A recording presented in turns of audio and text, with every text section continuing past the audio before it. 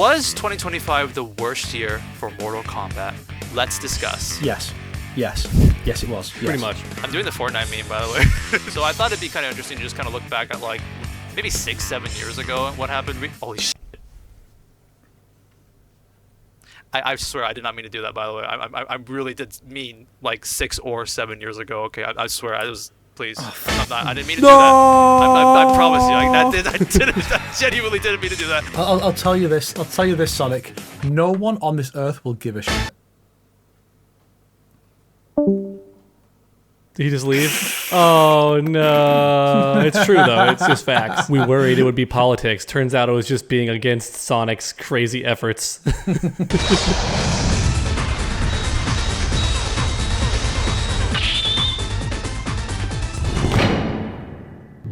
And 3, 2, 1. So, was 2025 the worst year for Mortal Kombat? Let's discuss. Yes, it was. Pretty much. I'm doing the Fortnite meme, by the way. I got to make like 2 videos compiling the failures of Mortal Kombat, and a lot of them were from 2025. It's funny the more you stack them. And keep in mind, everyone, we all like Mortal Kombat. It's just a hilariously bad year for the IP. I will say this. About the movie delay. It is important to remember, I believe the original film was supposed to come out in 2020, but got delayed because of COVID, and really? So they've just been authentic to the original film. They're trying to be, that got delayed, so this one. So basically, the lesson is, when they tell you when MK3 is coming out, don't fucking believe them. It's a year later. Mm-hmm. It's part of the brand at this point. Now, I actually think there's more nuance to this than just being like, it sucks, let There's out. not. There's never it's MK, there's never nuance with it. Well, we are the MK fans. We bring out the nuance. That's what we do, right? Yeah. Gotta let the man speak. Now, the definition of a worst year can sometimes depend. Because for some fandoms and some people, they would say, this is the worst year because of all these things that happen to this franchise. But for some people, they'll be like, this is the worst year because nothing happened for this franchise, you know? It's like, imagine you're a Mega Man fan. Oh, wow, you must be suffering. Mega Man, 11 came out in 2018 or 2019. Then what do we? How dare you forget Mighty Number 9? A mobile game within this release window and whatnot. More legacy collections, I guess, and stuff. And I think Mortal Kombat is in an interesting position where it's like, I think Mortal Kombat fans nowadays are like quite having it a bit.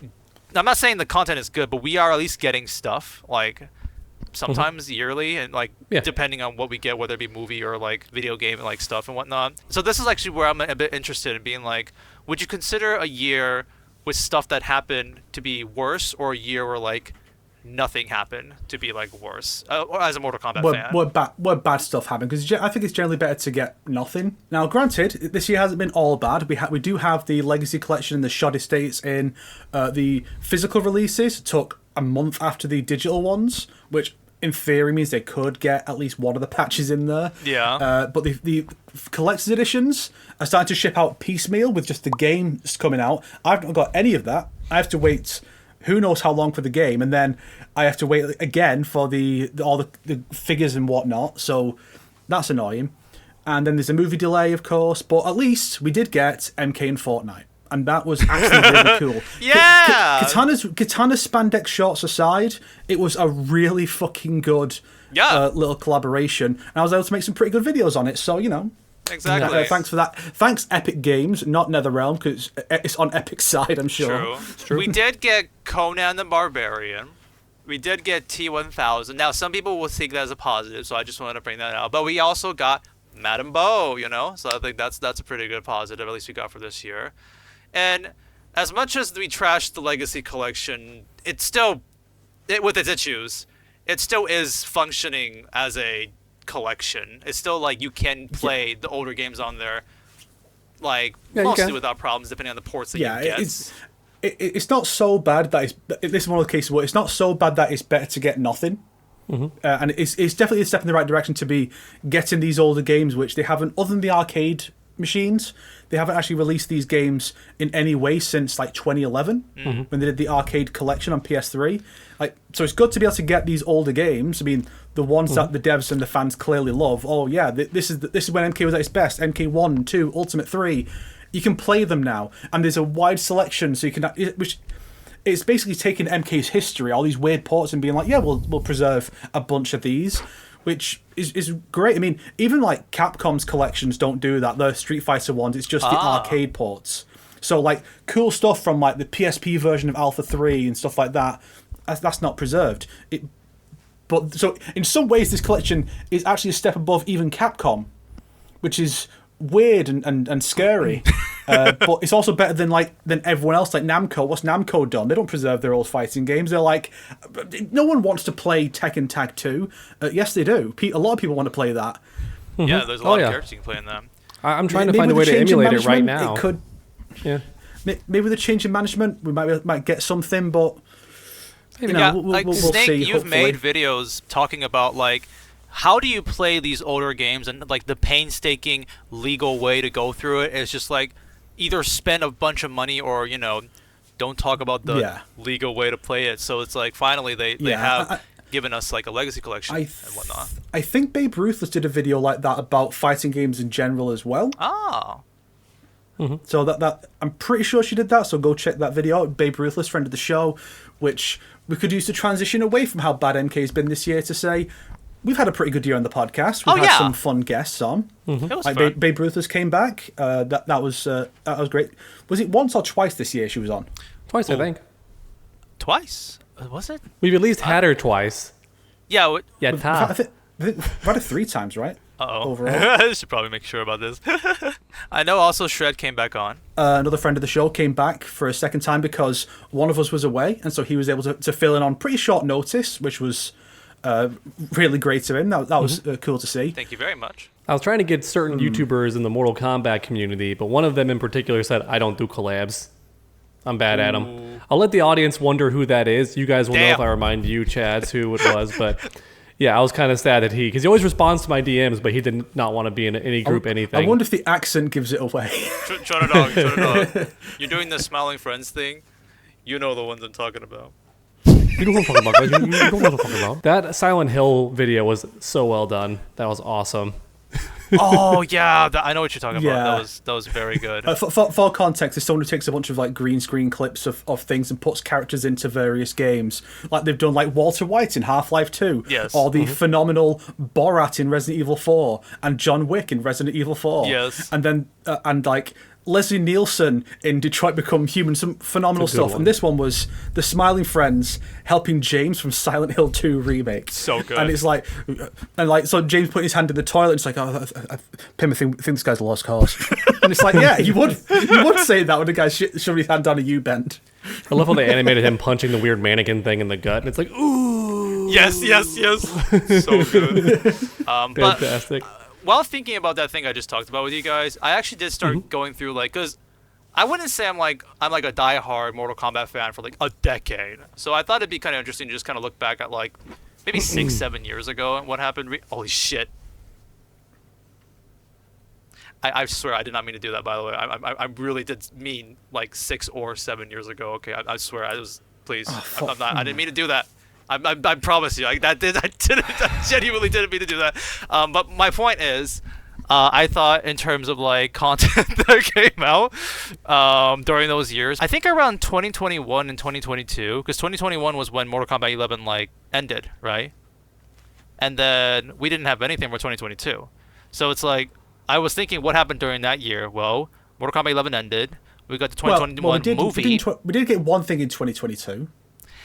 We got Snowblind, nice. And we got the announcement of Onslaught, which then the beta got leaked that people wanted to play that, right?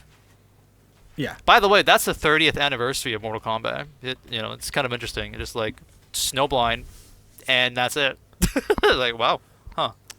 And I like Snowblind, but at the same time, like, maybe some people might think 2022 was pretty dry in terms of like content and whatnot.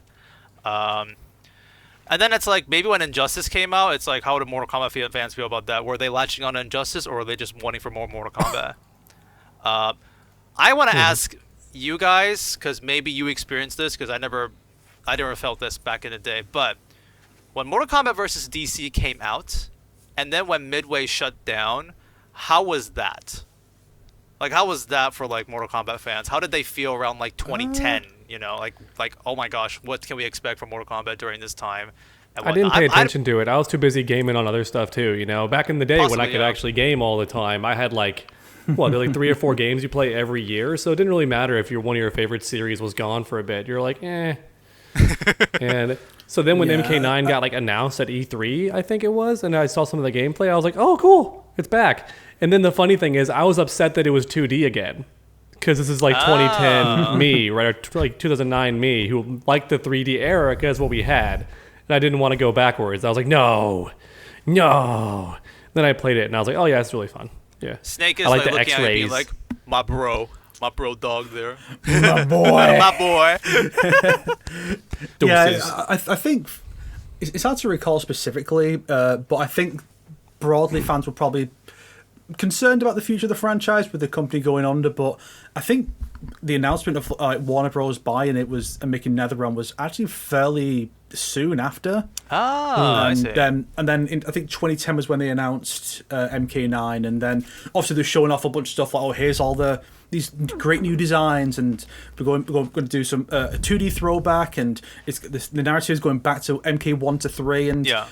you know, even for people who liked the 3D era, for a lot of people it would have been like, that's cool to see that stuff. I mean, I'm like that with Tomb Raider now, where it's like I like the Survivor games, the grittier ones, but now they've announced, well, we're doing this like more classic style Lara for the next game, as well as a remake of the first game. So it's like I like the newer stuff as well, but it's nice to be able to go back and have some classic stuff as well. Like, ideally, you want to have a range of things for a franchise and not just stagnation. So I hope Tomb Raider doesn't stagnate the way MK did after going back to 2D. So please don't fuck this up, Crystal Dynamics and Eidos and Square Enix and everyone else who's involved, please. And also, like, kind of worth mentioning, I also feel like when Mortal Kombat 9 came out, when Warner Brothers bought Mortal Kombat, that definitely made a huge, like, bigger boost in terms of, like, the audiences and whatnot. Like, I feel like a lot of people right now who are watching this video, maybe half of you guys are watching this because you're Mortal Kombat fans because of Mortal Kombat 9, or maybe some later games. It's like,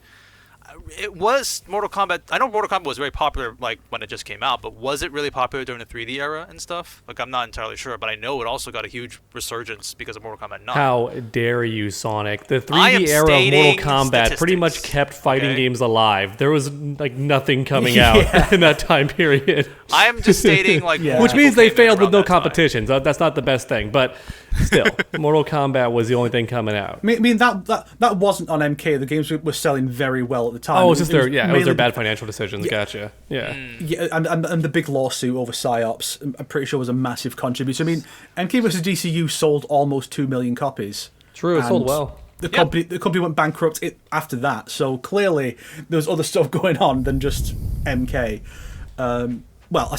Other stuff going on that caused problems beside MK. As far as the output other than MK, it was very little by the end. Yeah. So I've never played PsyOps, so it's funny to know that it had a huge impact. Unfortunately, it is a great game.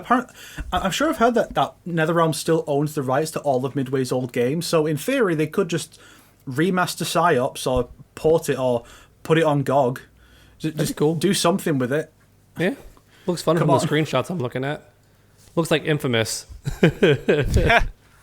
interesting.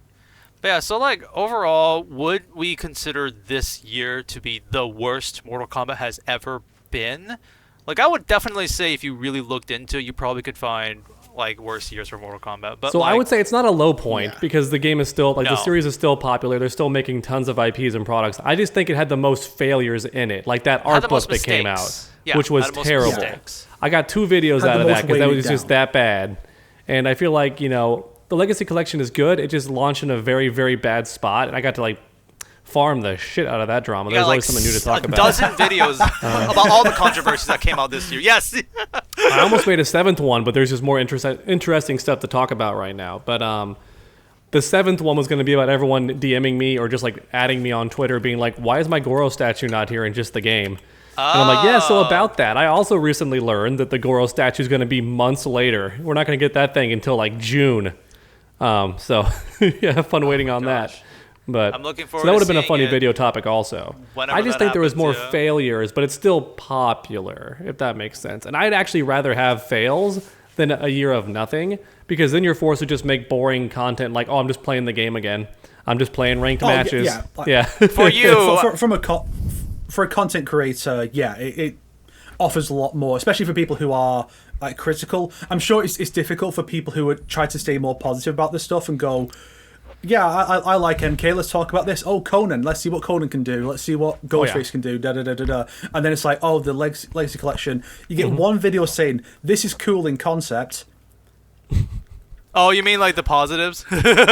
Yeah. Unfortunately, I feel bad for them because like they can't milk it the way Dog has. Like Dog's in a very lucrative position right now. He's like he's the more Pegasus of MK slop content. I wish I had that kind of grind.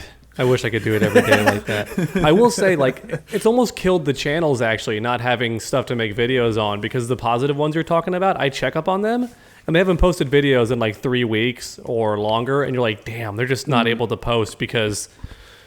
What, just play more Mortal Kombat what is 1? there? Like, no probably really gonna watch that nowadays. Some of them try to cover other stuff, I'll talk about God of War or something, or they might go, I just don't care about MK anymore. It's gone too bad. I'm just gonna shift into a completely different genre of content entirely, or they just disappear. So pour one out for those who are no longer with us, and support those who are. And what they're trying to shift towards, because God knows they need it. They if they try and stay positive, they get. This is one of those franchises you can't stay positive about for long. It will destroy you. No, it's more fun to be nitpicky. Yeah, but I mean, I also take it from this guy. He spent 6 months being M1K. Good game, good chapter. And now he's like, ooh, now it's the bad stuff. I mean, yeah, to be fair, 2024 was the year that I complimented Mortal Kombat. Now, yeah, I've been just shit talking Mortal Kombat 1 this whole year. Which I guess could it really drops off after that reptile chapter, right? Yeah, you know it. There isn't any more lines anymore. What do we do about that? But your videos are art. They are art, Sonic, so it's okay. Sincerely, Sonic, all videos covering MK, yours are the best. Oh, I can't take that much. No, that's true. But yeah, like I think it's just kind of an interesting conversation because like I got inspired for this to be the first topic because like Dog said, like he milked the Talking Legacy Collection so many times that like I wonder if it is actually the worst year for Mortal Kombat like ever. So I thought it'd be kind of cute to have this conversation to see where we would go with this. There is another good thing that came this year. Oh look! Finally, some Funko Pops that aren't just MK2 and MK3 and. Nice. Finally, Johnny Cage got one. It's very cute. And look, it's not even just black. Like the images you see of it look like it, but no, it's actual lenses. Nice. Oh, Katana doesn't have her head wrap in the front; it's only in the back. Oh, you can compare. Oh shit! No. Just falls the apart. third Katana, we have MKX Tournament, MK11 Story Mode, and MK2 the movie. Wow, those are very cute. Yeah. Meanwhile, on the we have Johnny side. Can join his potential wife and his predecessor, who's going to die horribly. Oh, his predecessor. Actually, it's really funny because if you look at these two, they're in basically the same pose. Oh, just like the opposite, right? And it's inverted. Ha ha. Oh no, they're kissing. No. Spoilers. Oh man, that'd be crazy. Since we're showcasing cool like shenanigans and whatnot, I feel like I should showcase some pretty cool things. Now, I was gonna talk about this for the 3x3, but I didn't have any time. But like, I went to the Digimon convention. Digimans? Got some Digimon. This is like a balloon of like their pre-evolution. Digimon. And like it's like a series like that. It's very cute. This is a gacha, by the way. So like I got like 2 of my favorite ones. But I maybe if I have time another time I'll talk about it. But the thing I really want to show. But could I just ask one question about Digimon? Yeah. For you, so you live in Taiwan. Yes. Is Digimon the anime dubbed in Taiwanese, like in your language? Yes, it does exist. There is a dub like that is Taiwanese in our country. So I would say, I think I did grow up with that one basically. More importantly, is King of the Hill dubbed in Taiwanese? I bet if it did like show up, but I've never seen King of the Hill on my television. I've seen Okay. The Simpsons and dubbed in Taiwanese though. Nice. Did they change all the names in Digimon like they did with the English version? If I'm not mistaken, most of the names are more closely to like the Japanese one. If I'm not mistaken, for the most part, unless if the characters' names are more directly like Teomon. Wait, actually, that's right. Gatomon is a cat, but I think in Japanese Yeah. it's called Teomon. So Yeah. I think we call that. Oh, actually, no. I think it is called Gatomon more in Taiwanese. Anyways, sorry, you were saying? But those two boys there, those are Joe and Yamato. But in English, it's Joe and Matt. Oh, I'm pretty sure they're Matt. called. Actually, you know what? I'll look this up right now because I'm interested. That's one of the fun things about the Digimon dub originally. For the original series, they actually did try to they kept it set in Japan, but all the characters' names were made as nicknames. So in the opening, it's like, well, here's this character. His name is Yamato Matt, whatever his name is, Taichi Tai, and they would do that. They'd be like, some characters' names are still the same, like Sora and Mimi, but for the more longer Japanese ones, they're like, okay, this character's got this nickname, and it's all anyone's going to call them forever.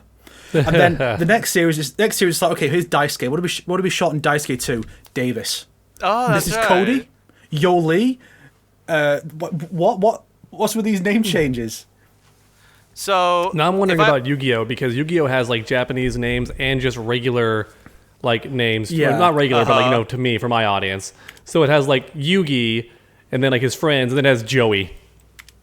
And he even has like the Yeah. Brooklyn accent. You know, he always sounds like he's from New York. Hey, yo, Yugi, it do what it do. So like, is that his name in Japan too? Is he just called Joey, or No, it's Joe Nochi.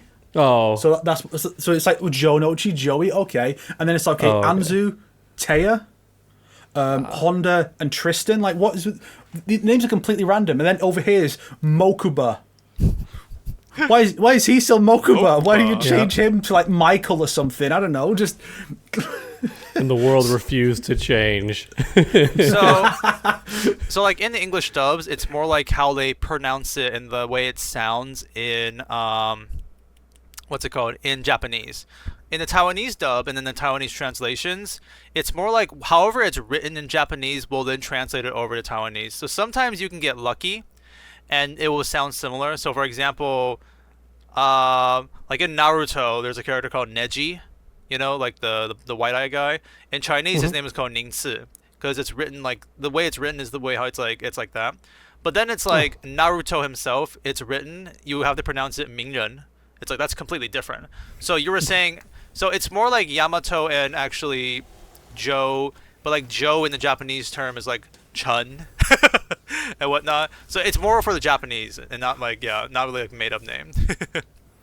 See, I find that so fascinating. Like one of my favorite manga is Hayate the Combat Butler, which had a Taiwanese TV adaptation where the main character is, of course, not called Hayate. It's Ling Chi Sa or Xiao Sa, but they don't call the show that. It's not Ling Chi Sa the Combat Butler. It's still Hayate the Combat Butler. But they never address why the name of the show is different from the character. That's funny. But anyways, let me get everybody up to state here. So, hi everybody, welcome to the Combat Kings. You just got clickbaited. The title of this video is just so we can get you guys to watch this video because the main thing we want to talk about is our favorite things of 2025, and we put a lot of effort into coming up with our list, and it's gonna be a really fun and special episode. But we just needed like a bit of a discussion to fit the title. Which, by the way, do you want to know what the Do you want to know what the title of our last 3x3 is called? Like what we called our final video of 2024? Is Mortal Kombat dead? I think it was something like 2024 Mortal Kombat still sucks. I will say to anyone watching too, not for even cross promotion, just in case you do feel clickbaited and you want to watch like the failing year of Mortal Kombat 1 or Mortal Kombat, I'm pretty sure I made a video about that already. I will send a thumbnail to Sonic about how 2025 was a rough year for Mortal Kombat, and I think I left out one thing, and it was just the art book.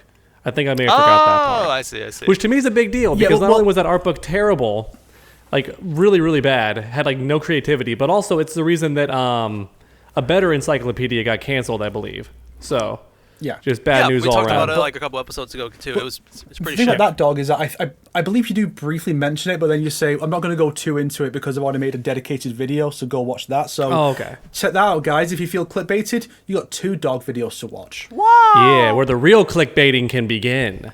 Hell yeah. So, because Snake just showed his like figurines, I felt like I had to show. Oh, yeah, sorry. Yeah, that's right. I've been preparing this thing like the whole time, but it's a Nice. adorable Oh, nice. That's cute. hand knitted crochet, and also Ah.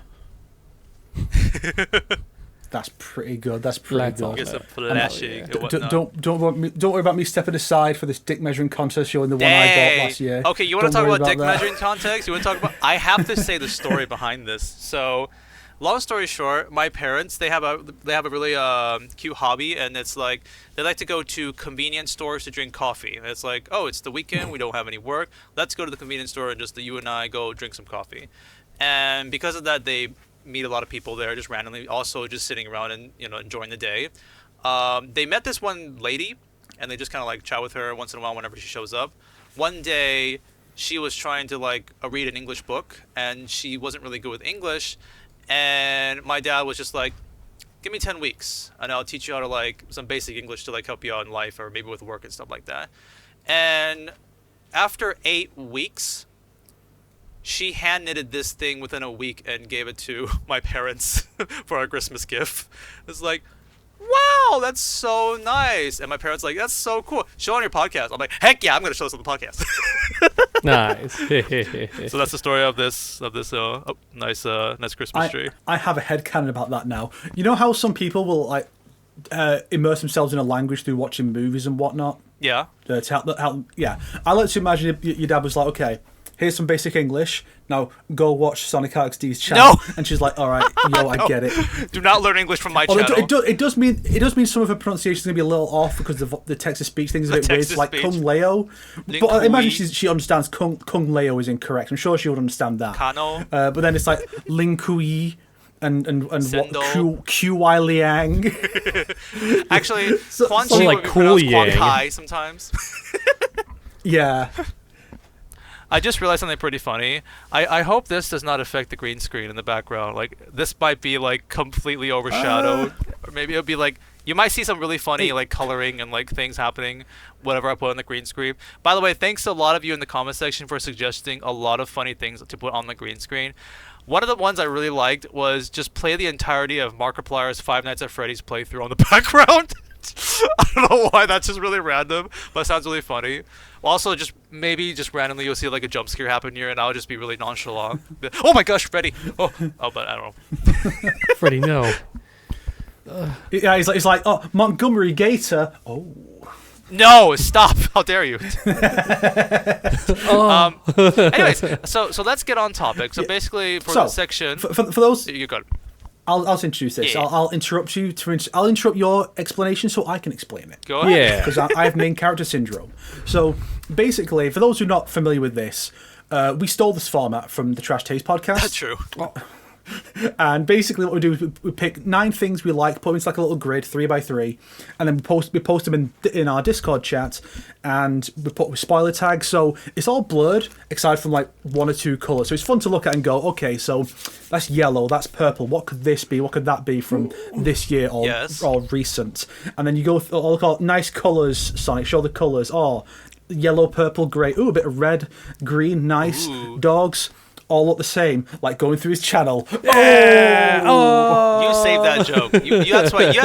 That's why you took over the introduction there. I see. Yeah. You had to bring that joke. For full transparency, I already made that joke before we started recording, and it was a pretty good one, so I wanted to repeat it on the podcast.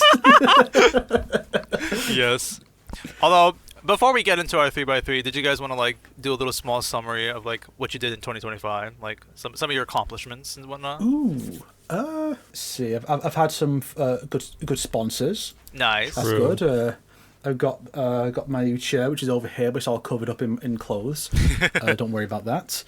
I finally got the Chaos Reigns Wasted Potential out. Yeah. And I actually did a little experiment with the A/B testing, whether it was Mortal 1 Kombat Chaos Reigns or just Chaos Reigns, and I guess Mortal 1 Kombat Chaos Reigns has won out. Interesting. So that's the name of the episode. I brought back cover to cover, and it bombed. I finally did that video on all of Johnny Cage's movies. That did well. Nice. I did that video covering. Well, that's a good one. as I many- really like that one. It's like, especially because like they actually kind of connect. It's like, even though they reference it, but it's like, oh yeah, it's like the idea of that movie, like, and the description is still brought over to some of these and whatnot. It's really cute. I brought back the NetherRealm's Biggest Losers for MKX, continuing that bizarre trend where it's always like 8 months apart. Not intentional. I'll definitely do the next one sooner. I did the almost every Earthrealm's nationality video. That was cool. Yeah. That was great. Yeah. I opened my merch store. That's And true. actually, there's a good time to bring up. Uh-oh. No. Not the merch. No. The beanie, the beanie snake. Look at that. It's adorable. Actually sewn in too. So it takes a bit longer to ship because it's actually properly sewn in and not just printed on. Oh, But interesting. I see. you've got little sparkle from the ding on the glasses. But I should still probably make a fourth wall anyway because they have hats and stuff. The people I use don't have hats. Yeah, not Yeah. to spoil anything, but like I'm working on merch with them behind the scenes. Spoiler. And, like, I got a Zoom call with one of them and stuff like that. I think you can email. I'll help you out. I'll send you like. Yeah, one give of me a their- hookup. That'd be great. Give me a little Yeah, hookup. See if you want to just send an Yeah. email to the person who, because I booked a meeting on like like the Zoom Google thingy and whatnot. So look at the hoodie. Look at that. Oh, Oh, hell yeah. that's cool. That's cool. That's sick. I like that logo. He's getting a lot of mileage out of that logo. Why would you not? I mean, you got a sick ass logo. Why not? I don't think I have a new logo planned, but I do have a new channel banner art in progress. It might become my new outro image too. Whoa. I have my comic book artist making a whole new channel banner because mine's very outdated. It's just like it's that 2011 style of like, oh, here's the games like slashed together, you know? Dog. I'm making a new channel banner too. Oh, Wow, ooh. coincidental. That's cool. We could show banners next time or something. So yeah, these are not in the store currently, but I'm planning to put them out in the new year. I'll put out a YouTube short when I do. I'm just getting these currently just to test them because one of the good things about Fourth Wall is you can just order some Yes. stuff. I was gonna do some socks, but like they cost a lot more to get made, and it's like and also the shipping to get them over here because of where they manufacture them, because it has to be like baked into the socks instead of just printed on. It's like yeah, it's probably not worth it. I don't know how many people would buy socks with this logo on, so I'll give it a pass. But I think a hoodie and a nice beanie for the winter weather, I could probably sell a few. I've sold about 8 orders now. Oh, Nice. heck yeah. Nice. Especially if they're a higher uh, price hoodie, that's a good amount of money. Let's see. I also did another update on my Persona 3 visual novel. That was really good. Got a bunch of great new renders done for that. That was a good video, good project rather, not video. Yeah. I did that weird re-edit of Battle of the Realms that I can't release anywhere, but I could make a video talking about it and explaining the thought process. Yeah, that was back in May, Mortal May, which unfortunately didn't really pan out this year because I got ill right around that time, and then I was just like, I can't be asked.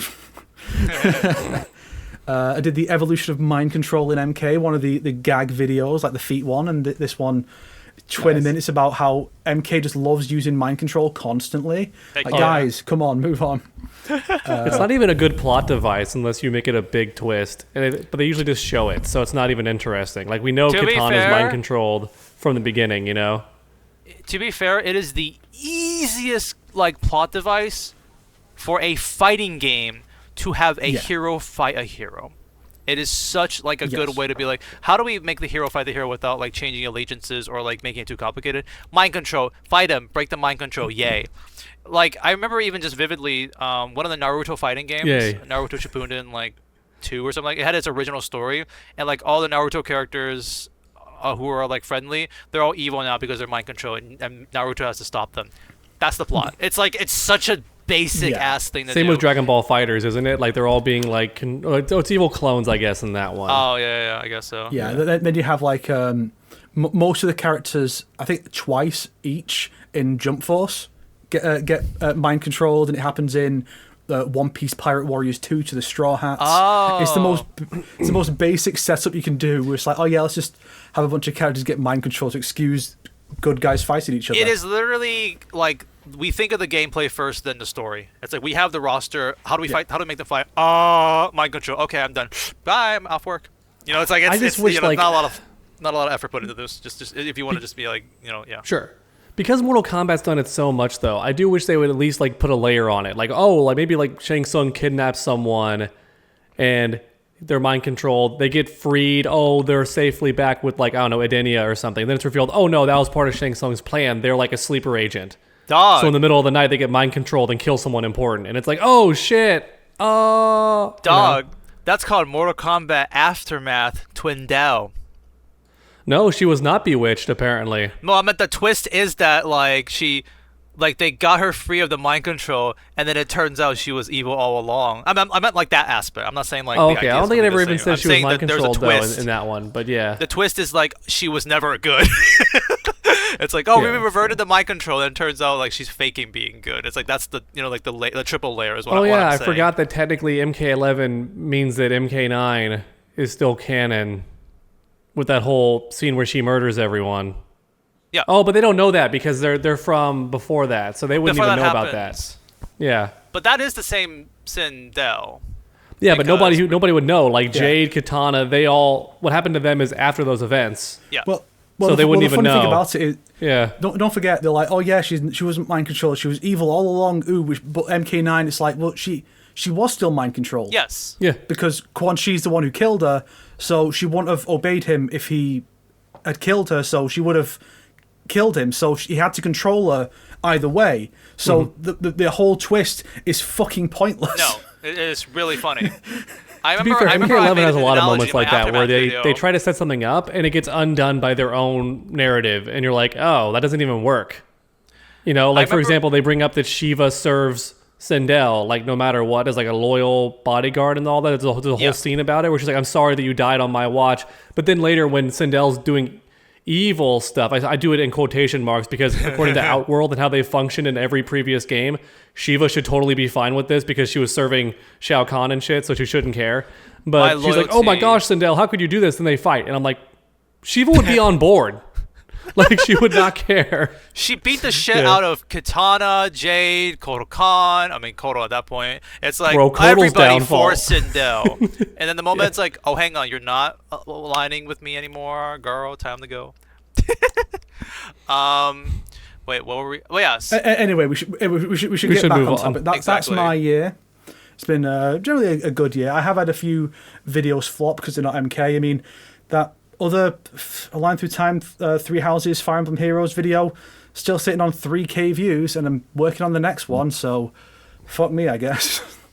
What about you, Sonic? How's your content been this year? Sonic, how's your content been? Oh, me?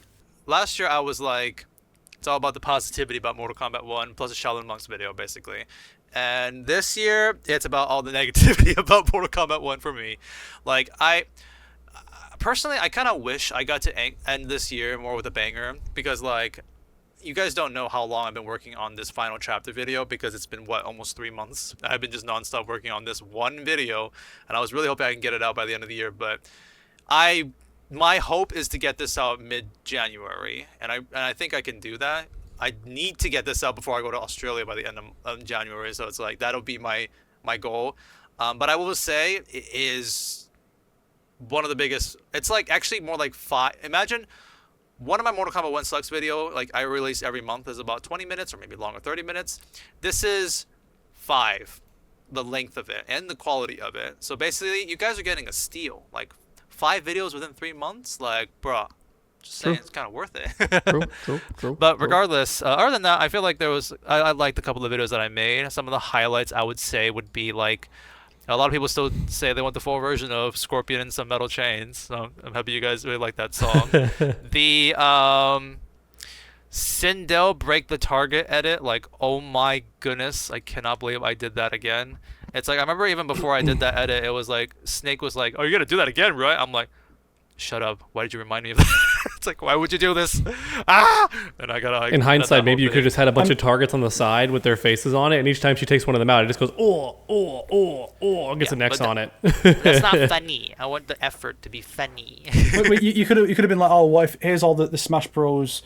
Things below. Here's all the characters' stocks on the health on the percentage bars. You get hit and they go and on the, like the bottom of the screen, I guess, like their health bar. But in Inferno Sonic, all the work you put into doing that, man, you went through the scene frame by frame and realized, why is smoke clipping into this land, this fire here? His foot is in it. He's in there. What is happening, NetherRealm? What's awesome about that is, by the way, we were just done editing or recording the Combat Kings podcast that day, and I was just chilling with Snake, and I'm like, I'm gonna start editing this video while I'm chilling with Snake.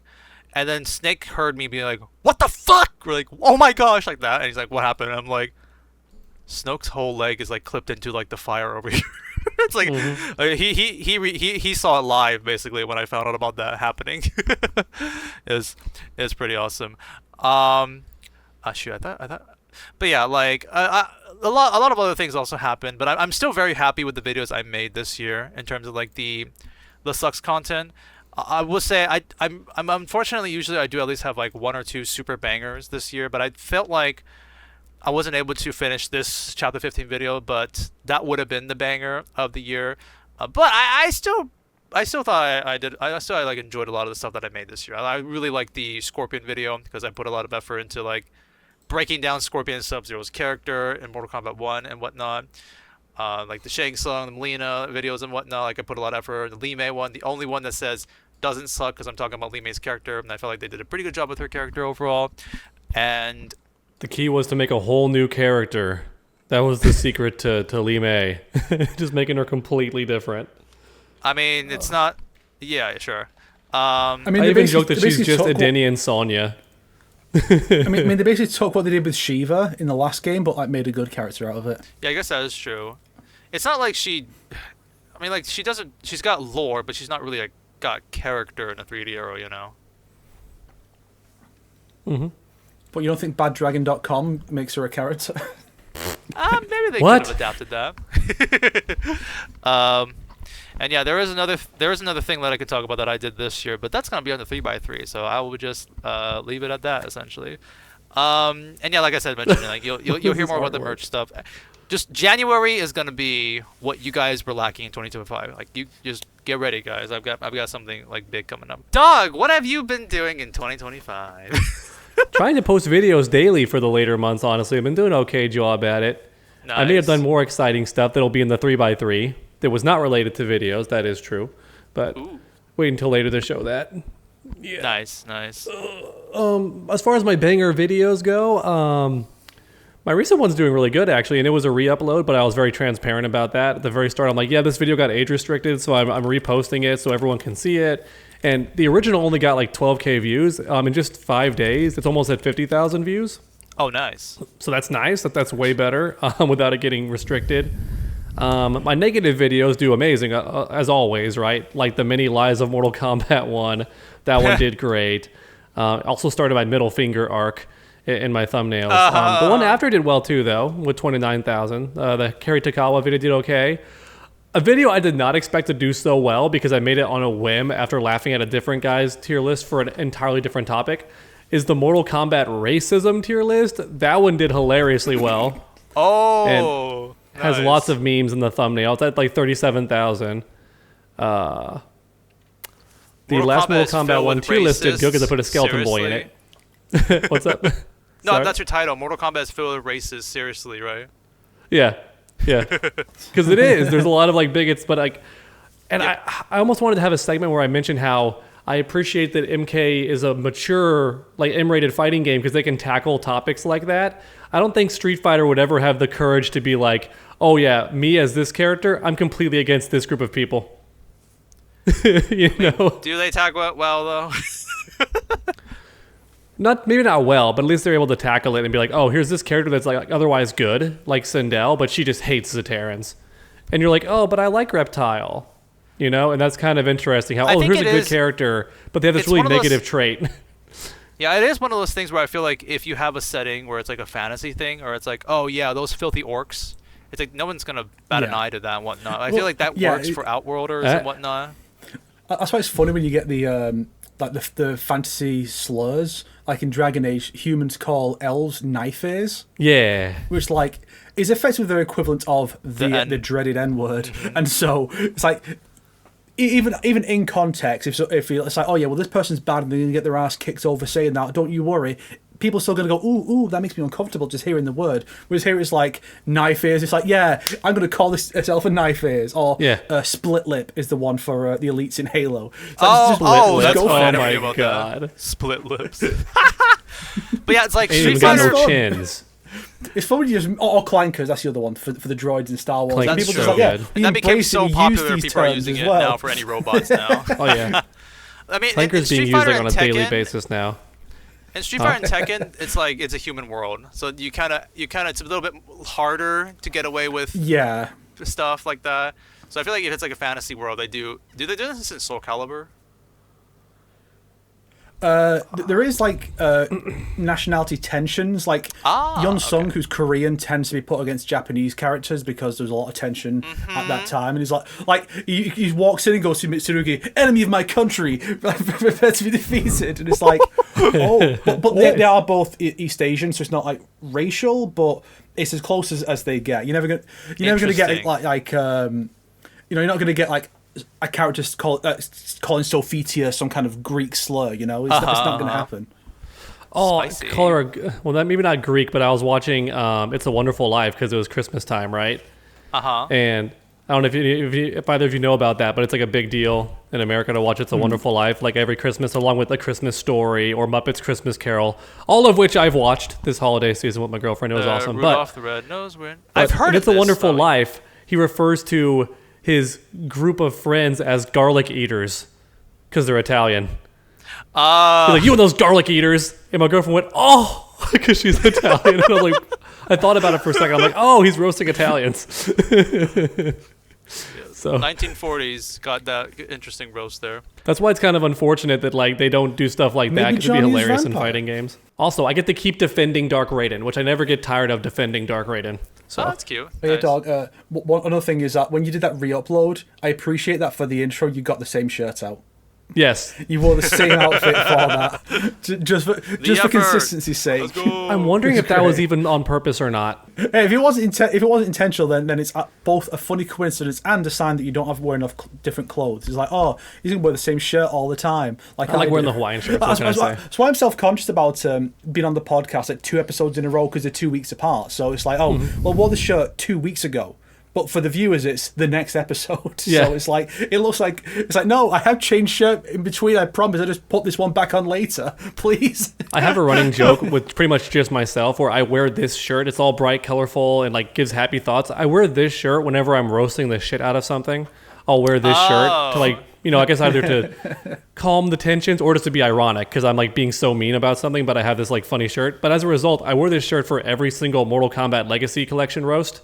And then when I made a compilation of the whole story, it seemed like one video just done at once because I'm wearing the same shirt. Yeah. You would have thought it was, just one long video. The only way you can tell is that in the background, that wasn't where Kintaro was originally. That was True. like Jury or Ivy, and that's the only way you can tell the difference. It was Batgirl who was there. Yeah. I see. Batgirl got deleted. I kind of just scroll through your channel a little bit, Troner Dog. I'm not kidding. I'm not lying when I say this. I feel like you've almost uploaded 300 videos this year. Yeah, probably. That's insane. My daily grind is down to a science. And I will say, compared to some people that try to do that, I do a good job, like at least adding face cam and like footage and like article stuff. I'm not just like, oh, here's the same trailer looped over and over again, but I'll put the article on screen every now and then. Some people do that, and I'm like, that's I see just what you lazy. Like, at least have some care in the content you're making. Well, But, good yeah. for you on that grind set, at least. Yeah, I mean, I think it's a fun way to make videos because one, I feel like it is my job, so I feel like I'm getting after it, But also, every now and then a video goes viral, and you're like, oh, cool. Now that video is just just really popular, and you're like, nice. Yeah, that's good. I'm glad at least you're still in the mindset, like, because some people might just be like, I'm sick and tired of this shit and whatnot, and just like that's lame and doing this one. But I'm glad like you're doing more than just like simple things. You're adding flair to it. I like some of the skits you add once in a while and stuff. Like those are really cute. Yeah. I like your bicycle kick one. I love that. Oh yeah. Did y'all see my rope spear training in like my Christmas video? I don't think so, actually. Oh, okay. I saw you saying you were going to do some training with it. Yeah, and then in my naughty or nice tier list, which I just called the naughty tier list, and I think people didn't watch it because they thought it was a perverted video. And it's supposed to just be naughty as in naughty or nice, because I don't even put anything inappropriate in the thumbnail. It's just like them wearing the Santa outfits and stuff. But I guess people still thought that it was like negative, so perverted, so they didn't watch video, it. So you never know. But in that video, I'm doing, in today's video, I put it again because I just it was funny. I learned one fancy trick with the rope spear, which is to throw it around your foot and then kick it, which is harder than it looks. And I almost hit one of my lights. Everything has to be perfectly aligned for that to work. It looks really cool. So I think it happens in the Castlevania show, and I think maybe Scorpion might have done it in like 2021 or something like that. So when you see it, it's really cool, but I can imagine it'd be very tricky to pull off. Oh, and it'll be such a useless weapon in real life too, because as long as you avoid that one tiny area that's dangerous, you're just unscathed. It just looks cool as well. Boys, so don't mean to It's be time. rude, but last year when we were talking about what's it called, the 3x3, it was like after we were just talking about what we did in 2024. And that whole thing was about 30 minutes. We are almost 1 hour recording. Well, Mr. Snips can cut out a lot of that. We don't need to include all of it, I guess. No, what I mean to say is, I think if we're ready, we can split it in two. But I don't want to split it in two anymore. Let's just get to the 3x3. Yeah, next time we're going to talk about the stuff that is coming up in the year, what videos we plan to do and whatnot, and what we're looking forward to in that year. But for now, let's focus on the year we've just completed. So, lads, I posted mine first, so you two pick which one you want to look at first. Wait, we're going to do like that? Don't we usually rock, paper, scissors? Fine, for entertainment value, okay. Come on, we got to rock. We do this every year, guys. We got to rock, paper, scissors. Now, I will say, I have won every single year, and I'm sick and tired of that. So, I'm just going to say, I'm going to do the exact same thing I did last year. So, that's your hint for what my next move is. So, on 3, how about everybody? On 3. So, like, when I 1, 2, 3, and like then you throw it on the 3. You know what I mean? Okay. Are you ready? 1, 2, 3. I can't even see any bodies. Are you kidding me? Are you actually fucking kidding me? You two have done the same thing in 2024 and in 2023. Sonic, I'm not even I'd like kidding. to point out, Sonic, if we've done the same thing every time, and you've beaten us every time, that means you've also done the same thing every time. So, I even told you. Those who live in glass houses shouldn't play stone. I told you ahead of time. I'm going to do the exact same thing I did last year. Sonic, back in my day, we played quartz parchment shears. We didn't edit the episode. We don't watch the old episode a year later. Come on. How am I supposed to remember what you did? It's not hard at all to do that shit. Just typed in 2024 combat games or and look that shit up. Maybe we did know, and we intentionally set it up in such a way we would gaslight you into thinking you're just this incredible winner all the time. But in actuality, you're not. We carry you the whole way, Sonic. Wow, that's so cool. In my head, I just thought Scissors had the best chance of not losing, but I don't know what the actual stats are behind that. I always thought Scissors was the worst, actually. I thought. Oh, damn, then. Dog, come on. Sonic, count us down. Me? Okay, on 3 again. 1, 2, 3. And look at that. Snake won against Dog, which means we are going the same pattern we did last year. Pretty sure. The first year, I think Dog won against Snake. But yeah, I can't believe I won again. I specifically told you what I'm going to do.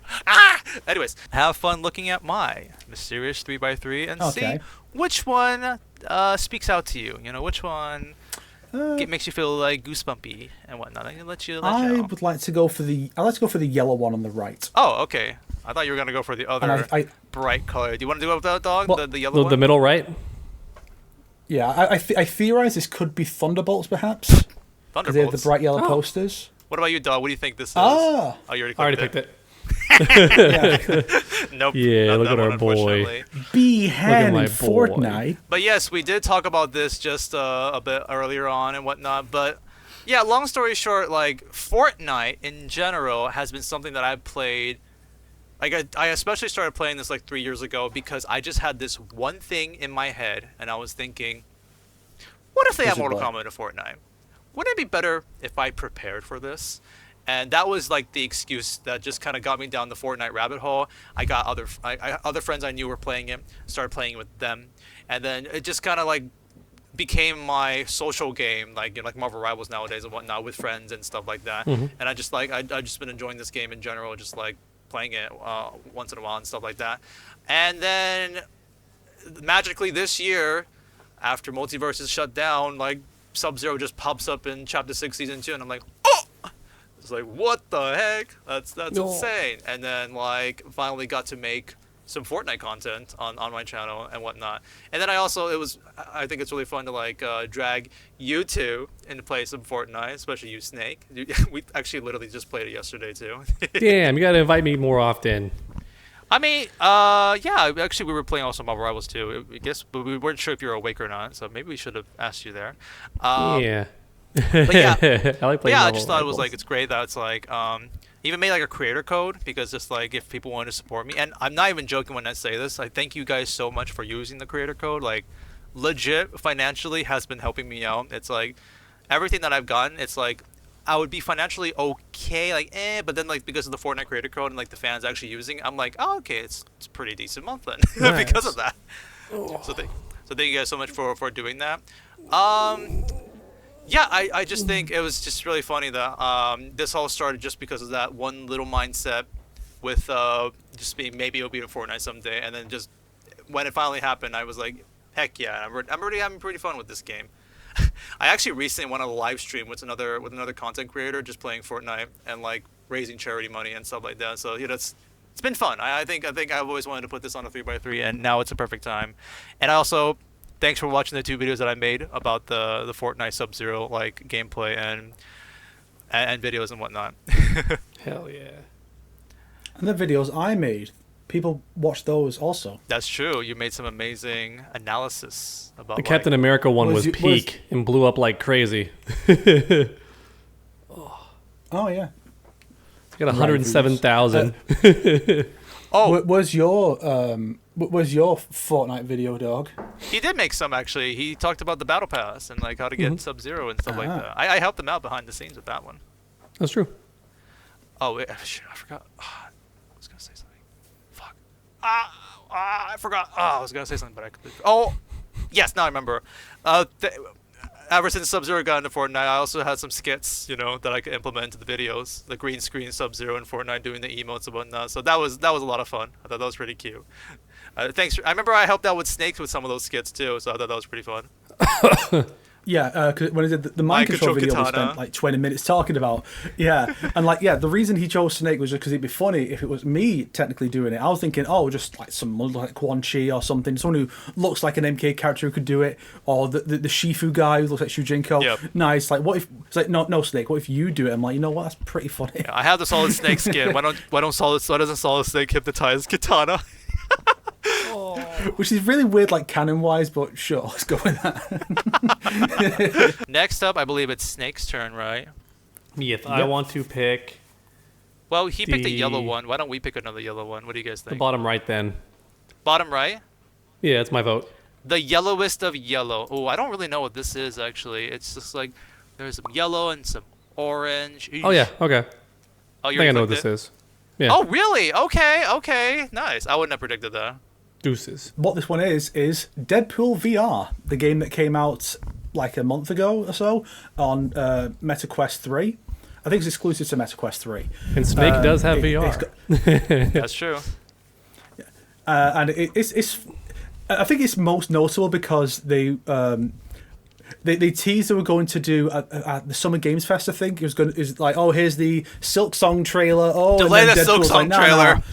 No, get that Silk Song shit out of here. Let's show my trailer. And apparently, Silk Song fans were fuming over it. Yes, I was. But yeah, so Deadpool VR, you play as the titular Merc with a mouth, and basically you just the premise is that he gets captured by Mojo. For those who don't know, Mojo is this big fat yellow guy if you've played the older Capcom X-Men Fighters Spiral, the lady with the extra arms, she works for Mojo. And he's one of those multiversal constants where every time you see him, it's the same guy. If he shows up in like a cartoon or in the comics, it's the same character every time. And he's just like, Deadpool, you're going to capture some bad guys for me. You're going to bring in Lady Deathstrike and Omega Red and whatnot, and so you have whole levels going after them and fighting them and capturing them for the games. And then you'll have these intermissions in between levels where you're competing in the games, and it's like an Unreal Tournament style deathmatch or objective thing, and you're working with other Deadpools. So you get Lady Deadpool, and you get Golden Age Deadpool, who's a World War II one. There's Deadpool the Kid, the cowboy one, and even Headpool shows up as a commentator. That's the headless zombie version. And if you've seen the Deadpool and Wolverine, they're all in that one scene. Okay, that's kind of smart, promotional-wise.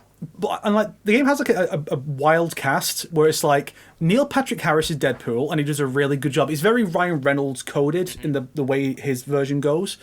Then you have like Dolph Lundgren as Ultimo, and it's like, as Ultimo, why? And because Ultimo, the game makes jokes about Ultimo being like second-rate Ultron, basically.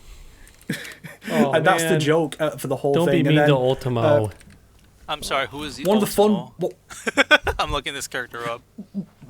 He was in Ultimate Alliance 3, I think. I think Ant-Man fights him in the background while you're fighting Ultron. Damn, this is not. Yeah, he's a background event while you fight Ultron, the real robot bad guy. Oh, I see. And another fun casting thing was Lady Deathstrike is voiced by Kelly Hu. Who is, Lee May and Ashra and every other woman in MK. But what's really funny about that is she was Lady Deathstrike in X-Men 2, the movie, in live action. Nice. Yeah, that's a good fight scene. Yeah. Yeah, so that's they didn't just cast her because she's the one you get when there's like an Asian martial arts themed character from like in a Marvel or DC property like Cheshire or Lady Shiva.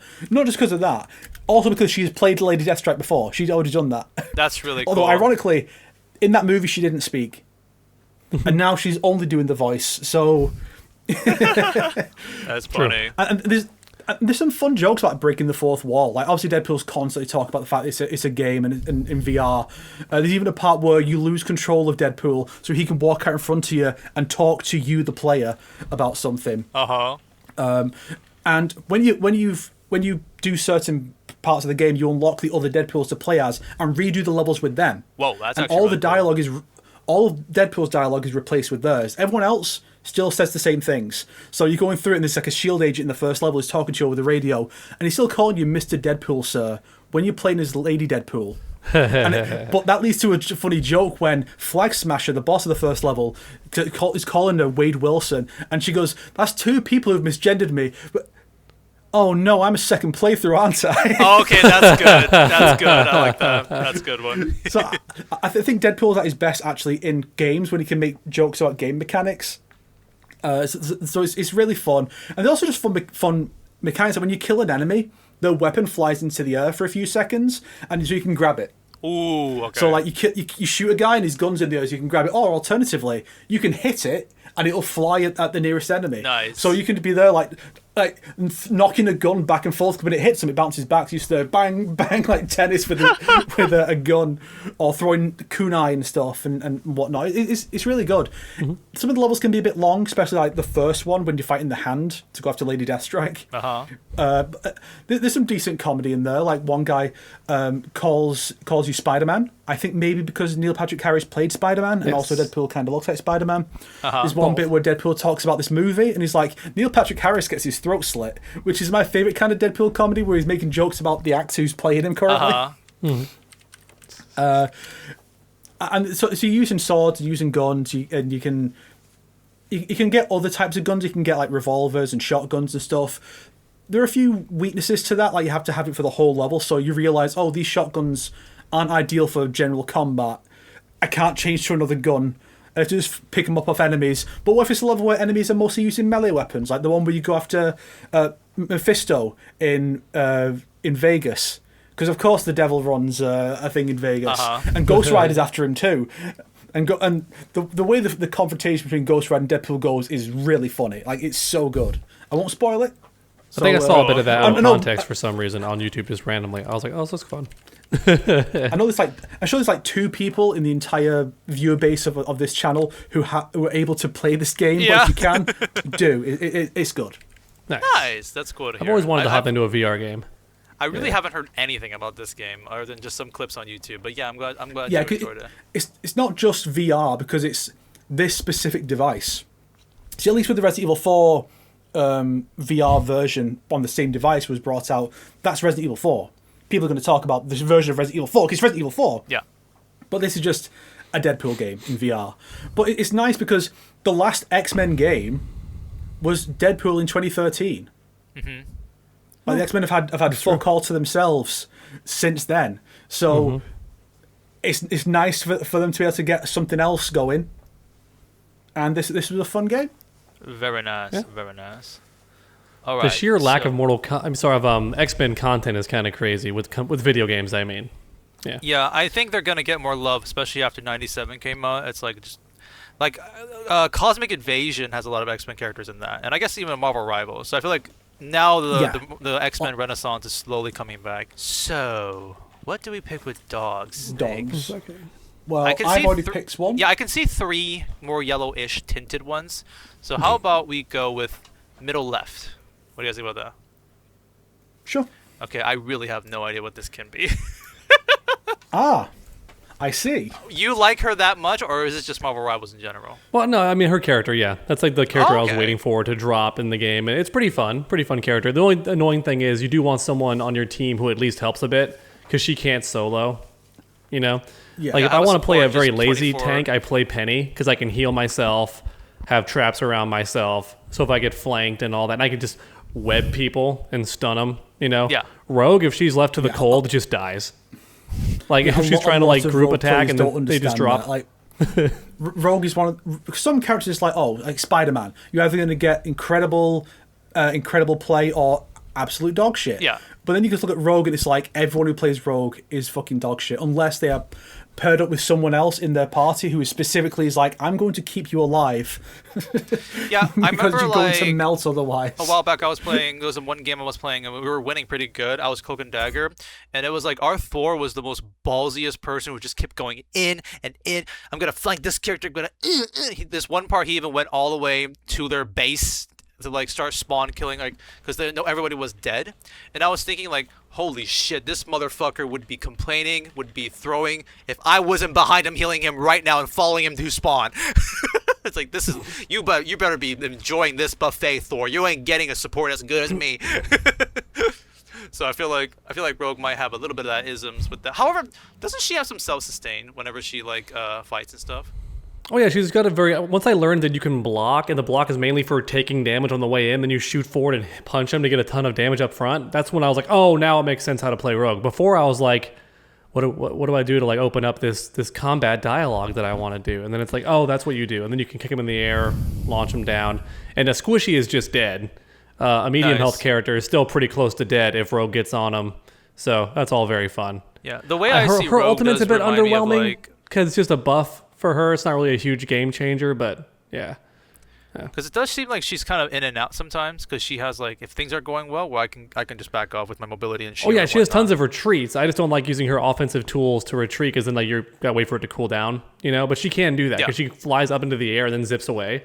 Yeah, she's very hard for a casual player to kill when she's low on life. You just run around the corner or something. Yeah. Yeah, very sticky. I will say my challenge with Marvel Rivals lately though has been, since my main characters already have like the highest rank, like they're lords or whatever it's called. You have lorded who? I'm kind of curious.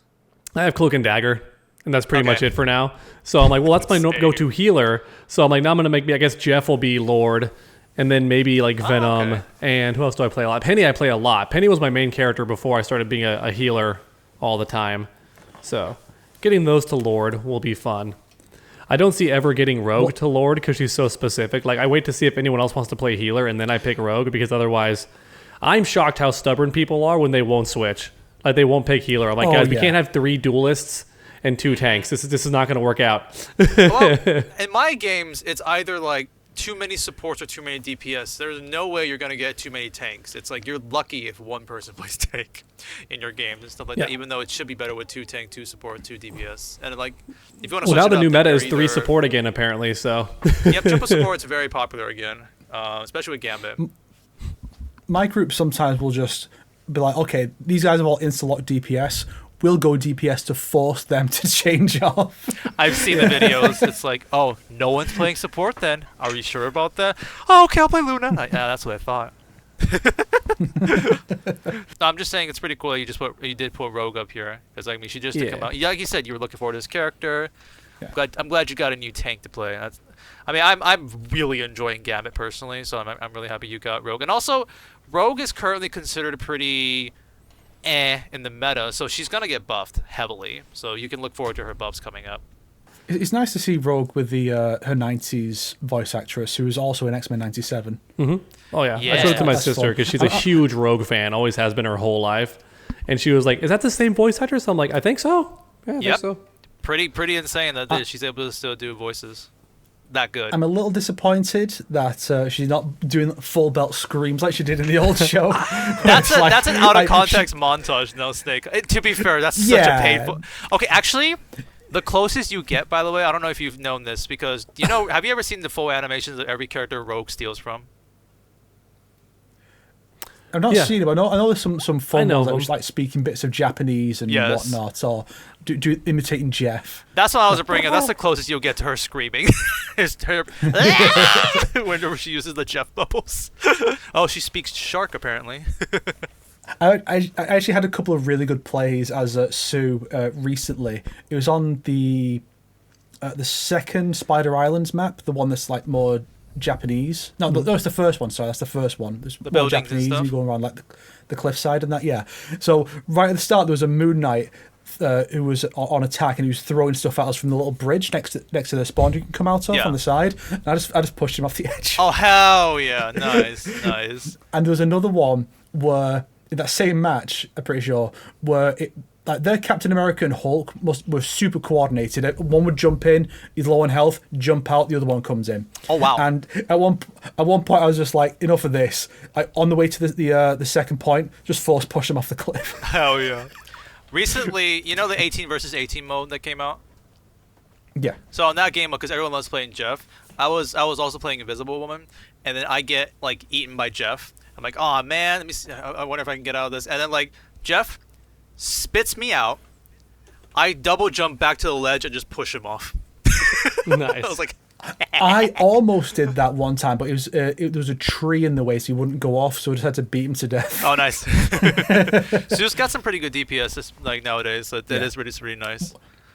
At one point, I pushed a Spider-Man off the edge. I don't know how he didn't swing back on, but I just pushed. I guess he was on cooldown or something, so I just force pushed him. And he just fell to his death. That sounds like like the 9 Spider-Man mains. Did y'all see that amazing meme? This is the last thing we got to mention before we move on. But have y'all seen that? That's how I got sued to Lord. Nice. Have y'all seen that amazing meme? Because both the Spider-Man player and the Wolverine player both posted this clip within like minutes of each other because it's such a hilarious like clip. Basically, Spider-Man tried to web Wolverine off the stage. He like flew back with his leap attack, but landed on the corner somewhere, and he like can't get back to the main map. He's like stuck on this little ledge, and Spider-Man's like, this can't be. So he like wants to kill him. So he's just shooting webs at him.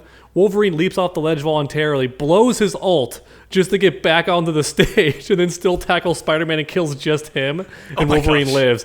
It just cuts to Spider-Man like this under the waterfall, looking depressed.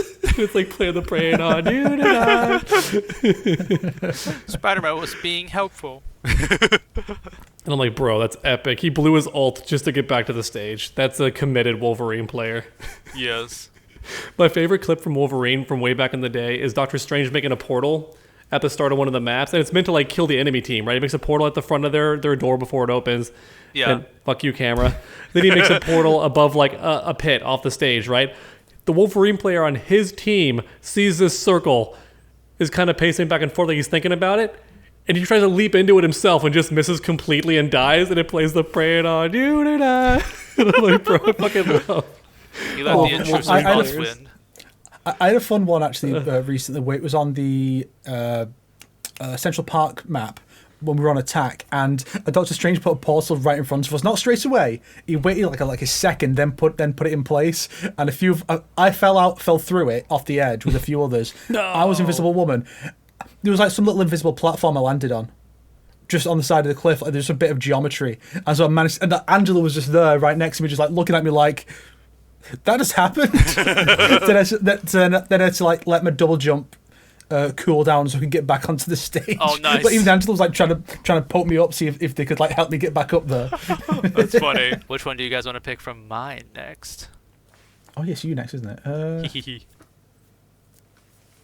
What do you think, Doge? Let's What do you see. think, Doge?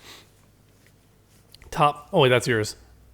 I'm the one Top on middle. the top middle. So the very, very dark one, right? Top That's what I middle. want. Yeah. Any I can't imagine predictions? what that could be. This is incredibly hard. You're not gonna be able to get it, but it'll make sense once you click it. Because it's just ridiculous to try and guess this. It's like, is it the Night Rain DLC? Is it Expedition 33? Oh no. What? I like how I said I'm not going to guess it, and then I tried. Oh, my camera died. Do we have to talk about this again, Sonic? Oh, okay. I'll just talk about it very briefly. Oh wait, no. No, you're sorry. You know, I know what this is properly now. Oh, what did you think it was? Yeah. What? Wait, what? The anime. Oh. Wait, you got. But now I realize. Oh no, because you played the games for the first time this year as well. Didn't you? Yes. Okay, wait. Have y'all clicked it? Yeah, I have. Dog. No. No, click it. Click it. No, I clicked it. I thought you said if I played it. I was like, no, I haven't played it. No. Like, if it was a This remaster is- or a re-release, I haven't played it. Yeah. This is Devil May Cry in general, like the entire series, especially because of Yeah. that episode. We made. Cheater. What the Didn't follow the prompt. Didn't What follow prompt? the We just talk about what we assignment. like this. What does that have to do? Doesn't it? Well, I can't say the series. Cheater. What the Okay, hell? fine. Yeah. But like, I just thought that entire episode was super fun. Just like, cause like for that entire session, I played Devil May Cry 3, DMC Devil May Cry 5, and watching the Devil May Cry anime just for that entire episode within like 2 weeks. And then I Nice. also watched a retrospective of the entirety of the Devil May Cry series after the anime pissed me off so much. I'm like, this can't be right. I gotta watch the source material to see how fucked up they did it and stuff like that. Watch my almost 10-year-old game theory parody video trying to figure out Dante's age Oh, that sounds kind in of each fun. game. But yeah, I just thought that whole thing. And was, yes, I did do the over-the-top American accent for the entire thing. Hello, internet. Welcome to game theory. Nice. No way. But yeah, I If feel you like can survive the cringe, give it a watch. I'll keep that in mind. That's yeah, how like, I felt with my my Jade video back in the day. But go ahead. So like, I feel like this is mainly just like that whole entire episode. If you want to like see what crazy shenanigans we did, I recommend just checking that. I'm pretty happy with that episode. It was really fun discussing about all those things we just talked about. So I feel like we're gonna have too many things to talk about. So I'll just shorten this, just be like, just that whole entire experience. I think was quite the highlight in my opinion. And one of my favorite episodes we did like this year is just us gushing and shit talking Devil May Cry. And I'm pretty at this point, honestly, I'm just morbidly curious about Devil May Cry Season 2 on the Netflix at this point. I'm just like, where can we go? I'm very curious where we're going to go with our beloved good guy Virgil. Who doesn't sound a Yeah. thing like Virgil? Nope. Yeah. No, it's fucking Akechi from fucking Persona 5 now. It's so Well, weird how they purposely did the Eye on the Storm that is approaching, like as a reference, and think that's gonna be so cool. And it's like, yeah, it would have been if he sounded like Virgil, acted like Virgil. Well, yeah. But it's like how they played a remix of Devil Trigger when Dante first uses Devil Trigger, but that's a song about Nero, not Dante. True. But yeah, like I said, we have talked all about this in the episode, Yeah. so I recommend that episode. I even recommend think- like the Wooly versus like podcast of like when he talks about this episode and whatnot, because I got a lot from I that, need to watch that. video too. It's Oh, so boy, Wooly. so good. Highly recommend that one. So I think all that needs to be said at this point now, Sonic, is how would you rank the Devil May Cry games, Currently, having played them all now? I really like Devil May Cry 5, so that would be my top. Devil May Cry 3, and then Devil May Cry DMC, Devil May Cry. If we're talking about story, but if we're talking about gameplay, it's not bad. I still like the DMC Devil May Cry game, and I haven't played the other ones yet. Yeah. I like the DMC Devil May Cry a lot for trying to be different. The issue was that it was going to be something that replaced the original, I guess. So that was never going to work. Yeah. I forgot what you said, If it had just been a fun Snake. spin-off side thing, it would have been cool. Because like I like multiverse when it's done well. Yeah. And it kind of is now at this point. I remember what you said, Yeah. Snake, is like DMC Devil May Cry is looked upon a bit better now because Devil May Cry 5 exists. If it never exists, we would still be hating on DMC Devil May Cry till this day. Yeah, because it was a reboot, Yes. not a spin-off, not this like alternate thing. Then we'll come back around to the main thing. It's like this was the replacement for the future of the franchise. But once that's no longer the case, now it's just its own thing or whatever, and we're getting a new main entry. People can go, okay, I don't need to hate this thing anymore. I can look back at it more fondly. Like if M1K was just like a spin-off, like here's this alternate universe game, the next game to be more classic, people would like it a lot more. Perhaps. So we'll see. It depends on the future. Yeah, it depends. Imagine Tekken Tag Tournament was called Tekken 4. People would have fucking hated it. I actually legit probably know which one of these is, but everything else I'm not too sure what they could be. Did you pick this one, Dog, or did you said bottom right? From what I recall last time. You know what? I want to get the yellow stuff out of the way. Let's go with the top one. Okay. I don't know what this could be. What's it called? Deadpool versus Wolverine. It could have. I don't think it's that movie. 'Cause I don't remember that you poster. closer Can we just than click you it and not think. guess? All right, fine. We'll click it. Jeez. Oh, Thunderbolts! Whoa, you liked it Yeah. that much? Nice. Yeah. I liked it too. I watched Captain America 4 as well, and that was it was fine. I don't hate it the way a lot of other people do. It's just whatever. It was for Phase 4 and 5 actually pretty good. Thunderbolts is legitimately like Infinity Saga quality as a Marvel film. It was really good. I mean, and that's a tall order because look at this roster. Yeah. It's like, okay, here's characters from these streaming shows, or from like the villain from Ant-Man and the villain from Black Widow. The villain from I know she's not in it much, but the villain from Black Widow is in this, and it's like, really? Like, this is effectively a sequel to the Black Widow movie, and like no one watched that. I was And more then she's shocked like, that they "Well, killed let's-" off. I was like, oh. I felt she in the trailer she gave off too much Ko Young vibes. I was like, look, I know you guys don't know what to do with her, but I mean, come on. I don't watch any of the trailers. I was just shocked because wasn't that the whole point of like the Black Widow movie to free her and all that? Yeah, exactly. And then she's just dead. Yeah. I'm like, huh. Plus, it's Taskmaster. Am I wrong, or does Taskmaster have like a healing factor? I thought he did for some reason. No, he's just really good at copying people's abilities. Okay, gotcha. Apparently, in the comics, Taskmaster can watch Bruce Lee moves at double speed, and then he can do the moves at double speed. I think it wrecks his body, but yeah, and that's why Moon Knight refuses to fight him, because he's really annoying. So Moon Knight would rather crash a jet into him than fight him in hand to hand. Oh, I thought it was the other way around, where Taskmaster was scared to fight Moon Knight because copying his powers hurts himself. Yeah. A bit of both. So like, these are two guys who are like, we don't want to fight each other. We'll find other options. But Moon Knight is just more of a psycho, so he'll actually crash a jet into him and crush his legs. Funny. And go. I found someone describe it I very don't need to well. fight you. I found someone describe it well. They said, no, because Moon Knight heals. Like, his suit literally heals him in real time. So Moon Knight is not afraid to take hits while he fights. And he's kind of crafted his combat style around eating a hit if it means landing a bigger hit on you. And that would fuck up Taskmaster to copy that, because he'd just be taking punches all day and kicks. So he's like, no, I'm not going to copy Moon Knight. Also, Moon Knight's is horrifying, like Snake said. He's psychotic. So Yeah. yes. So this one, it's like, I mean, it also has the issue of you've got 3 super soldiers on this team, 3 guys who are basically Captain America. Yes. So like the roster isn't all that varied, but somehow they're like, yeah, we'll take this ragtag group of anti-heroes and make a film that's basically about like depression and whatnot. Yes. And I was worried when they introduced Sentry in it, because I was thinking, okay, well, the Sentry, when they put him in the comics, the idea was he was this guy who'd been around in the past, and he'd erased everyone's memories. That's why you'd never heard of him, because he'd been there back in the day during these big events, but everyone's memories of that was erased. Mm-hmm. And I was thinking, are they going to do the same here? They're going to say, oh yeah, he was in the first Avengers movie, but no one remembers it. Fortunately, they didn't do that stupid bullshit. They just effectively made kind of a new character out of Sentry. Yeah. And it works really well.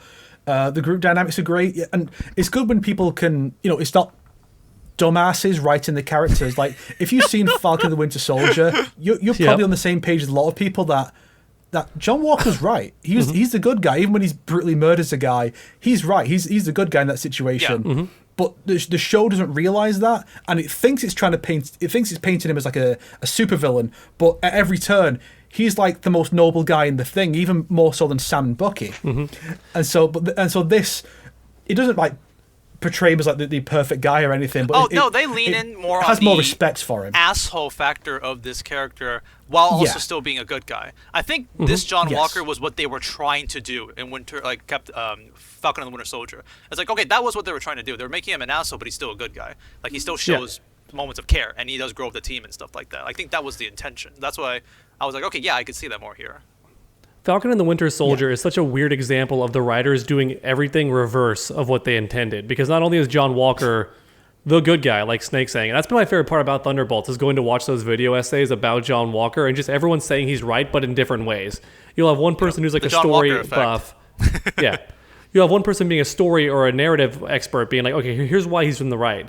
Then you'll have an actual military soldier, like in real life, being like, here is why John Walker is 100% correct and justified in his actions, even when he kills that guy. Because the guy threw an entire cement trash can at him, not knowing that Walker had the super soldier serum. So he just tried to kill him. That was a murder attempt. So that's John Walker's 100% in the right. That's why I love that part in Thunderbolts where, when Ghost was like, didn't you kill an innocent person? And he was literally like, was he though? He was defined innocent. It's like... Yeah. So not only is John Walker, the writers were wrong about him because they wanted just to not like him, but everyone loves them. They also wanted the soldiers of Wakanda to look badass, and they made them look like the biggest assholes on the planet, who are just like dictator level, like, we're here and now we get to decide what happens. And it's like, you make them very insufferable in that scene. And they try to kill multiple good guys for no reason. And then I also wanted the terrorists to be sympathetic, and the terrorists say some of the most psychotic stuff, and you're like, I'm supposed to like these characters? It's like, there was innocent people in that building. That's the only way they'll understand. It's like, okay, so you're just a villain. But the writer's like, no, feel bad for them. Stop calling them terrorists. So look, Falcon at the end, he's wearing the red, white, and blue and says, stop calling them terrorists. Oh, I'm sorry, Falcon. What should we call people that blow up innocent people for political gain? I'm sorry. Yeah, everything about that series is backwards, and it's very funny. So, Thunderbolts. Unfortunately, this handles the characters a lot better. And then, of course, we also have my goat, Alexei, the Red Guardian. Yes. He is the best character introduced after the Infinity Saga ended. One of the best the MCU has ever had. He's just so fun. I was so concerned going in that they might be like, well, he's kind of redundant. We have a S.H.I.E.L.D. guy, and he's like the dad figure. What if we just kill him off and do some stupid bullshit? And no, and the camera drops. Fuck it, I'll spoil it. They don't kill him off. He's a legend. He lives through. Let's go. I don't care what your thoughts about the actor. I know there's something going on. I don't know, and I don't care. Oh, I've heard about that. Red Guardian is a hero.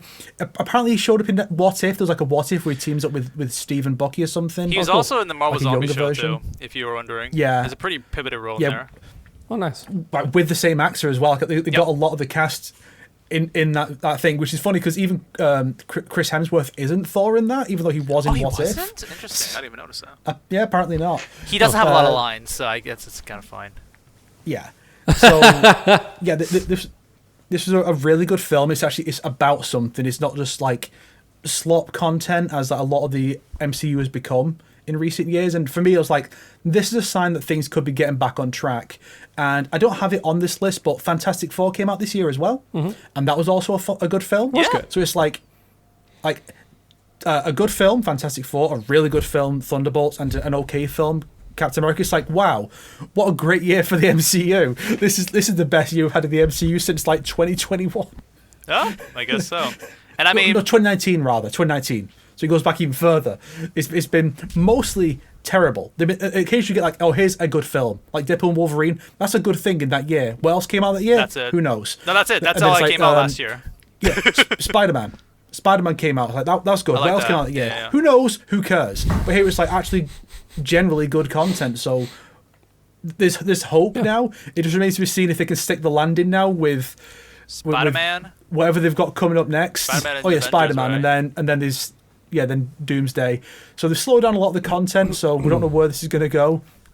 Fingers crossed it's good. I would prefer them to slow down. I would prefer them to be like take some time to cook and don't just a bunch of stuff out and like hope some stuff's land and whatnot, which is and the stop issue putting the last couple years. stop putting required reading on Disney Plus.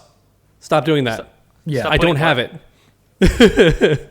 They put like necessary stuff on Disney Plus for a while. Like you had to watch this series to even know who these characters are, and it's like I don't want to do that. That's why I think that's the Thunderbolts problem this film has. Fun. It's like to understand this, you need to have seen Falcon and the Winter Soldier, because that's where Bucky was last from, where and that's where John Walker came US from. Agent was introduced. Yeah, Ant-Man 2. Yes, specifically 2. Which is only not. I think it's fine, but the only reason that's not the worst Ant-Man film is Quantumania exists. Yeah. You need to have seen 3 of the characters Black Widow originates in the Black Widow movie, which is effectively a Disney Plus exclusive thing because it had a theatrical run. You can argue that being one of the worst Marvel movies. You can make that argument.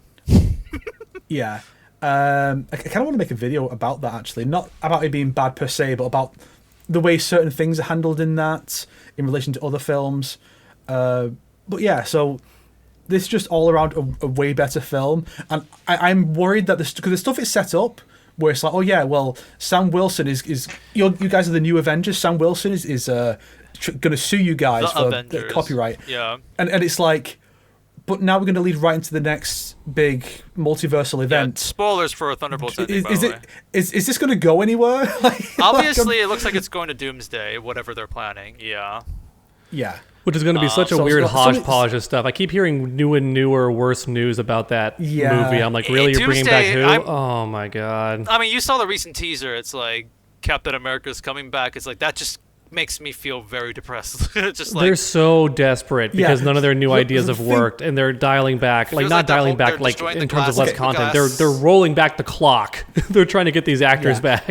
It's one of those funny things because, again, like I said, Thunderbolts has 3 super soldiers, 2 of whom have shields, and they're basically Captain America. And there's also Bucky, who is Cap adjacent. We're going to have actual Steve Rogers as well, unless they do like a cool bit where like they're all throwing shields around and like someone's surrounded by shields from all sides. Unless they do something cool, like that, I'm not interested because this is too much. Yeah, like let Steve rest, let these guys do their thing. I mean, bring Chris Evans back as an alternate deviant evil Steve Rogers or something. Sure. Do that. Hydra Cap. Have Hydra Cap from an alternate universe, and these guys can fight him.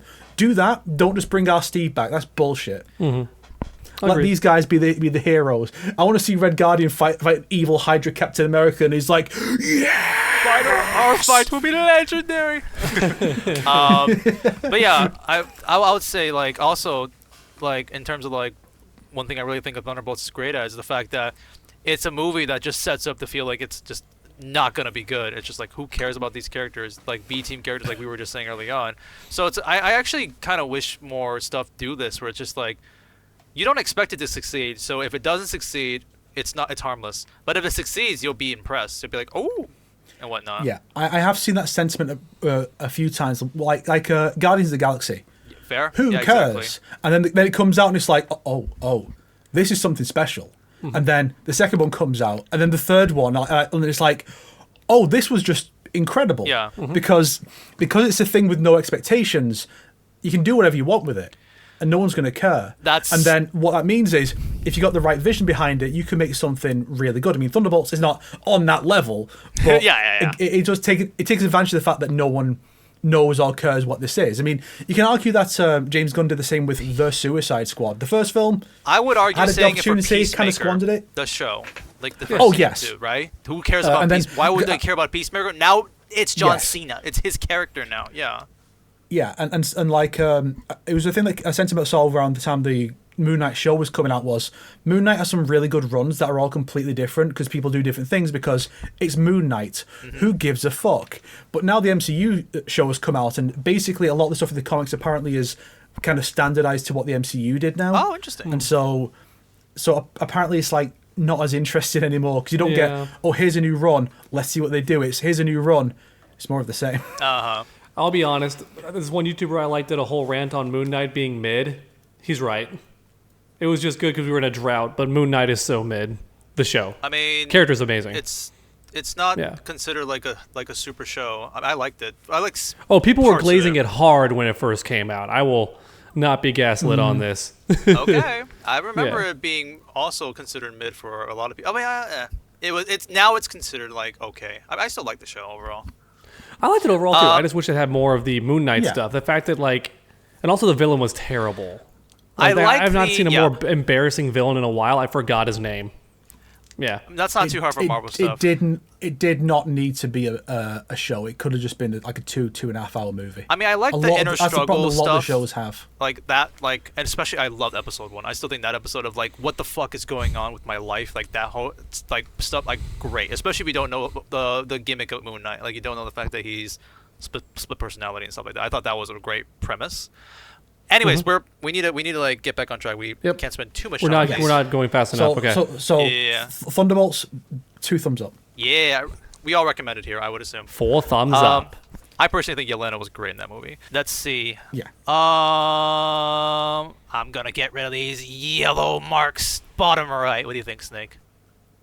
Yeah, let's go bottom right. I would just click it. What is? Okay. Okay. You put it on. Okay. All right. So technically, Absolute Batman apparently premiered in 2024. I didn't even know that because everyone started talking about it way more recently, in the middle of this year. I feel is when it really blew up, and so I didn't know that. But I'm counting these issues that came out in 25 because everyone's talking about them. If you experienced it this year, you can put. I mean, I put the Devil May Cry series there, so it's just fine.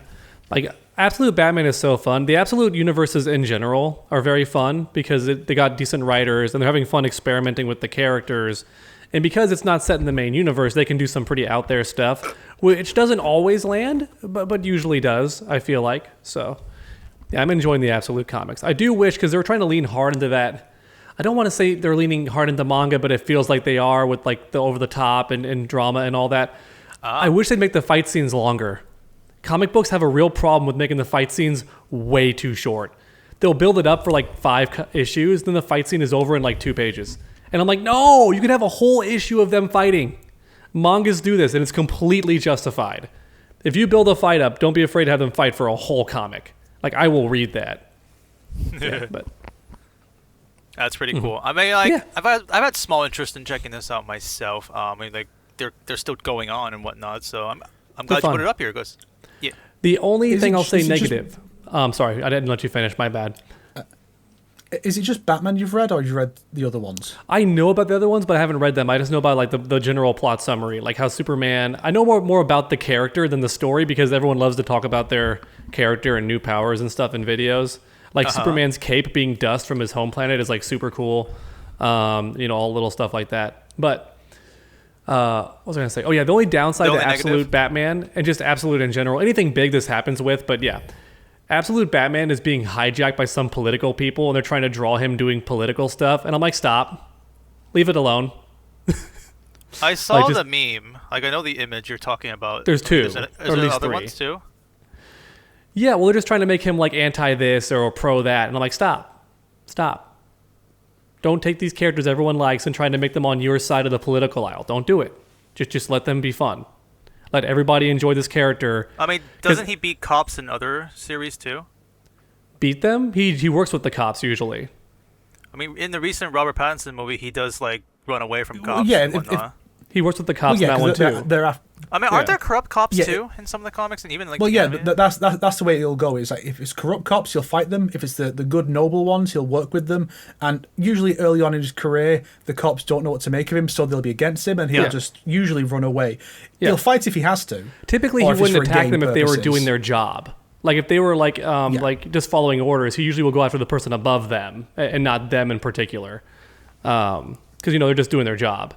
But I meant corrupt cops getting beaten is pretty They're not corrupt cops though. New. They're doing what they're told to do in that situation. If we're talking about the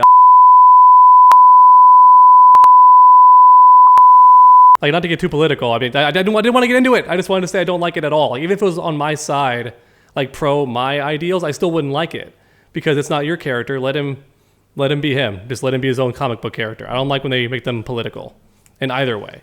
That's just me. Okay. Maybe we can cut that part out with Mr. Snips. I don't want to get political. So in summary, I agree with Dog that don't send me pictures of NetherRealm fanboys getting their faces punched in by Absolute Batman. Don't send me that. I don't want to see that. Yeah. We don't need that. But anyways, so which one do you guys want to go for mine next? I'm going to say bottom right because I think that's the Sonic racing game. You sure you want to go with that one? You sure you want to open Yes. that Pandora's box?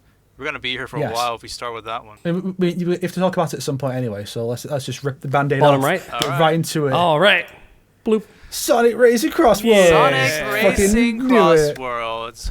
Woo boy, I've had this one planned for a while. All right, that's enough. Move on. However, I'm not letting you move on with this. You don't understand how much I prepare for this segment of mine.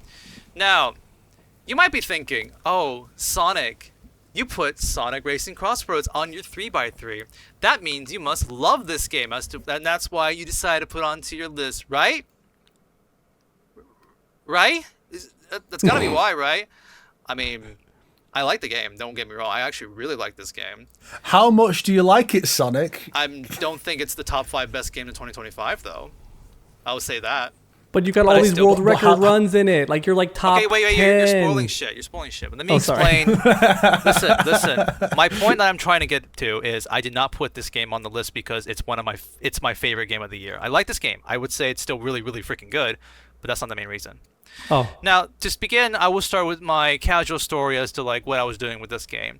I just wanted to attempt some time trials early on, and so I actually spent about a couple hours, like maybe 10, 20 hours trying to get a world record on Kronos Island, which unfortunately turns out to be a very, very popular track for runners to do because it's like known as the best, like everyone's favorite track to race on and stuff like that. So it was incredibly hard, but I still managed to snip out like a top 8 early on.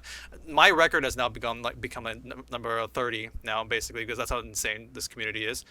Anyways, eventually then I started feeling like this motivation of like, ooh, what if I continued like the grind? Because there's a couple of very, very hard achievements you can get in Sonic Racing CrossWorlds. You can get to the highest ranked online because you can get like C, B, A, S rank or something. And then like the highest rank is Legend, but it'll say Legend 1, I think. And then you can go up to Legend 2, Legend 3, Legend 4, Legend 5, and all the way up. But Legend is like the highest rank. So there's a couple things you can do there. What I wanted to do was I wanted to try to get an achievement because I want to get good on the stages first. So in time trial, after you finish a race, you'll get graded, like a Sonic game. So say you beat the first stadium, E Stadium, and it's like, congratulations, you got a time with an A rank. And in my opinion, if you just play the stage like good, you don't do any like major mistakes, you don't cut the grass on the ground, you'll get a simple A rank basically. And there is an achievement in the game that is get A rank on every single track in the game. And that's cool.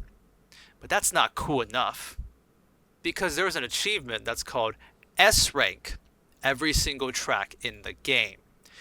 Now you might be thinking, okay, well, how hard is S ranking this game? Depends on the track. Some tracks, I think S ranking is really easy. Some tracks, S ranking means you've made it to the top 500 in the world record leaderboard. Like in terms of you just cannot make any mistakes. You have to cut every shortcut good. You have to take the risky paths and all that kind of jazz. And like I'm not even joking when I say this. The new DLC stages, because right now there's like the Minecraft DLC stage, Bikini Bottom. I think the next one is Mega Man or Pac-Man, one of those. I think it's Pac-Man that's coming out next. Those S ranks are fucking insane. It's like they need you to like perform like impossible feats to get an S rank. Getting an S rank on that shitty ass Krusty Krab stage like took me like 6 hours. And also getting S rank, I'm now 150th in the world.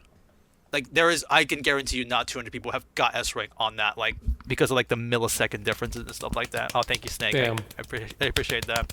Like some of these, like legit, like there's like a shortcut and like like the poster that you see like the dinosaur. That's a stage. It's like I wasn't a big fan of until I started time trial on that stage. There was a specific shortcut on there that's so hard to do. Because I successfully did that shortcut 3 times, I'm now top like 80 in that stage. It's like some of these are genuinely like insane, like the feats you have to do. So I bought a month. just grinding time trial and trying to get a bunch of these like S ranks for every single track. Which, by the way, the achievement isn't just S rank every single track. The achievement is S rank every single track on Sonic speed, and S rank every single track on supersonic speed, which is like the equivalent of 200cc. Like, you know, Mario Kart, there's 200cc mode. It's like that. You got to do it twice. You got to do not just 39 tracks. You got to do 78 of them. Oh. And I did it, while also pretty much scoring like 10 like world records of like I'm on like a top 100 on like 10 stages basically. Maybe they've been beaten now, but and also I just said Kronos Island, that was number 8. I was number 7 in Roulette Road. When that one time Tronadog was late to our podcast, I got number 7 in the world. Oh, nice. Yeah. Hell yeah. That's crazy. But I got to ask though, Sonic, why are you playing this Sonic racing game when you could be playing Disney Speedstorm? I could have been playing Garfield Kart. Oh, there's a Garfield kart? You didn't so know about that Disney this Speedstorm Kart? is definitely very basic, but I've been enjoying it because it's free. Oh, nice. But this is not where the story ends, by the way. Oh, no. We are there's not more? done yet. Yes, Oh, there shit. is more to the story. So that's a cool achievement if I could have gotten that, known as, it's called the Second to None, which is you S-ranked every single track in Sonic Racing. That's an insane achievement to get, but I don't have it yet.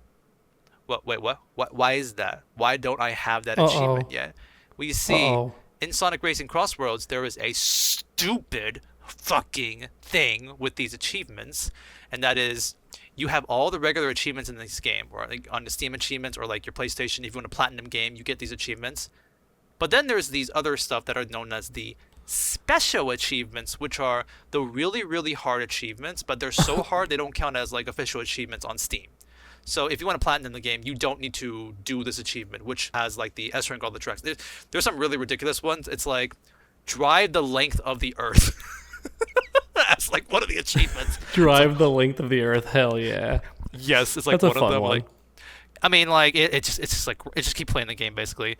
The point is, if you want to get any of these special achievements, if you want to even have the chance to get these, you need to get every other achievement in the game first.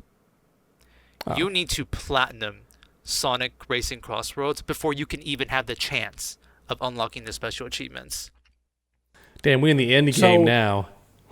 So drive the length of the Earth after getting the platinum. Yes, you can only do that like after you platinum the game. Although, if you platinum the game, whatever you've already done does immediately get unlocked for you. So if you have done that, you can get that. So regardless, that means I had to play a lot of fucking shit in this game that I didn't want to do because I wanted that other achievement. I was kind of pissed about finding out about that. Let's see, you got to play the Grand Prix mode like 21 times and beat every rival to unlock Supersonic. You got to then go to the race park, play every single one of those roads 10 times, fight against the AI rivals there 20 times to get like a golden car. You got to A rank every time trial, which is, you know, on my list of things to do because I was going to S rank all those tracks. You got to do all that fucking shit. And then the most annoying thing is you need to unlock everything in the garage. You need to unlock every car part, every like decal, and like all the horns and stuff like that. And everything I just mentioned, the Grand Prix, the race park, the time trials, after I've done all that, you need Dompa tickets to unlock the things in the garage. Do you know how many Dompa tickets I got just by doing all the other achievements? About 25% of the amount of Dompa tickets I need to unlock everything. My God. So do you get anything cool for doing this, Sonic? Like if you do this crazy Herculean level effort, do you get like some rare item that no one else has, or like a special card? You get a nameplate. Or...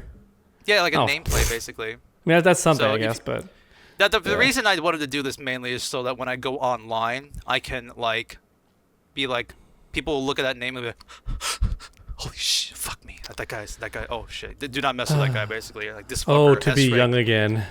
S-rank every single stage and shit like that. Okay, my point is... I'll tell you this, Sonic. No one on this earth will give a shit. Did he just leave? Oh, no. It's true, though. It's just facts.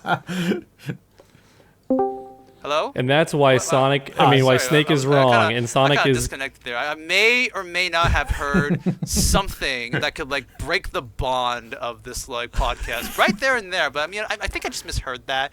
So yeah, that's okay. We're back where I think everything is good. So we worried it would be politics. Turns out it was just being against Sonic's crazy efforts. let me finish up the story now. Because I've only collected 25% of all the Doppel tickets I could, literally spent 2 weeks doing nothing but just grinding, like nothing but boring grinding just to finish up all the achievements. I have put 140 hours into this fucking game to just get that achievement.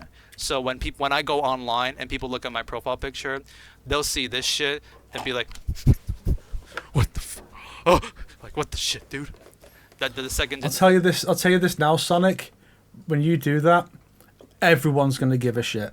Oh yeah, you know it, baby. Yes. Although I'm not gonna lie, I'm not really motivated to go back to this game after getting this achievement. Nice.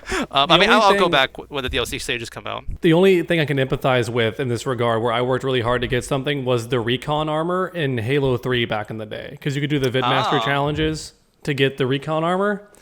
My buddies and I got it done pretty quick, and we had the recon armor, and that was fun. But I liked that it was something you could see on the character. I'm not sure if I would go that hard in the paint for a nameplate, but that's just me. Yeah, I think in the day I just went for the Hayabusa armor and just left it at that. That was a fun one too. What was I gonna say? I think also what's really funny about this whole journey. By the way, like I said in the beginning, I did not put this game on my 3x3 because it's one of my favorite games of this year. I put it on a 3x3 because it's a curse. I like bonded myself with the chains of like fucking God of War like scene when I did this for some reason like. And because of how much time and effort I put into this, I had to put on a 3x3. And here's a really funny thing that I've also found out. So in October, the original intention of this game, I was just thinking like was, hey, do you guys want to play Sonic Racing CrossWorlds with me? I said to the Kombat Kings and my friends, and y'all said, yeah, that seems like fun. I think we could have a fun time doing this and whatnot. You know, cut to months later, none of you guys played it, and I'm God on my lonely kingdom. I'm not even trying to humble brag, by the way. This achievement makes me like the top cute. 1%. Nice. It's just like, and no one is with me. I am so lonely. What's that, by the way? Ooh. I know. To be fair, you have to like keep up with someone like me and remind me multiple times to get it, especially if it's on sale or something. Is it on PlayStation? It's on, yeah, I believe so. It's like, that's sick.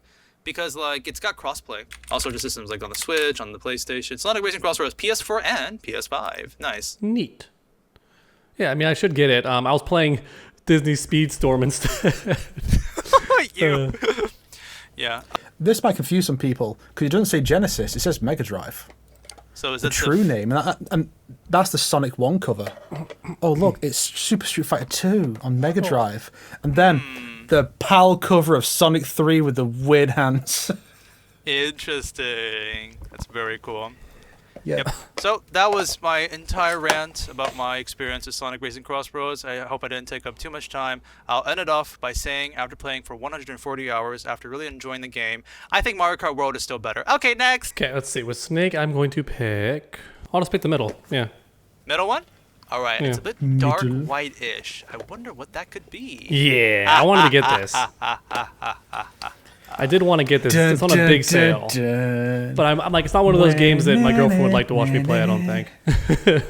What? Come on. I think she would like to watch you play this. So, she's never seen despite being like a typical, and she would love being called this, typical housewife material, she also wants to play the games with me.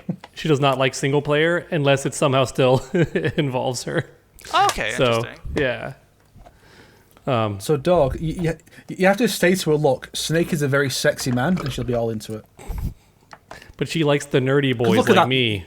Well, Ocelot's in so the, more of an Otacon. Otacon, not Ocelot. Yes, How fucking dare you compare me to Otacon? Ocelot is a big nerd. How fucking dare you? Ocelot is a huge nerd. He's like, oh, big boss. He thinks revolvers would be good. I'll get revolver. Do you think that love can bloom on the battlefield? So this is Metal Gear Solid Delta, the remake of Metal Gear Solid 3 Snake Eater / Subsistence.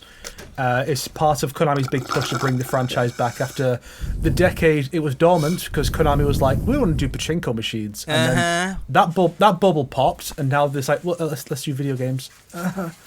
So MGS3 was a good choice because it's one of the most beloved entries, and it's also a prequel, so you can easily... you can just jump right in. You don't need to worry about the continuity. You miss out on some things, like everything about Ocelot makes a lot more sense if you know the other games, but you still don't need to understand it to know what's going on in MGS3. And Sonic has recently gone to Metal Gear as well. Played through the Master Collection, which came out last year. So you played the original MGS3. Well, the original MGS3 is a subsistence version with the actual camera control that Snake Eater did not have, and so people love Snake Eater. When they say they love Snake Eater, they mean they love subsistence, because Snake Eater is good, but subsistence with a full camera control makes it way better. Interesting. Yes, like definitely I love the first person, not first person, like the third person, like following the character type camera instead of the classic. Yeah, like that. I do think that does make it more fun. And you can, in Subsistence, so in the Master Collection, you can do this. You just click in the right stick, and then you'll switch to the other camera option. Yes. I don't think you can do this here. I think you have to go to the options menu to switch it. Oh, okay. But here's a little tip I'll give you. So when they were showing it off, people were like, "Oh," because the original game had a very strong green tint to it. And people were like, well, that tint's not in the remake. Everything's gone more realistic. It's less stylized. So they put it in. And it's like, okay, well, if you play with the original controls and camera, then you have that option. As it turns out, I didn't know this until I already played through the game like 4 times, you can just turn that filter on even without that. So you can play with the modern controls and the filter. And it does make a lot of the colours pop more. So that's my recommendation for new people. Play the original style. Put that filter on. I mean, you can still play the original style, but if you're new to Metal Gear, play with the modern controls and then give the other one a go. But definitely pop that filter on, because it makes it look so much better. Okay, and there's other filters like black and white and whatnot. But like, really, you want to have the color. And also, you just said you played it 4 times, like Delta. Yeah. Oh wow, that's wow. Yeah, there's a lot of really cool new additions they made in this one. Like, so a big part of the game is the camouflage. Yeah. And so you have to keep pausing, go to your camouflage menu, change your face paint and camouflage to become less visible to the enemies. What Delta offers is the option you can hold a button and then bring up a menu that shows all your most recent combinations of camo and face paint, and you just quick swap to them, which makes things so much more convenient. So it's not like, oh, I'm in grass, so I'm wearing green. Oh, now I need to go into this building. I'll change to white. And then, leave. Now I have to change to green again. You can just go, oh, I used green before. Done. And it's so much more convenient. And of course, Delta has one of the best game stories ever told. It's really good. And yes, and of course, if you don't like the changes, the Master Collection is still there. You can still play it in its basically the original form. The downside to the Master Collection is that it's based on the Subsistence port from the original HD collection. So I think it's actually 720p still, not even 1080. Oh, interesting. Yeah, and a bunch of side content was removed. Like, they didn't have the Ape Escape mode. Mm-hmm, yeah. There's this little dream sequence you can get if you're safe in the prison cell. That's not in there anymore. But that stuff was all brought back, remade for the remake. Like, unless you play on Xbox and PC, then you don't get Snake vs. Monkey. You get Snake vs. Bomberman, which is a different mode. Ah, I see. Yeah, and so it has brought back basically. They even brought back the Secret Theater, which is a bunch of like little gags that the original team made using the assets, little videos. Like when Snake jumps off the parachute right near the edge of the cliff. In this one, he flies right off. It's like, Snake, what's wrong? Snake!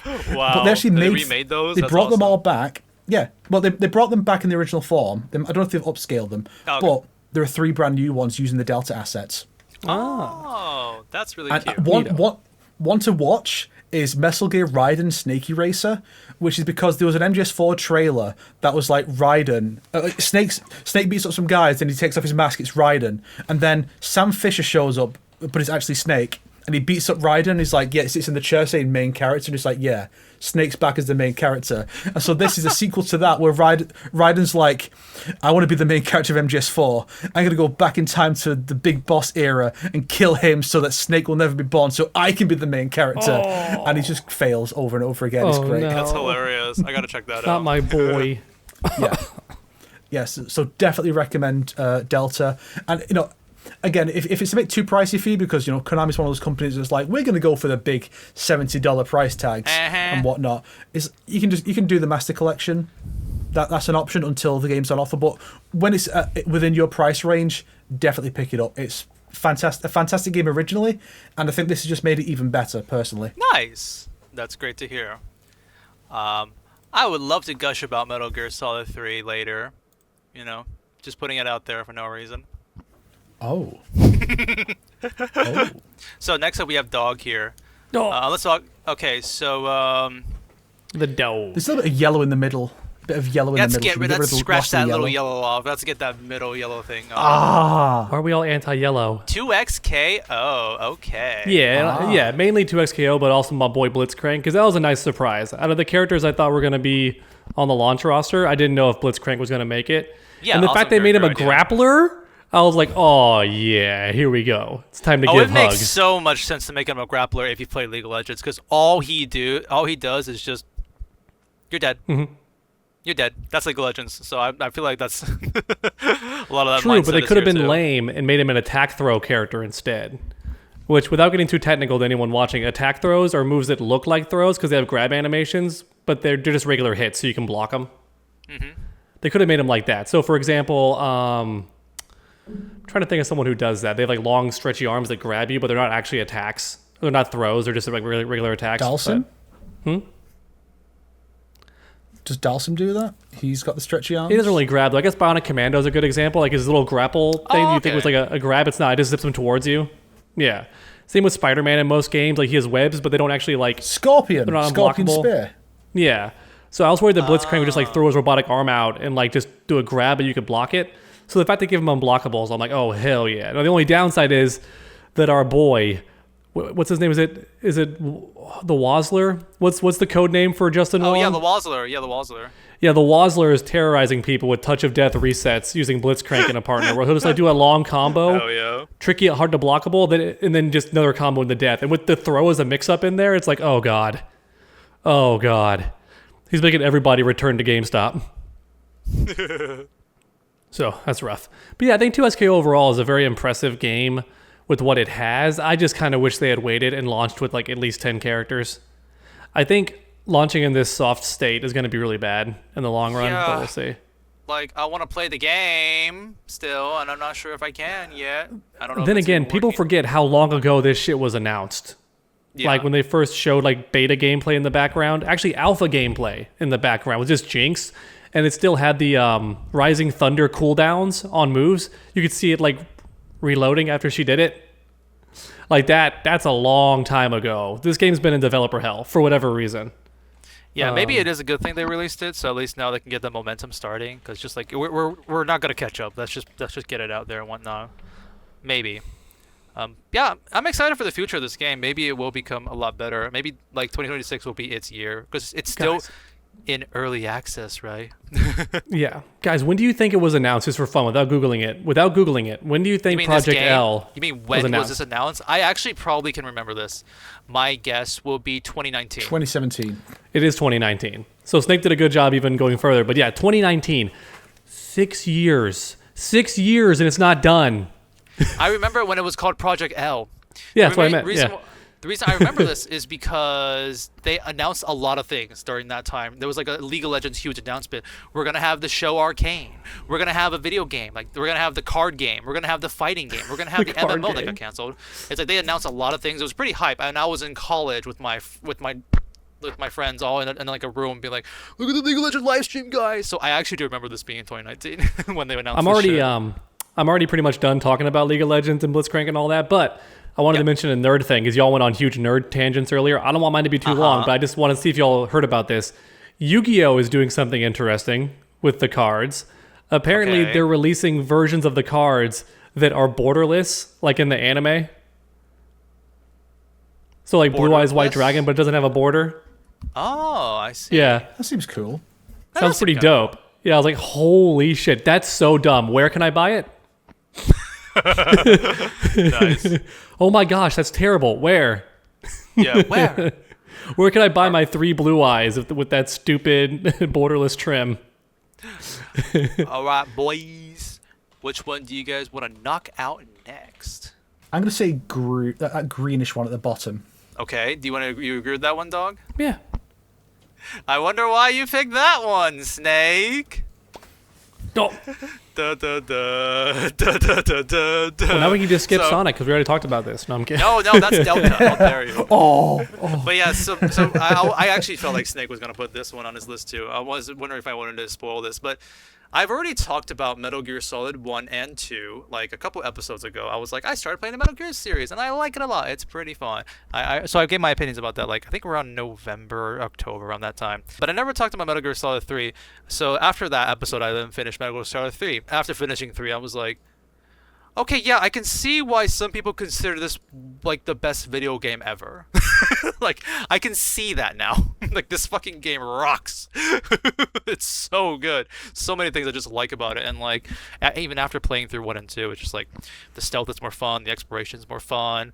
The story. It's just like watching a really great movie in general. I could also like if you know what you're doing in the game, I could see why Snake could play this 4 times because it is technically kind of short if you're able to speed through it and stuff like that. Yeah. But it's just like it is funny because half the game is gameplay and the other half is just like sitting down watching a movie, which I enjoy thoroughly and whatnot.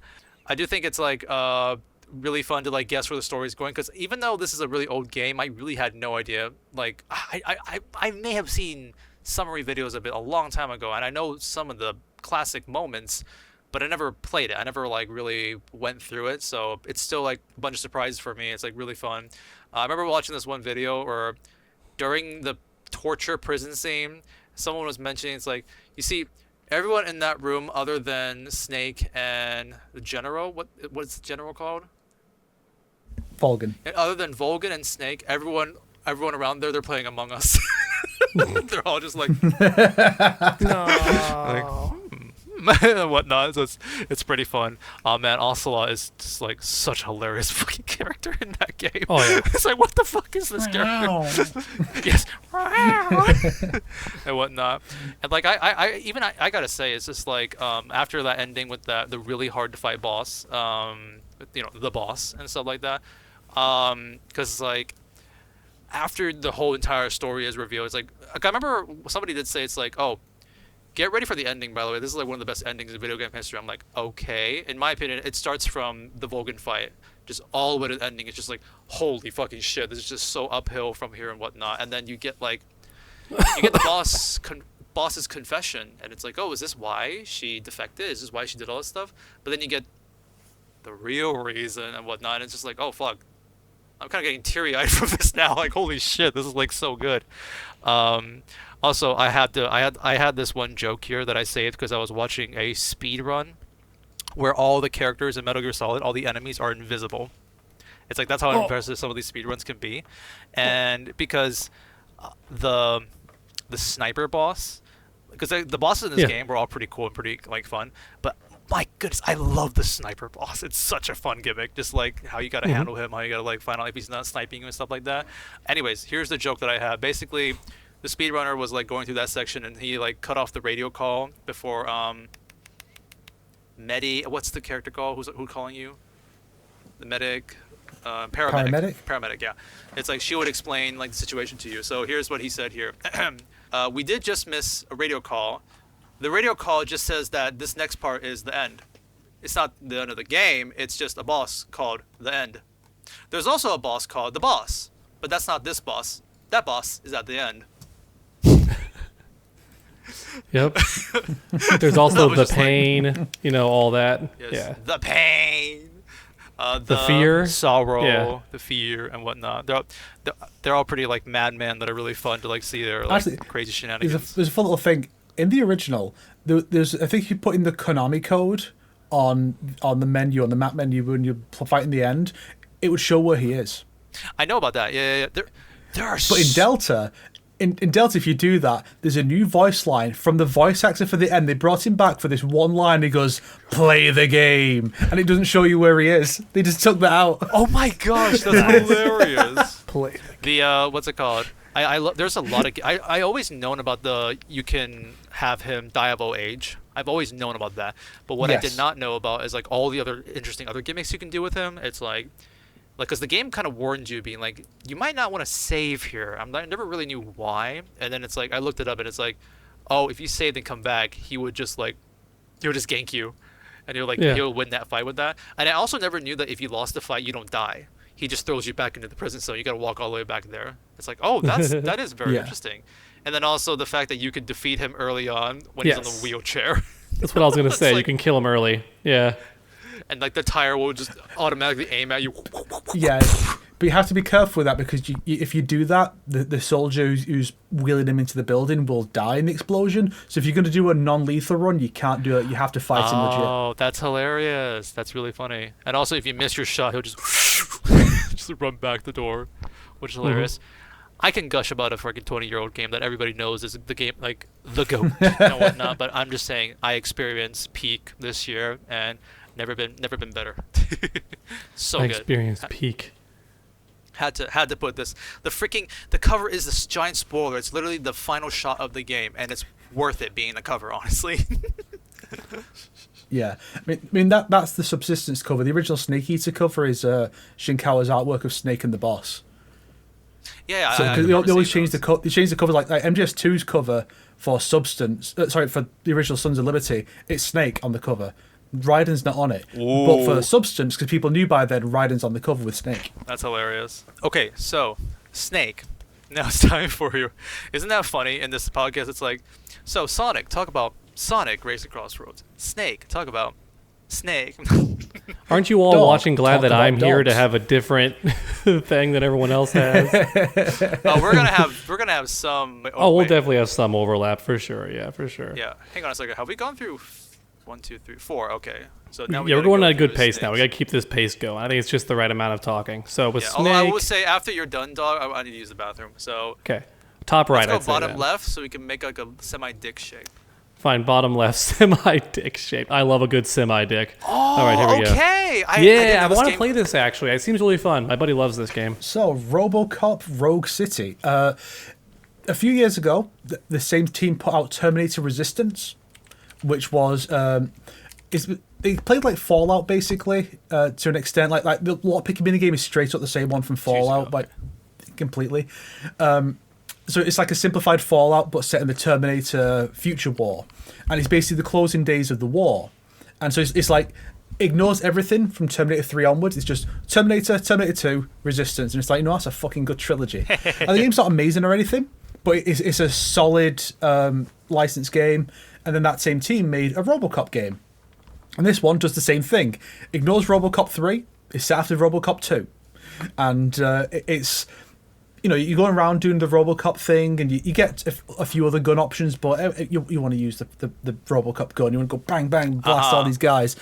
And you can get upgrades for it and whatnot, and like ricochet shots and stuff. And it's just, the plot is simple. You're just dealing with this gang, and the leader is supposedly like the brother of the guy who like got mutated and exploded in the first film. Hell yeah! The guy gets a nuclear waste on him, then he gets run over and like. Yeah, my favorite character. I'm gonna be honest. I have not seen a RoboCop movie yet. I do plan to do that someday. It's fun. Okay. And they actually do even have. I forget the actor's name who played RoboCop. He did the voice in this, and because they're going for like a realistic style, the graphics are comparable to MK11. Oh. So it's almost like this. It's almost like the same RoboCop stepping Peter out of Weller? that into this. Yes, that's the one. They got him back. I've seen gameplay footage of this. It just feels like a RoboCop fantasy where you're just literally gunning down and blood gushing out everywhere type like satisfying game.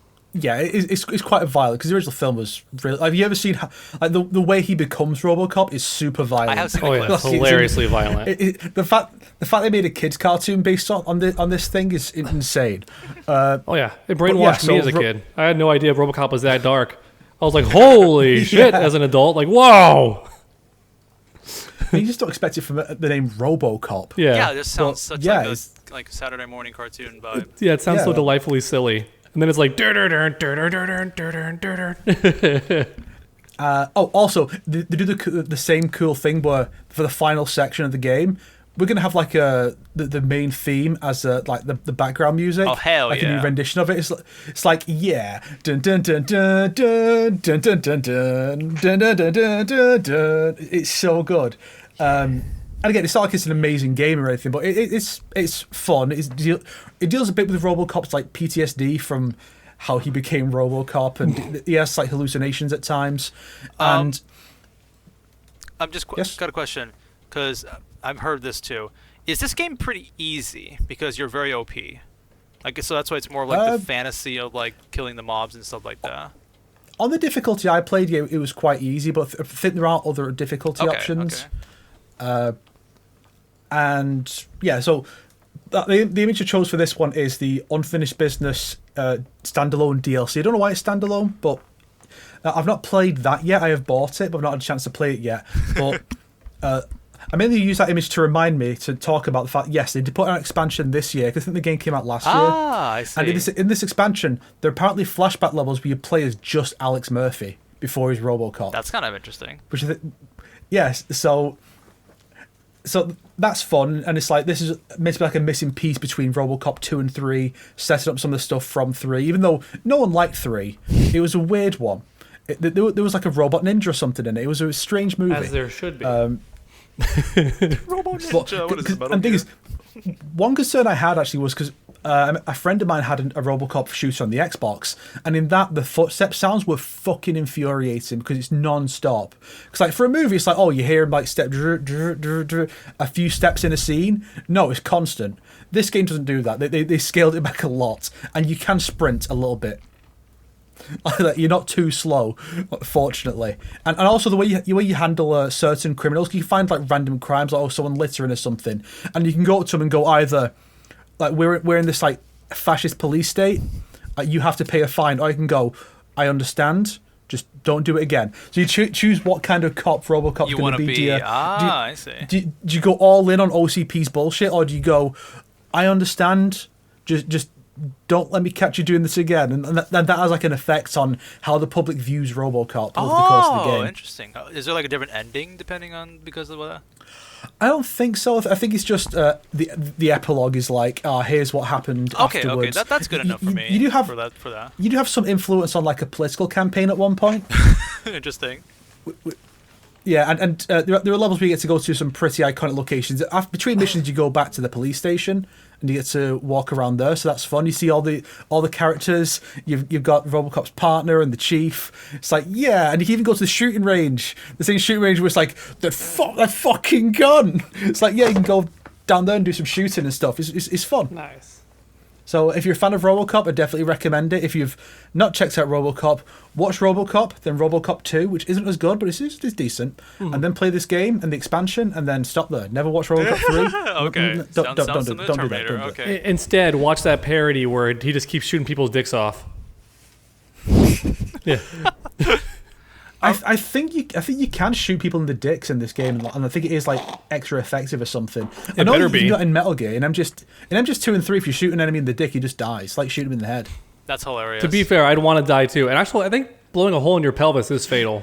Anyways, let's move on before this gets uncomfortable. So, since we made a dick shape for the Force Snake, let's make a sideways dick shape for Triona Dog, which means top right. What do you think? Okay. Top right. Aha! Yeah, very fun character. She is exactly what I wanted. Speaking of snakes, oh, that's true. She has like the snake hair and sea viper. Yeah, exactly. Shred is very happy you put that there. She's very fun. She has levels to her. So like the basic level is you just can't do seismo cancels. You're just playing her like a regular Street Fighter 6 character. Like here's my Link, here's my Drive Rush combo, here's my EX attacks, whatever. If you can do the seismo cancels from Street Fighter 4, then you can open up a whole new window of moves, because it's not meterless, but it does cost just 1 bar instead of 2, which is what EX normally costs. So for example, let's say you want to do her seismo, which is where she punches the ground and like launches the opponent. Normally you can't follow that up. It's just a punch. But you can super jump cancel it. That costs 1 bar. And then you get a follow-up. So it's like an EX without spinning 2 bars. It's awesome. That's the level I'm at, where I'm doing tons of cool seismo cancels, and I do like the cancels in place every now and then to bait someone to jumping. That's where I'm at. The third level of Sea Viper play is when you can do her seismo knuckle cancels. So like you'll do a punch, do a special, cancel that, punch, cancel, punch, and then I do a combo. And it's really damaging, but it's hard as fuck to do. And you can also do it on block. You can like do a block string, nope, cancel, and then just throw them. And it's super obnoxious. You can also, someone pointed this out, if the opponent's in a gas state, do y'all play Street Fighter 6 or no? I played teensy bit. I know the mechanics at least. In that game, you start off with your EX meter at the start of the round. So theoretically, you can burn it all right away if you want to on a badass combo. That's the problem where it's just like rush, right? Yeah, the problem is if you're burned out. Like you'll get burned out, which puts your character in like a weaker state where they're kind of hunched up. And it's the only time they can get dizzied too. You can get dizzied when you're in a burnout state. So with Viper, also you take chip damage when you're in a burnout state. That's a big deal, and chip can kill in Street Fighter 6. Someone found out that with Viper, if the opponent's in burnout, you can do her seismo cancel from really far away to punch them once, and it's like they have to block it, right? Got to block low. Then you can just keep super jump canceling into more seismos, and just keep doing it like 6 or 7 times, and they lose so much health on block. Ooh, it's so nasty. Filthy. They're just like taking all this damage. So I got a question. Would you say that like you were worried about her being too simple in the Street Fighter 6 mechanics because she was a lot more complicated in Street Fighter 4? How does that translate over once you've been playing her a lot more? She's pretty much the same character if you want to play her like 4, except they made her burn easy, which took me easier, which took me a while to learn. So this is gonna sound so nerdy and technical. Please stay with me. Don't glass over. don't fall asleep. So in Street Fighter 4, you could do her it's a dragon punch input, so like the Shoryuken input, where she punches the ground, and then you can super jump cancel it. A super jump is just doing down on the button direction, and you rotate all the way to up forward, right, really quickly, and that lets you do a super jump. Well, as soon as that super jump comes out, you have to do the opposite direction, do a Tatsu, pretty much, and that's her OG combo in Street Fighter 4. They made it easier because now her burning kick, instead of being down back in the air, it's down forward. So it's like a forward Tatsu or a fireball with a kick button, right? So you still have which the is super way jump, easier because it's just one input now. Use seismo, super jump, then just press the kick button because that super jump is also the same input for the burn kick. So it's way easier in that regard. Took me a while to learn that. I was like, God damn it, I got the opponent stunned. I wanted to do a big meaty combo, and I forgot the input's been switched. But it was switched for our convenience. That's completely fair. She also got a new move that's really weird where she like charges in place, kind of like a focus attack reference in Street Fighter 4, and she absorbs 1 hit just for free and can like counter you. And if she charges it long enough, she gets a crumple on you for a full combo. So I think it's meant to be a cute way to reference the focus attacks in Street Fighter 4 for anyone watching not aware. In Street Fighter 4, every character had a move where you held both medium attacks and they went in place and like charged. And if you released it, they went and like crumpled the opponent, or it absorbed a hit and they could dash out of it. They could dash forward or dash back. She has that exact same gimmick with this new move where she like charges in place and it's like a counter that gives her a crumple on counter hit. It's really cool. Very gimmicky. It's very risky to do that shit in Street Fighter because there's so many ways to beat that kind of move. You could drive impact it, right? You could parry it.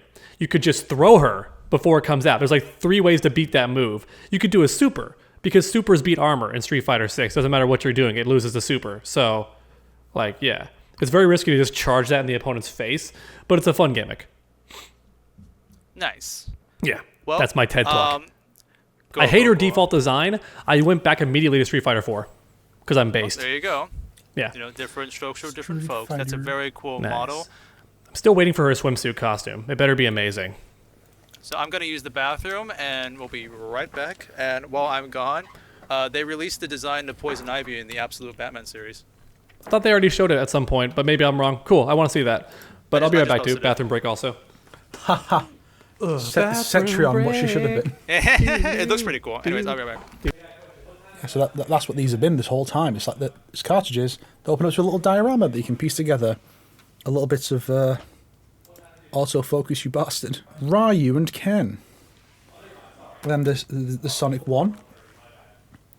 Sonic in Labyrinth Zone Act 3 with Mr. Eggman. And then Sonic 3 is Carnival Night Zone with Mr. Nux There's also a Sonic 2 one, and there's a Altered Beast, and the Mega Drive itself opens up like this. You can put in your little characters, and you get some extra characters here. You get the Death Egg robot, which is not in the Sonic 2 one for some reason, and then you also get this bad boy from Sonic and Knuckles, if I recall correctly. Then this dude from Golden Axe, maybe? I don't know, he's got an axe. And this guy who just shoots people, I assume, with a Tommy gun. And you get those, and so you can put them together and have fun with it. And you also get this to put the cartridges in, to put them all in when you're not using them. So that's a fun thing to have. So very cool, very cool. And that's what I've been fiddling about with this whole time. So I need to go get a drink. Ha ha ha ha. BRB, kids. Hey, you're back already? You guys are fast. Oh, I just came back. I only need to pop into the next room to get a drink. That was it. Gotcha. Hopefully nobody got jump scared too badly by the random Foxy showing up on my screen. Yeah. Show my Oh, things that's to the so audience. cool. That's awesome. Sonic 3. That's some nerdy shit right there, Snake. That's some nerd shit. Hell yeah. You can also get Sonic 2 and Altered Beast, but they weren't available. Well, I think Altered Beast was, but I know nothing about Altered Beast, so who gives a shit. Whereas with Sonic 2, it's like, no, I want the Sonic 2 one, please. Please, I need it. Please, Master, Oh, please. Altered Beast. I think they're trying to bring this IP back, aren't they? It's just like, they referenced that in their one of the Sonic Gacha mobile games, and people were like, what is this? It's like they're trying to bring that IP back, so we'll see. Anyways, let's get going. We don't want this episode to go too long. What do you guys want me to talk about next? I don't really have a pattern yet. You guys have cute patterns. You gotta make a pattern for me, guys. Oh, wow. Absolute Ivy looks cool. I'm a bit sad that she's not an Eldritch horror, but this is fine. It's close But it's to it. Cetrion. Well, Oh, the grip is... That, oh, no. It's also possible. It could just be, well, that's when she gets you with her powers, and you think that's what she looks like, but in reality, she looks like Little Shop of Horrors. Yeah, it's like, like a what if she's like plant. making a fake human body because she's all plant already? Yeah, that's cool. Good idea. Yeah. I'm suspicious of the feet. It's like she's on with feet. She knows what she's doing. She's gonna lure people in with that. And why does she have the slave anklets? Like, why does she have the Blanca slave anklets? The Blanca. Because it accentuates the feet, dog. My buddy would say that, to be Simple. fair. My buddy would say that. Anyways, which one, guys? Which one are we opening up? Which present? I say top right, so you have like a backwards C. Okay, that's cute. I have no idea what that is myself, actually. Oh my gosh. Oh. Well, So I'm guessing after your venture into Elden Ring, you were like, I need more of this in my life. Pump it directly into my veins. oh yeah. Oh, wait, did we click a new spoiler or no? Just press top right. Oh, no, it reloaded Making on the- mine for Of some Sonic's. reason. Top. You can't see it. You can't see. If you click off onto like a different thing, then you come back on Discord, it'll reset. Oh, no. Okay. So you have to re-click all of ours. Should we? Okay. That's So fine. I'm not really worried on about my it. So, which one are we clicking? Are we clicking Snakes right now or mine? No, Who's we mine. clicking? Mine. no mine. Sonic's Top right. top right on Sonic's. Gotcha. Yeah, I mean, we all knew this was going to be there. You did? Oh, wait, no. I thought it was going to be Elden Ring. Never mind. But, at this point, Oh. same difference. Spoilers, Yeah, by there's the the way. sequel to that. Night Rain could not make it on because there's too many good games that came out this year. Despite me platinuming Night Rain and playing that for 80 hours, I think that game is amazing. I did not put it on the list because I didn't have enough space. I did, however, decide to put Dark Souls 2 on the list because this is the first time I played this game. I have almost played every single FromSoft Souls-like game. Like at this point, it's only Demon Souls left, basically. So this is a game that I've always wanted to play because I'm a filthy Souls fan, and it was there. And listen, guys, I know some fans out there be like, yo, he a true connoisseur. He's fucking putting DS2 on there because he likes it, right? Right? He must put it up there because he thinks it's an underrated gem, right? I'm gonna do like the Megamind meme. It's like, oh no, under new management, like kind of like mindset because I have. Oh, I think the no bitches one. What? No souls. No, not that one. You can close The the door, sweetheart. mindset is just basically like, I have a lot to complain about this game with, basically. People have talked about, this game has also been discussed a lot, like MGS3, like we just said just then. There is a lot of angles you can take with this. Oh, Dark Souls 2 led to one of the funniest internet pissing matches to ever exist, where this guy, Matthew Matosis, made like a 40-minute video dissecting all his problems with the game. And then H-Bomber Guy put out a video defending Dark Souls 2, and a lot of his points weirdly seemed like they were directed specifically at that video, even though he didn't directly acknowledge that video. Yeah. And then Mauler comes out with like this 7-hour monstrosity, going through every point H-Bomber Guy makes. And it's like, all this because one guy made like a 40-minute video that he didn't like it, and it leads to this. It's so petty, I love it. You have no idea. Dark Souls 2 is very insane in the fandom discussion, because people will be like, this is the worst one. People will be like, yeah, well, your mom sucks. Like, this is actually an underrated gem. What the fuck are you talking about? What the fuck are you talking about? What happened to the day and age when we could just accept different opinions and not flip shit over it? When was that? That's called the internet not existing. Oh, man. I guess so. I guess you're right. But anyways, I'll be quick with this. Long story short, one of my biggest critiques about this game, because there's a lot of really shitty mechanics in this game, whether it be like the really bad runbacks, the fact that the enemies will infinitely chase you no matter where you're at if you just slightly aggro them, because sometimes... So it's like you can like try for like a run back and you have like 20 enemies chasing after you, and also for some reason when you're entering a fog wall and you're about to fight a boss, you don't have invincibility frames, so some of the enemies can actually freaking hit you. Oh yeah, out of that, or you can toss them over it too. That's in Dark Souls 1 though. Yeah. Oh, I think that's sometimes. In Dark Souls 1, you can like attack over the wall and hit some of the bosses. See, but this Sonic is why you and everyone watching would love today's sponsor, Wand. It's a mod that searches your Steam library and finds which games it can find secrets for and cheats for to make your gaming day easier. Shut the fuck. Just make sure to use code DOG. Very cute. I know there's like mods out there. Use my code, motherfucker. I got sponsored by them as well. I know, you got them before me, actually. I was like, damn, I had that sponsor too, but they keep pushing me back. They pushed me back because Snake is the GOAT and they knew. Nah, dog. Save best till last. Oh, thank you. I appreciate it. You start with the worst and work your way up, and then it's me, then you, and then Sonic's going to get his time in the sun. It's very polite of you. It's very polite of you. To be fair, Sonic would make some banger sponsors, I bet. Yeah, I would like to. Yeah. What's it called? I would say when you had this one sponsor, there was a part of me that was a little pissed, because I get it. It was the footnotes, but I was like, skipping all the good shit in Elden Ring. What the hell, man?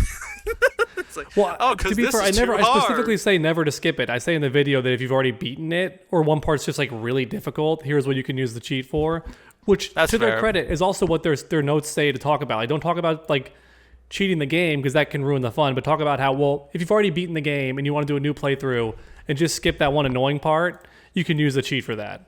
You know, I saw some real fucking what's the term for the purists, like gaming purists in the comments saying bros promoting cheats, and I'm like, brother, it's a single player game.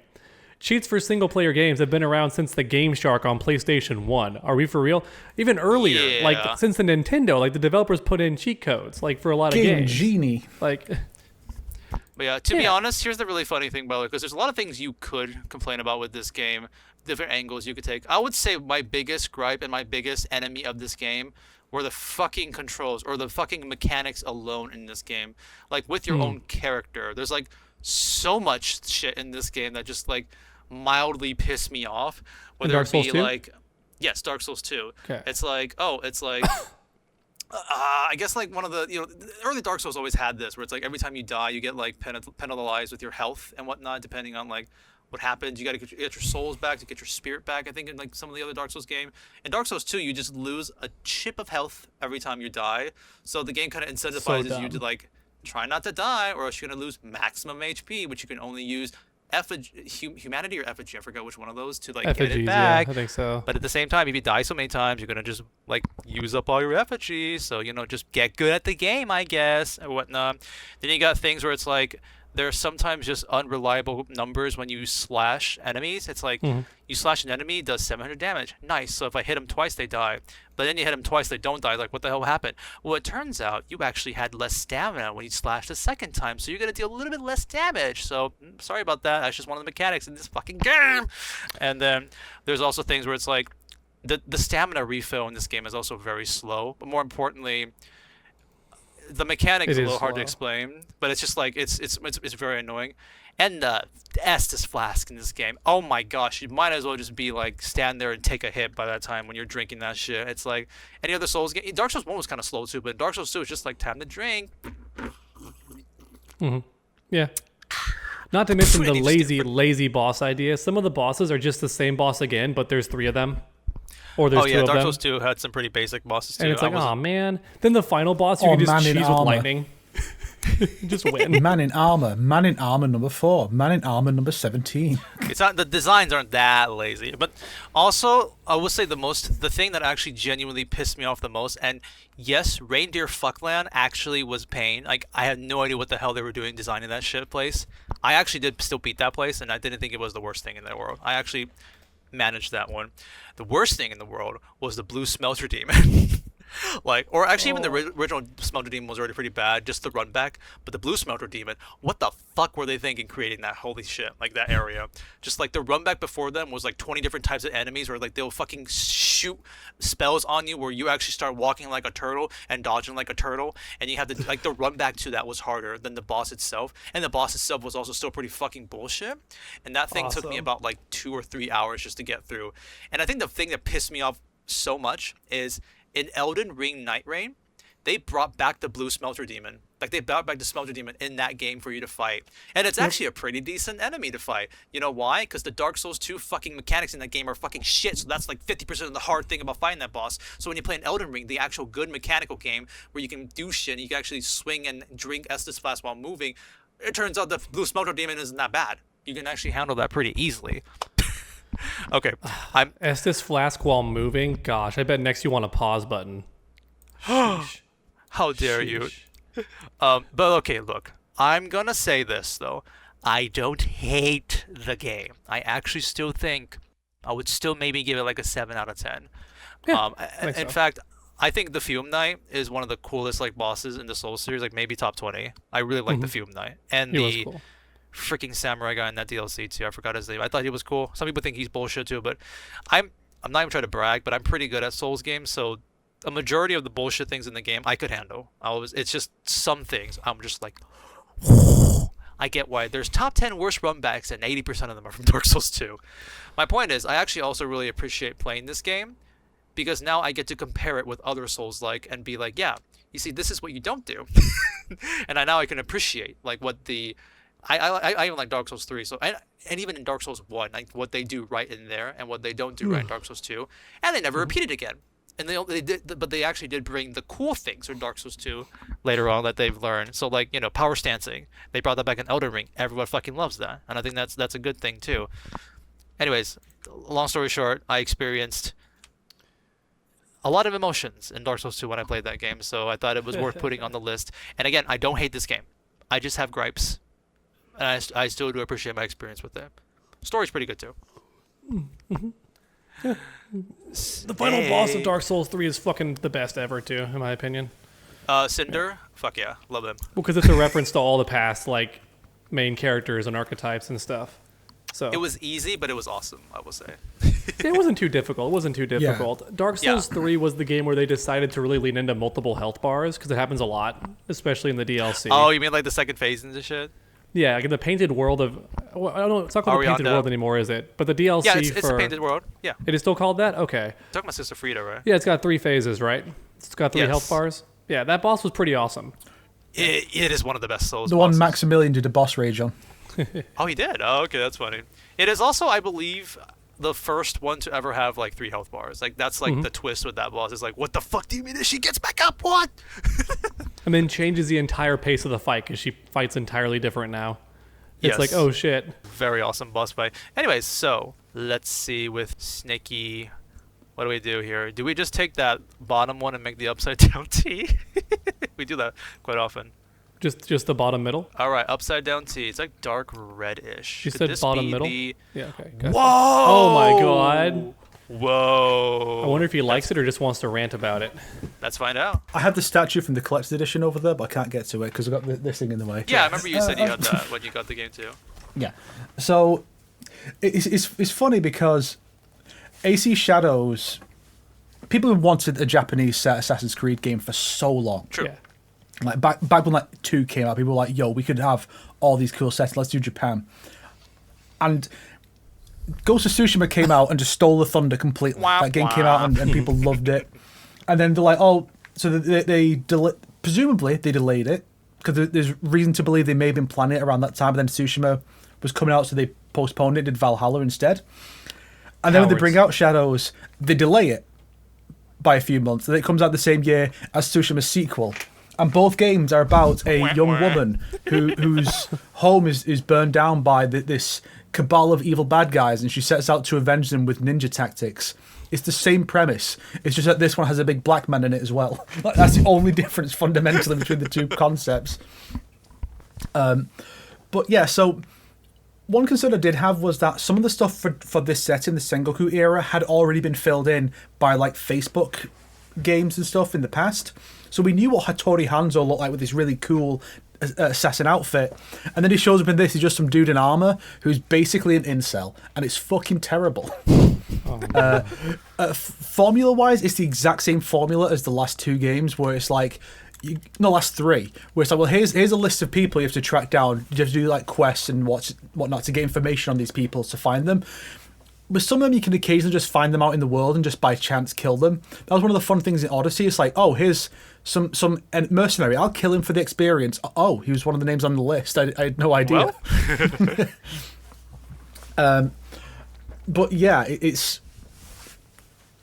I know people talk about the identity politics of it, but I don't really see any of that in the actual game, other than the fact that like every noteworthy Japanese assassin is a woman, i.e. the main character and her mother, whereas her father's just kind of a putz who dies. I could be wrong, but I think they made some famous character in Japanese history like gay or something with the main character Yasuke. So they made Yasuke gay too. I thought it was non-binary. You have the option to do there that. There are some options weird, to romance certain... but yeah. Yeah, you can romance certain historical figures, like Nene, the widowed wife of Toyotomi Hideyoshi. Yeah. No, he's not dead yet. So, no, she... No, sorry. Completely wrong. It was Oichi, the widowed wife of Azai Nagamasa. You can romance her as Yasuke, and I think that's just fucking weird. Yeah. It's like I don't like that. It's like taking these characters and just like real people and like shipping them like that. It's weird. Yeah, it is very weird. But it shows their mindset because a lot of that is in Shadows, right? There's a lot of like them changing historical stuff. So, yeah. I mean, that's always been a thing with Assassin's Creed, but now you get into like the gender stuff, which wasn't too bad in the last couple of games because your character was like an original character, and so it's like, oh, you romanced an original character, whatever. It's a little weird for certain time frames. Like in Greece, sure, you openly bisexual, whatever. I don't know how Viking society would have handled that. I'm not as familiar with them, but it just seems a bit odd. And then here it's like, no, you can romance real historical figures, and some of them can be gay options, and it's just kind of weird. Yeah, I don't think you should be able to do that to historical people. Yeah, and with the to be clear, it's not just the gay part; it's also just generally, it's just weird. Like, it is weird. Yasuke, going to be recently widowed or make them cheat. And Oichi. Yeah, of course. Yeah, especially because isn't she held in high regard like that person? Yeah. So to make her a cheater is weird. Yeah. Oh, I thought if she's a widow, how is she a cheater? She's not a widow, I don't think yet, right? But yes, she is. Oh, she is. Well, that's still weird because like you're jumping on the. I was mixing up some of the names and whatnot, but yeah. At least not a cheater. That's true. That's true. Definitely not a cheater. Although Snake, wasn't there also like the option to play more like the canon route or something like that? In Valhalla, there was something like that where because you choose the gender for the protagonist in that one, so there's the canon route that mixes and matches a bit. Because the main character is a reincarnation of Odin, so when you play as Odin, it's the male version, but when you're playing as Eivor, it's female. With this, you have to play as both. I remember the dev saying you didn't have to, but you actually do. You have to play both characters at certain points in the story. I see. But for the bulk of the exploration, you're going to play Naoe. You're not going to play Yasuke because Yasuke is so much less fun. Yeah. Because he doesn't do the parkour stuff. He's just a samurai man. Ah, okay. It's very weird how they made half the game just not Assassin's Creed. Yeah. I'm not opposed to the idea of playing as a real person, as an assassin, but Yasuke is not even an assassin. Yeah. He's just working with Naoe. Naoe is the assassin. It's like, why would I want to just play as this...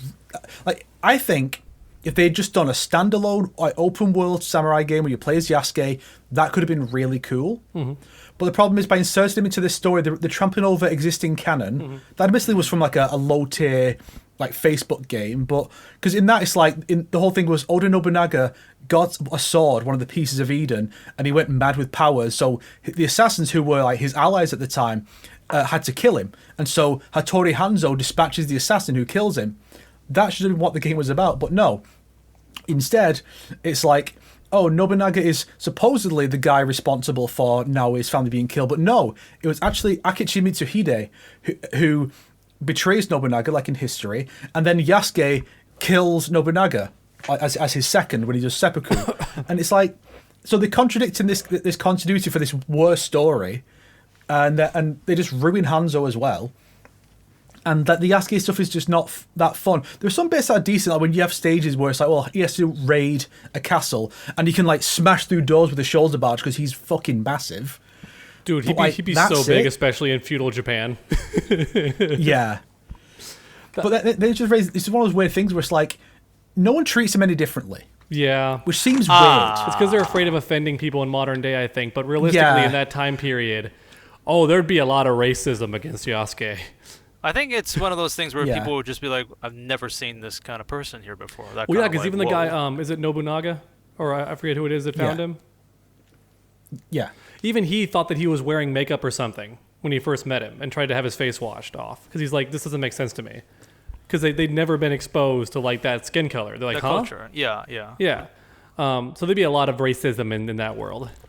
Yeah, it's not necessarily like hateful, but like ignorant, right? Sure. Like innocent ignorance, if you will, to a point. Yeah. And that could have been a really interesting angle to go with to explore this story, but they just completely ignored that. Which you don't have to explore it, but it would have been something more interesting because it's yet another Assassin's Creed game where you're going on a quest for revenge.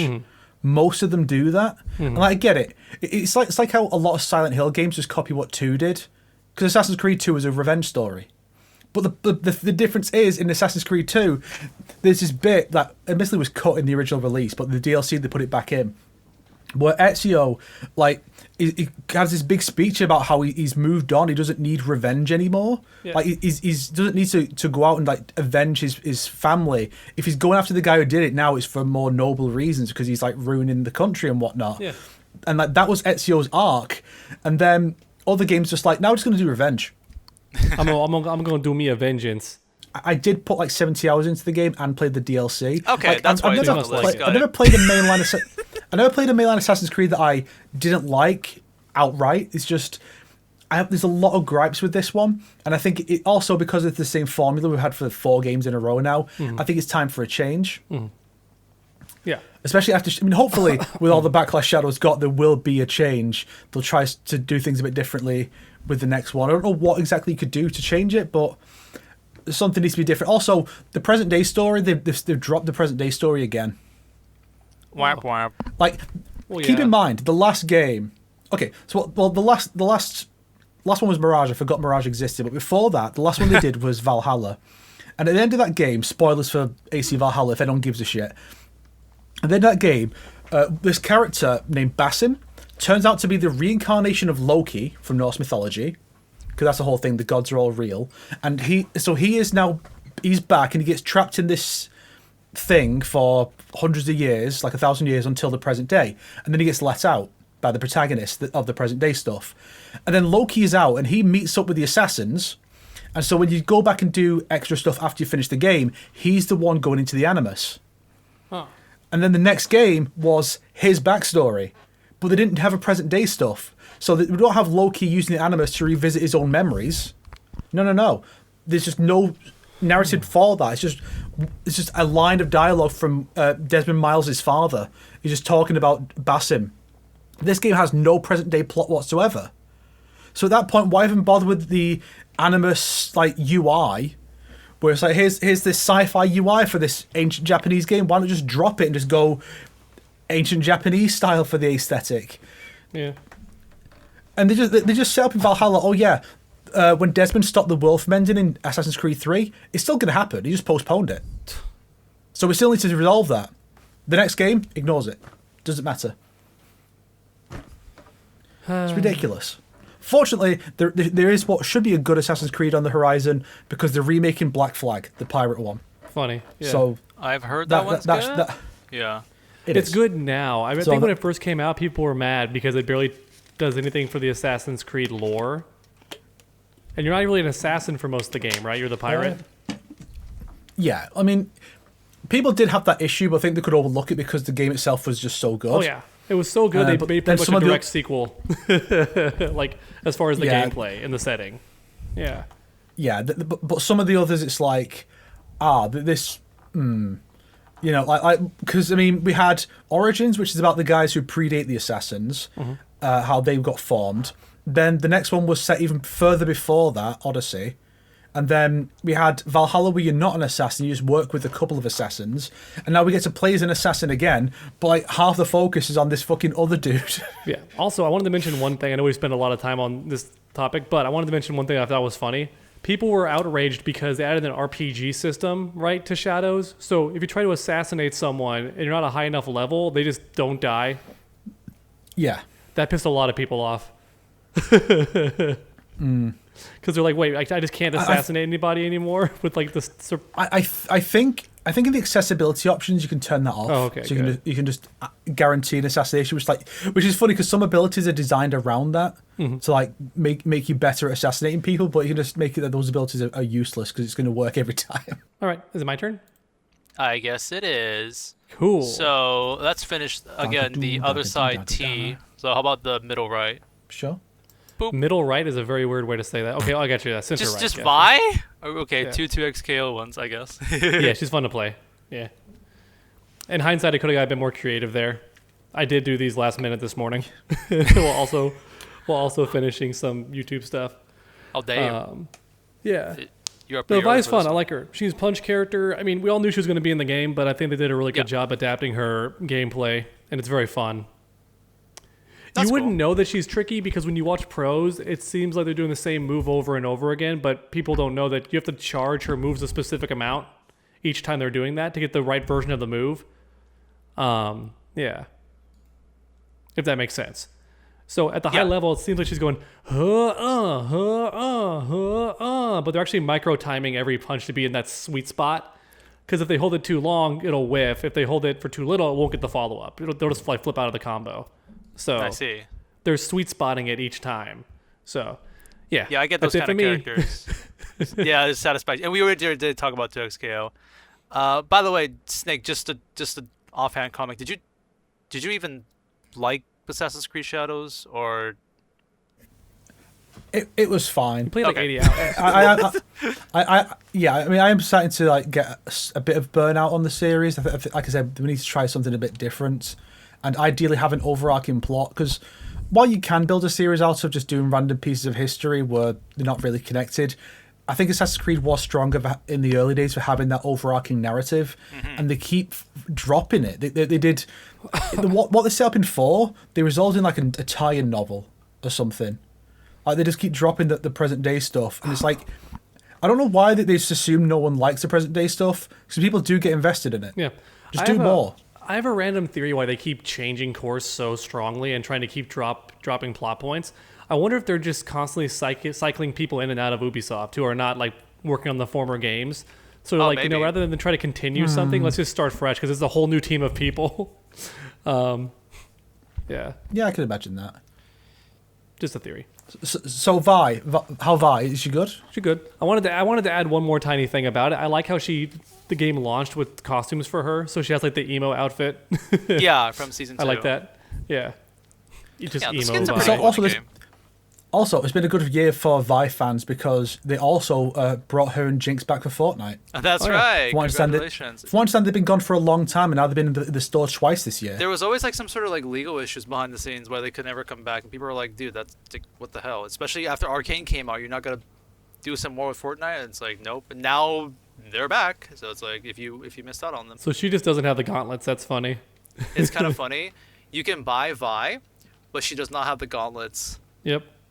She has Jace's hammer. Well, that works too, I guess.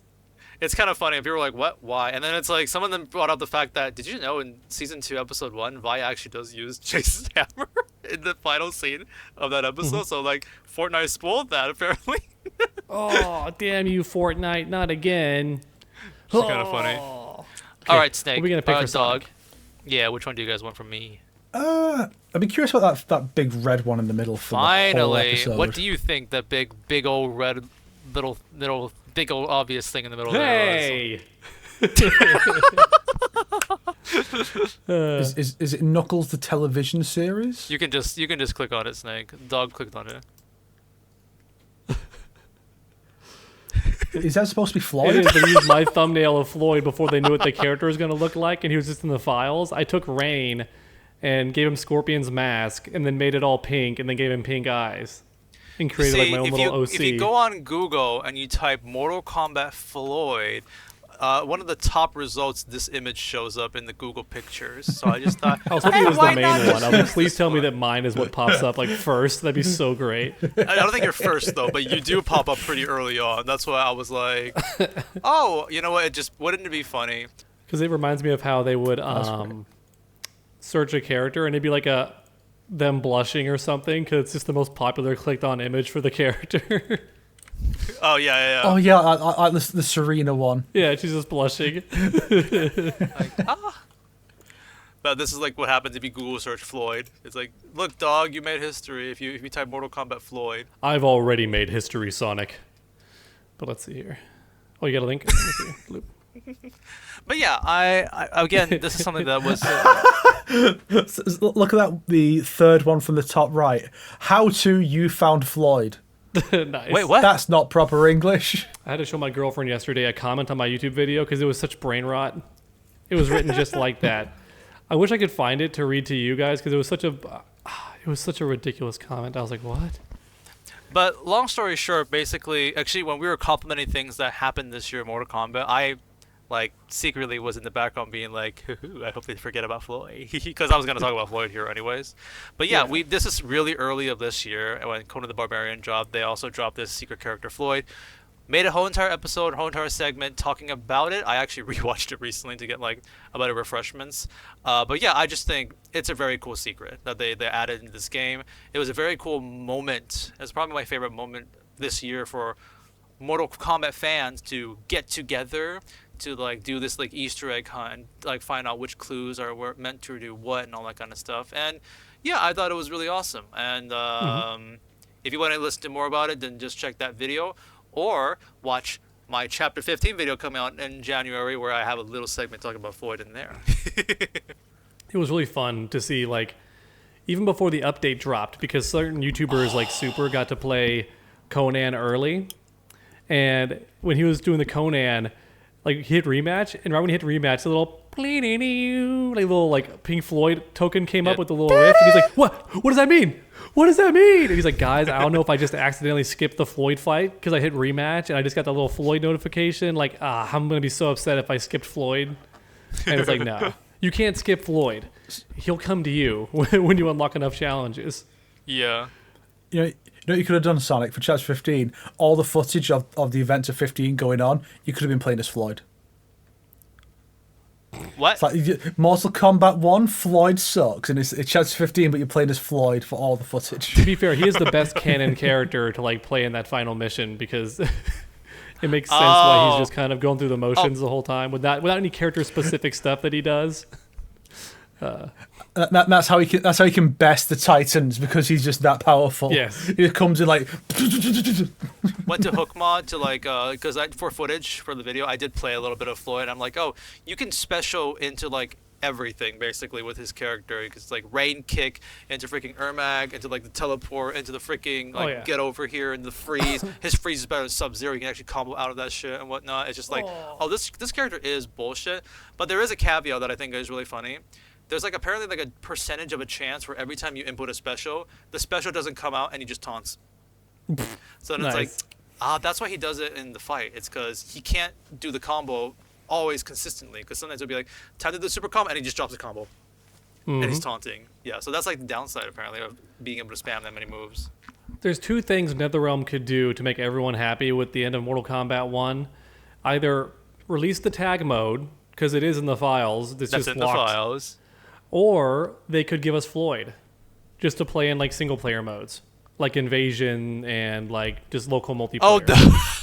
Like I would agree with just having him in like maybe some local matches or like maybe some 1v1s, not at Invasions because that's bullshit for the players. That's too OP. You well, can't but grind that Invasions easy. is bullshit. No one likes playing it, so at least give them a busted character.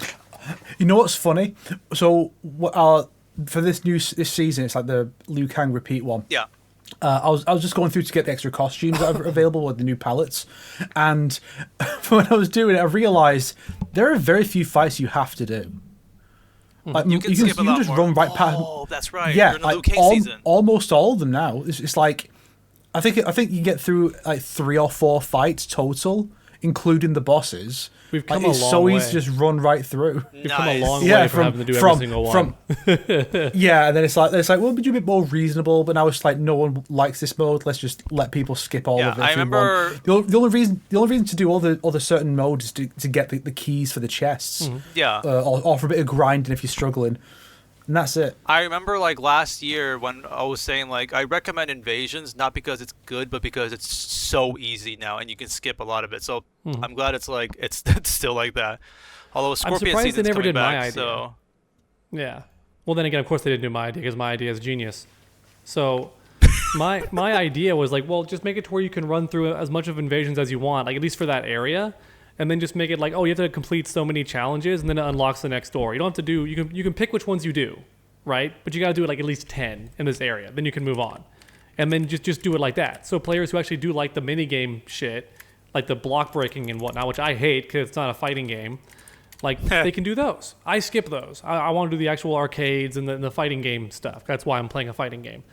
That would have been the way to do it, I think. Very similar to how Spyro games and stuff did it back in the day, where you didn't have to beat every single level. You just had to get enough of these coins or whatever currency it was, and then it unlocks the next area. That would have been the way to do it, but I'm too smart. Like Snake. Too smart for them, never humble wrong. bragging. Well, like Snake nodding in agreement, like, yep. That would have been the way. All right, so for Snake time here, I feel like in my gut I know there's 2 that I know you put on your 3x3, but I just can't quite guess which one is which. And I know it's probably one of these white ones here, or the top left black one. It could be that one, because I know one of them I think you put on here because you don't like it, and the other one you put on here because you really liked it. That sounds like something I would do. You know what? Just because I don't know what that could be, let's go top right. The little purple one there. I don't know what that one could be. Okay. Oh, you wanted to talk about this one. Okay. Hype It's me like up the for one this where, like, one. yeah, you play as both characters. Yeah. So, it's been a year for other revivals that they're reviving Ninja Gaiden.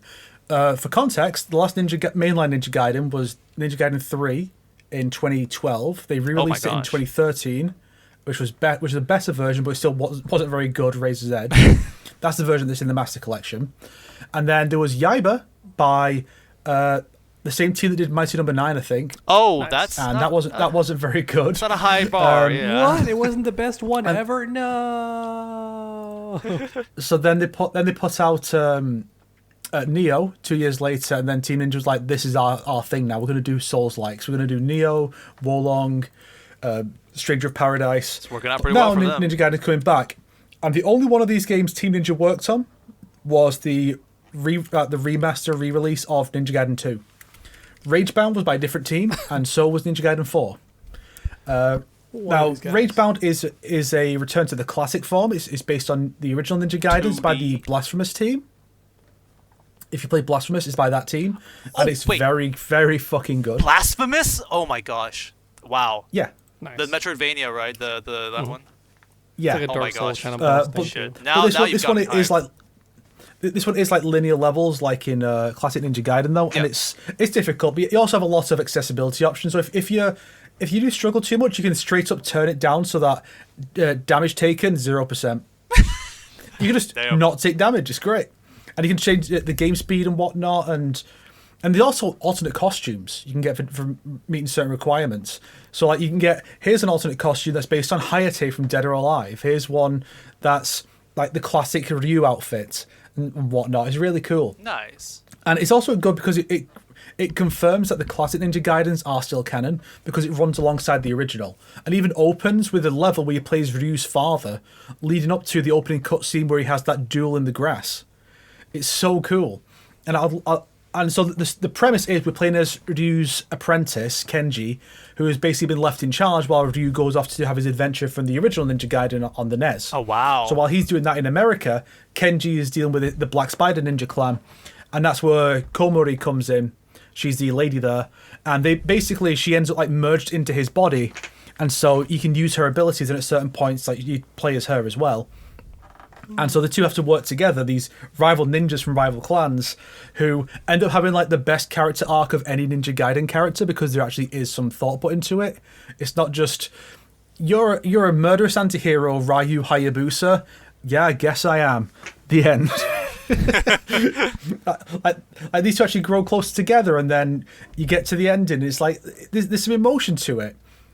And also the actual personality, like there's one where you go into these caves, and Kenji like reluctantly admits that he's really into pirates, and Komori makes fun of him for it. She's like teasing him for being so into pirates. Nice. It's great. Interesting. Question. So would you say this is like a spin-off of the Ninja Gaiden like story, and like not more on the main line, or? Yeah, it's definitely a spin-off, because 4 doesn't reference this at all, which makes sense because they're both being made at the same time. It remains to be seen if they'll do anything else following this. I hope they do. Like, I'd love to see this team make like a remake of the original 3 NES games or something, or follow up on this with an actual sequel story, because it's just a really fun game, really good characters, and then when Ninja Gaiden 4 came out later in the year, it's like, oh, the main character in this is nowhere near as good as Kenji. The gameplay isn't as good. The story is fucking dog shit. Oh. Like Ragebound is just far and away the superior Ninja Gaiden revival, and it's just funny because every Ninja Gaiden after 3 has a new main character. There's Yaiba, there's Kenji, and there's Yakumo. And so there's this weird quest to replace Ryu, and I've considered making a video about it and how well each one does. But if I do, spoiler alert, Ragebound just blows the other two out of the water, no question. It's so much better. I see. Now maybe 4 will get better with the upcoming DLC, which will add new levels for Ryu and Yakumo and new weapons. So maybe that can do something, but if you care about the story of Ninja Gaiden, 4 is a fucking mess. Oh. It changes a lot of details that make no sense. Whereas Ragebound's just like, no, we're just confirming that Ninja Gaiden 1 is still canon, and we're gonna have this cool new guy. I see. And cool lady. Like that. Oh, also a fun little detail. Komori in one of her solo levels rides a motorbike in a section where it's like an auto scroller. Uh-huh. And if you wear the biker outfit, when she gets on the motorbike, she puts a helmet on first. A tiny little detail just for this one specific section. If you wear this one specific costume. Okay, that's pretty cool. If you wear in that one costume, the others don't. She just doesn't wear a helmet. But the biker, she's like, no, I'm going to put a helmet on to complete the image. It's like, I love small details like that. It's great. Question. If I want to play this game, do I need to play any other Ninja Gaiden games? No. I can just play this. Okay, cool. Because I am very interested in this game. I've been on a pretty platformer grind recently. I bought the Mega Man collection recently after they announced Mega Man 12, so I've just been playing that. Fun fact: those are produced, or the collection is made by Digital Eclipse. Oh, neat. So just funny thing there. Happened to be there. The famous developers of Mortal Kombat 4 on the Game Boy Color. Yep. Oh, I thought you were gonna say the Legacy collection, but okay. That too. Yeah, just happened to play that, so it's kind of interesting. One of the cool mechanics this game has, though, is that when you jump, you can press jump again, and you'll do like a little energy field around you. And if it impacts an enemy or some other hittable target, you'll bounce. Oh, that sounds fun. And so that's part of the platform, is bouncing off enemies and doing that. It's so good. And yeah, with accessibility options, you can make the field larger, so it's easier to hit. Although in some sections, that makes certain platforming bits a bit harder, because you can hit multiple enemies and throw off your rhythm completely. I see. Actually, a better comparison that I can think of, because I never played the original Ninja Gaiden, or maybe I have on like one of those old NES, like just for a bit, but I played a game called The Messenger, which is a heavily Ninja Gaiden like inspired game. That's a really good game too, by the way. In that game, you're able to like glide around, but your character is also able to like swing the sword downwards, and that allows you to bounce while gliding. And if you swing on an enemy or like something, you can get another jump. So that's the platforming method. Like in Shovel Knight, I think. Oh, okay. And I believe one of the Shantae games had that as well. Yeah, so I'm a big fan of these platforming stuff if they do it well in these games.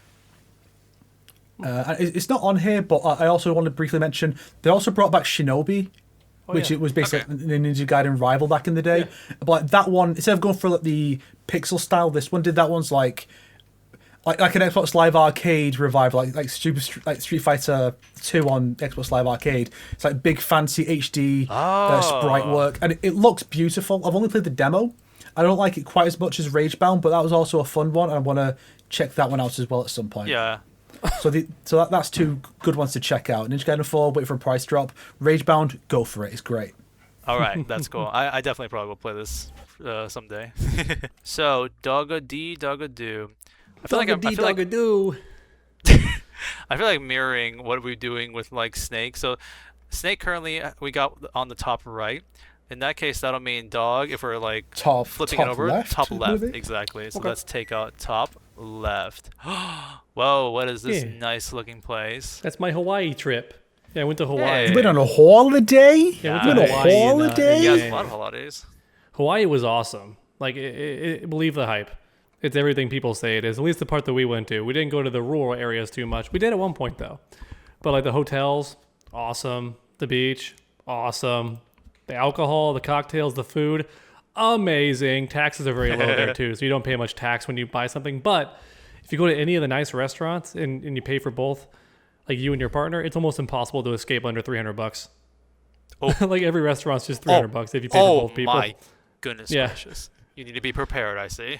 Also, because it is an island and it's not that far to get anywhere and they want to keep that peaceful kind of vibe, the speed limit in most places, even on the highway, is like 45 miles an hour.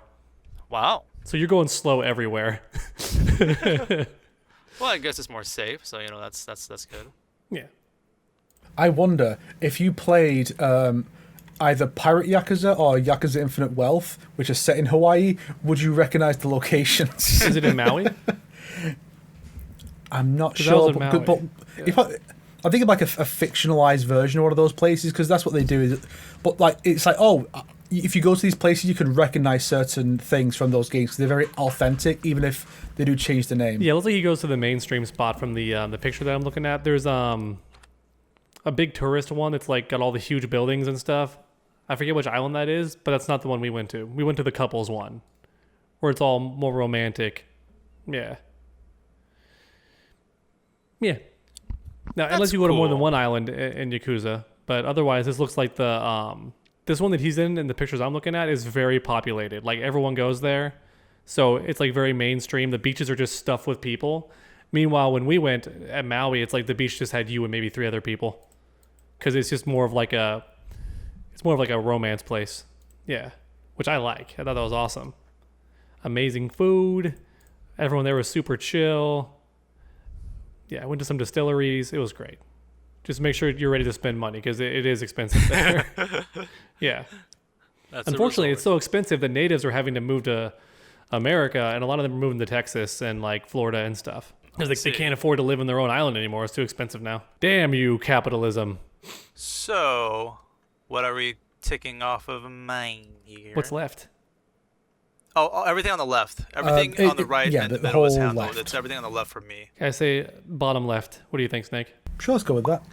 What the fuck is this? Whose man's is this? He's like, I'm really excited to be explaining about this thing. This is. Is it a game that you heard about from Eyepatch Wolf by any chance? It seems like the kind of game he'd be into, then you would hear about on the podcast and go, yeah, I want to check this out. I would love Eyepatch Wolf to make a video about it. He found out about this game more recently. Ironically, I actually found out about this game because of Pyrocynical. He just randomly played it once on a live stream, and I was like, that's kind of cool. Now I'm going to watch a different channel play this game. Let me explain what this game is. This is a game called Look Outside. It is a RPG Maker horror survivor turn-based like RPG game, And the premise of this game is what really got me into this game. You are your character, whatever you want to name it, but his canon name is Sam, is in bed, and one day he wakes up in his apartment, and he has a sudden urge to look outside. Also, your neighbor next to you has like a little like hole in the wall, and it's like her eyeballs are looking at you, be like, "Yeah, look outside. It's a beautiful day." Big mistake to never look outside. Never do Yeah, that. exactly. You look outside, you get a game over. So you then talk to your neighbor, and the neighbor was like, "Wait, no. What am I talking about? Don't look outside. What am I saying? I'm sorry, my head's a bit around here. Something is going on outside. That is, it's a world phenomenon, and everyone is affected by this. And the criteria is that you looked outside. So whatever you do, do not open your curtains. Do not look outside. I've heard that this will blow over in 15 days, so just stay put." And so that's the premise of the game. And what you can do in this game is you start off in your apartment, and you can try and stay in your apartment as long as you can, but you're going to eventually run out of food and run out of things to do. So the incentive is to explore your apartment complex outside of this place. So this is the premise of your RPG game. You know, like, oh, we're going out adventuring in the forest and defeating bosses. Your exploring place is your apartment. Like, you walk out of your apartment to go around and gather resources and understand what the hell is going on, essentially. And while this is happening, well, your neighbors, they looked outside. And now they're all creepy, Cthulhu-looking zombie characters, essentially. Oh, and, well, the thing is, it's not just as simple as turning into zombies. The more you explore, the more fucked up people will look. You've got people who've got eyeballs all over their bodies. You've got people who have teeth. Yeah, I've heard about the teeth one. Teeth around the bodies. You've got people who are like merging with different animals. You got rat people and shit. And like the more you play, the more fucked up things get. Like people freaking combining with like the sewers or like the walls and all that kind of stuff. It gets more and more fucked up as you play it and whatnot. It's a cosmic horror type kind of game. So the thing that's really cool about the game is it's not like a jump scare kind of a horror. It's like you're kind of your brain is starting to like understand what the hell am I even looking at, like, and I have to fight this thing, like what the H kind of a vibe when you're seeing that. I would say like the horror aspect is like the designs of the characters and how disgusting things are, and also the writing, the way it's like when you get game overs, you don't get like a fatality like Mortal Kombat style. You get like a really messed up writing of like how you're slowly dying and like how you're getting disintegrated, all that kind of shit. It's like that kind of horror, basically. So that's really well done. The gameplay is sort of like, you know, the best way I could describe this in a very easy sense is Resident Evil, the classic ones, where your character has a health bar and has a stamina bar, which the stamina bar is basically like your mana. So you can choose to be like, okay, for this enemy, I want to use an ability so I can kill it faster before it deals damage to me. But if I want to use an ability, it's going to cost stamina. And the only way I can get stamina back is if I eat food, or if I if I rest up and whatnot. So it's kind of this back and forth thinking, like, because in Resident Evil, it's also just like you want to explore. Do you want to shoot this zombie with the limited amount of bullets you want to get? Do you have enough to go to the next safe room or go to your previous safe room? It's like that in Look Outside, where it's like you want to go outside your apartment to explore, but then it's like, well, am I going to find enough resources, or am I going to have like, or should I use up these abilities? And also the safe house, the safe place you want to be in is your own apartment. So after you explore for a bit, you want to go back to your apartment as your safe house, like the Resident Evil kind of style. There's more mechanics I can explain about this, but the gist of it does feel like that sense of like that risk and reward type vibe of like, oh, back and forth kind of a thing. And I mean, there's more to this, but I don't want to like stay on here for too long. Now, you might be thinking, wow, this sounds like a very dreadful, intense kind of a vibe of a game. Like this sounds, you know, this seems like you know, like I feel like there's no hope for this humanity, you know, like whatever's happening outside and like messing up the things and whatnot. And you would be right. That's about 50% of the game. But the other half of this game is, I kid you not, some of the most hopeful, wholesome, uplifting shit I have ever experienced in a video game. Nice. How do I explain this better? Yes, the people have been like changed and turned into like zombie type like Cthulhu creatures in this like apartment that you're exploring. But sometimes you can just get like this tentacle monster and he'll just be like, "Hey guys, what's up? I'm John. I guess I'm a tentacle monster now. How's your day, Sam?" Yeah, everyone knows John. Everyone knows John. Yeah, that kind of vibe and whatnot. So actually, I can kind of explain like one of the things I think that's this is I'm only drip feeding some of the cool things about this game, so this isn't too big of a spoiler. But like Snake said, I can talk a little bit about the Teeth family because basically it's kind of funny. Like every apartment, like that's the dungeons in this game. So it's like you open a door and it's like this whole entire like apartment, like this person's room is like frozen. Like, oh, I guess it's an ice dungeon now. You go to a room, it's all plants and shit. It's like every dungeon, every like room that the apartment is all kind of messed up because of the phenomenon that's happening outside. So there is one room that's known as, you find it very early on, called the Teeth family. That's what the fandom has dubbed it. And the story that happened here is like nobody in the family looked outside except for the baby daughter. Like the window for her room wasn't open, and she kind of accidentally infects like the entire family. So you look around, you can find like, let me see here. It's like you can see outside the hallway the dad's looking like this. You can see the mom is like, yeah, I'm better here. You can have some milk, baby, and looking like this and whatnot. And then one of the like the sad things that you can see is like in the bathroom, you see this kid who's like brushing his teeth, and you can kind of have a normal conversation with him. But then he kind of says things like, yeah, I'm just brushing my third layers of teeth here. Like, uh-oh. And it's like the conversation becomes more and more messed up. And then it turns out he turns around and he looks like this. And then it's like, oh, this is not good. Again. And then he slowly kind of like becomes more and more consumed by the teeth. And it's like, no, this kid is getting taken over. And but wait a second. He has a hint down there. He says fuzzy for some reason. Now, if you actually explore around the complex, you'll actually find in one of the rooms, you can find a teddy bear, and the item is called Fuzzy. Now, you can obviously choose to just fight like this little kid and be done with it, or you can toss the teddy bear towards the kid, and you will calm the kid down a bit. It's like, okay, cool. Now he kind of has his senses back.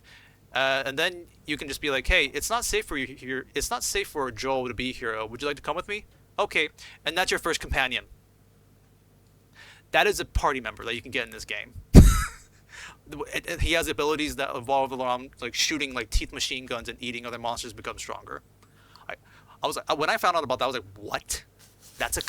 What do you mean that's a companion in the game? Like, what? And that is like a lot of the companions you can find in this game. Like, everyone is like weird. And that's like in an awesome way.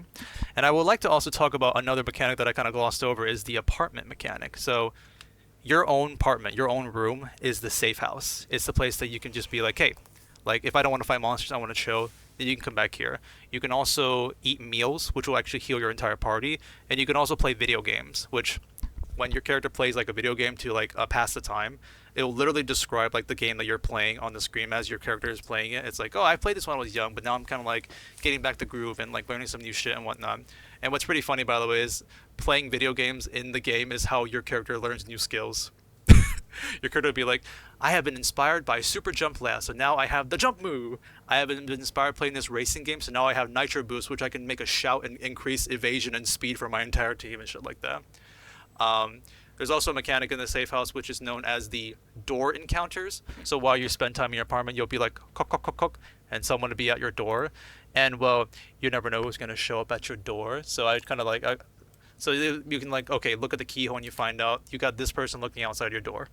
I'd be like, well, shit. Should I open the door? Is he going to hurt me? What's going to happen? Well, you see this character, and turns out he's just a nice-looking goober chef. And you can actually like give him some food and he'll teach you some cooking skills which make your cooking better and whatnot. And this is all random, basically, like what you get in the door. I'll show you guys one more because I feel like I need to show you guys this character, maybe get you guys more into it.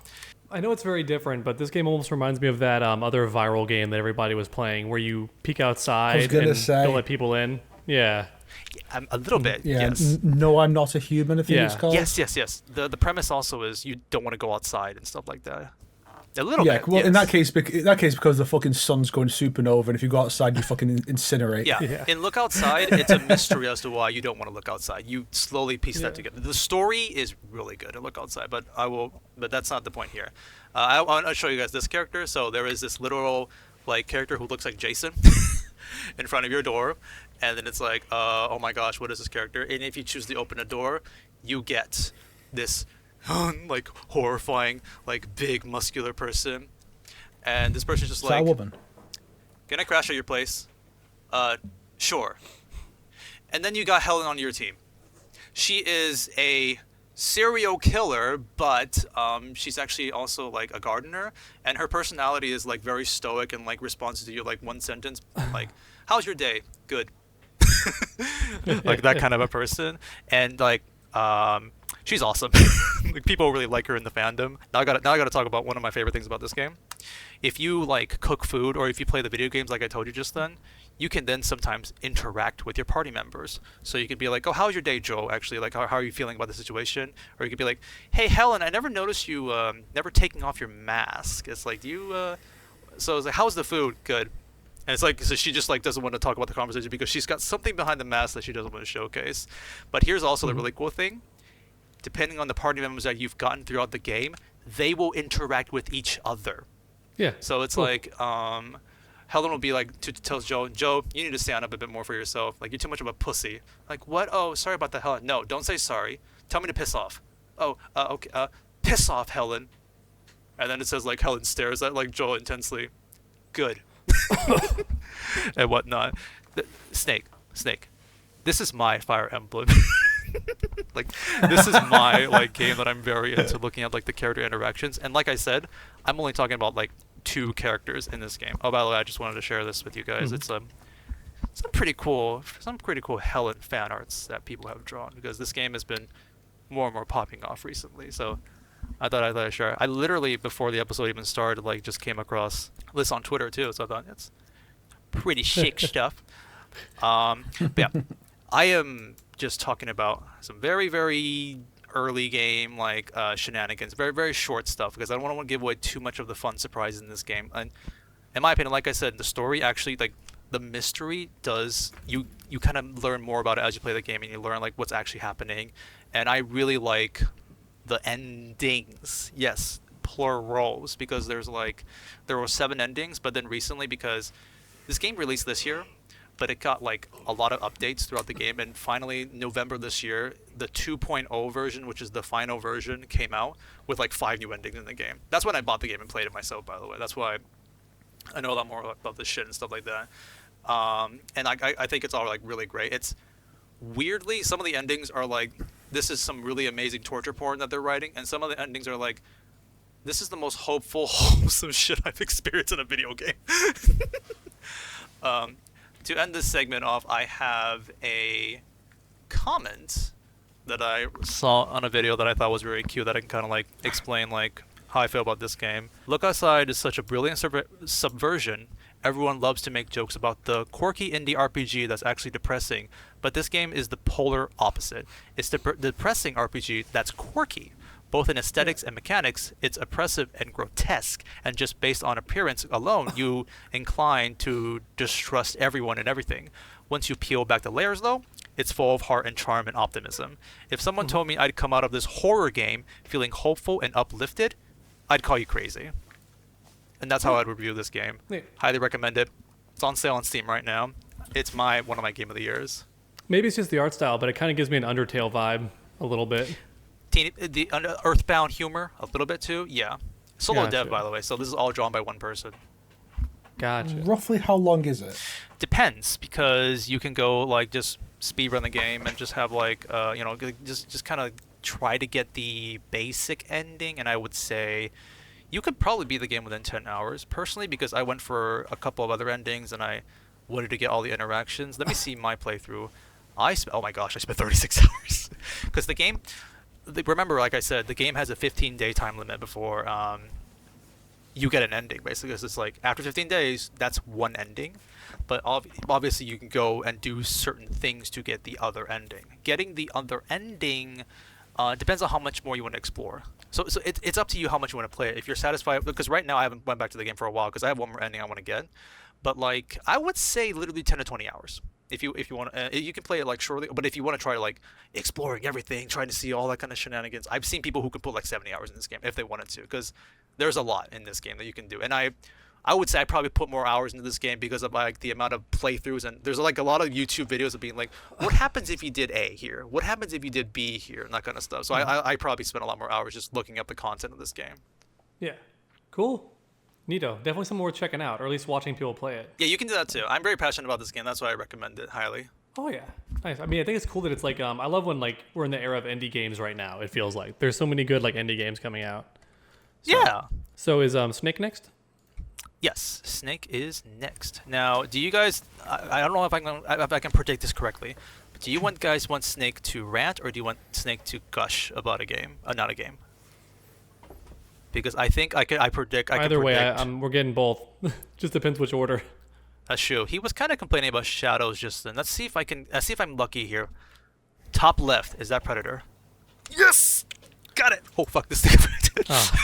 I see. Snake and I No, you punched Foxy. have similar tastes. No, Foxy, no. It's a franchise that I don't talk about much on the channel. It's one of those where it's like I don't really have much really to say specifically We about do it. talk I about it on the just podcast really quite enjoy it. often. Yeah. So Predator's one of those that's been with me for a long time. I mean, I remember on my 11th birthday, got the Predator on DVD. Oh. That was fun. Remember, that film's rated 18, so... Interesting. I've actually always been good at being able to like deal with stuff like that, somehow. Anyway, so Predator is one of those franchises, I've described it, I think I described it on Twitter like this, where it's like the Terminator, where it's got these guys get very stagnant. Because Predator always followed a particular formula. They just changed the setting. First it's in the rainforest, then it's in the city. Okay, that's different. Now it's like multiple predators on like a planet with like jungle environment. It's kind of just the same as the first one, really. Then the next one is, what if the predators are here for our autism? And it's like, that's not good. I love that That's not a one. good one. That is amazing. That entire film is such a meme. Yeah, and so then it's like, well, the series was kind of a joke at that point, and then all of a sudden this guy comes in. I forget his name, but the guy who's directed, I think, the last 3 Predator projects, Yeah. Prey, Badlands, and Killer of Killers. He just comes in and he's like, here's some ideas. So, like, what if we go back in time and have like this like the 1800s, and have someone there, this Native American girl fighting a predator. Some people were like, oh, that's woke. What, because a girl does it? Fuck you. Stop being stupid. You cringe. Then they did Badlands, which is a predator as the Killer of protagonist, Killers which has first, by never the been way. done before in a film. Yeah. But then in Killer of Killers is an animated film that feels like a pilot for a show, because it focuses on 3 different time periods. Yes. So you've got a Viking, you've got a samurai, and you have a World War II fighter pilot, and they're going up against predators in these environments. So it's like these cool new settings where we can fight predators, and that's really cool because everything else was contemporary. So it's always contemporary or the Aliens era, but now it's like we can go all over the place. And Badlands is Aliens era as well, but all these different takes on the concept.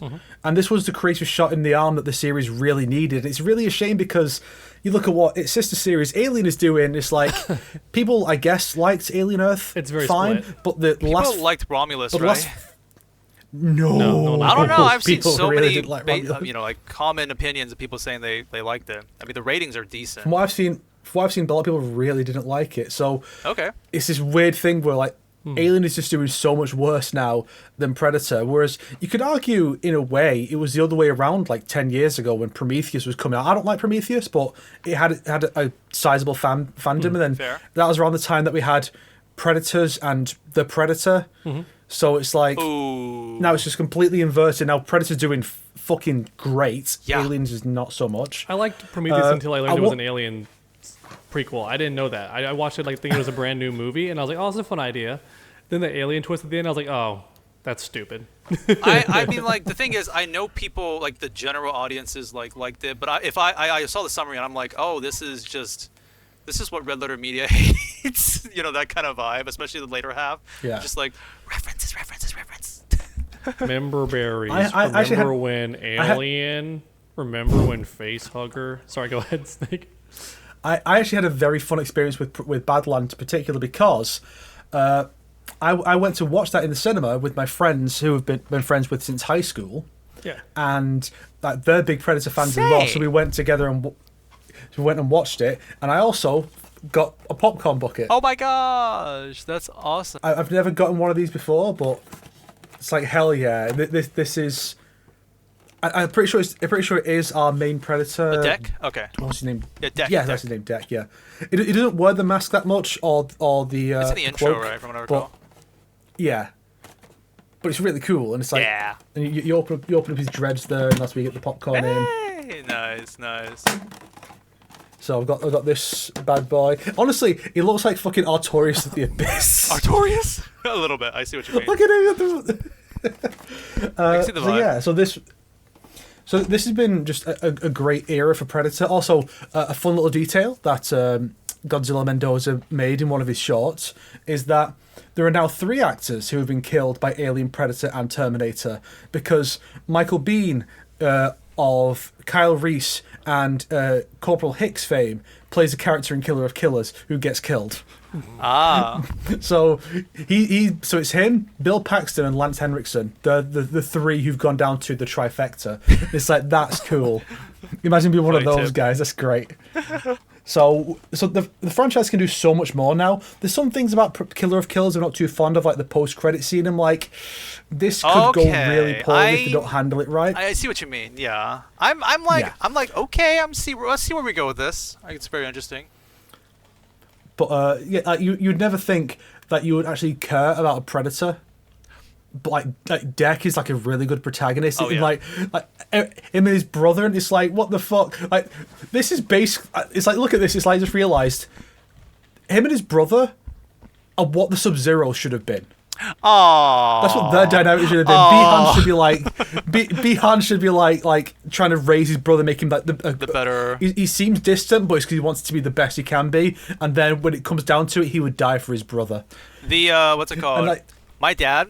I went to watch this movie and I recommended it to him. He's like, this movie doesn't look good. I've seen the trailers. It's like, how could you make the Predator the main character, like the monster? Like, what the hell? He watched the movie. He was like, best movie of the year. I love it. I love it so much. Fuck yeah.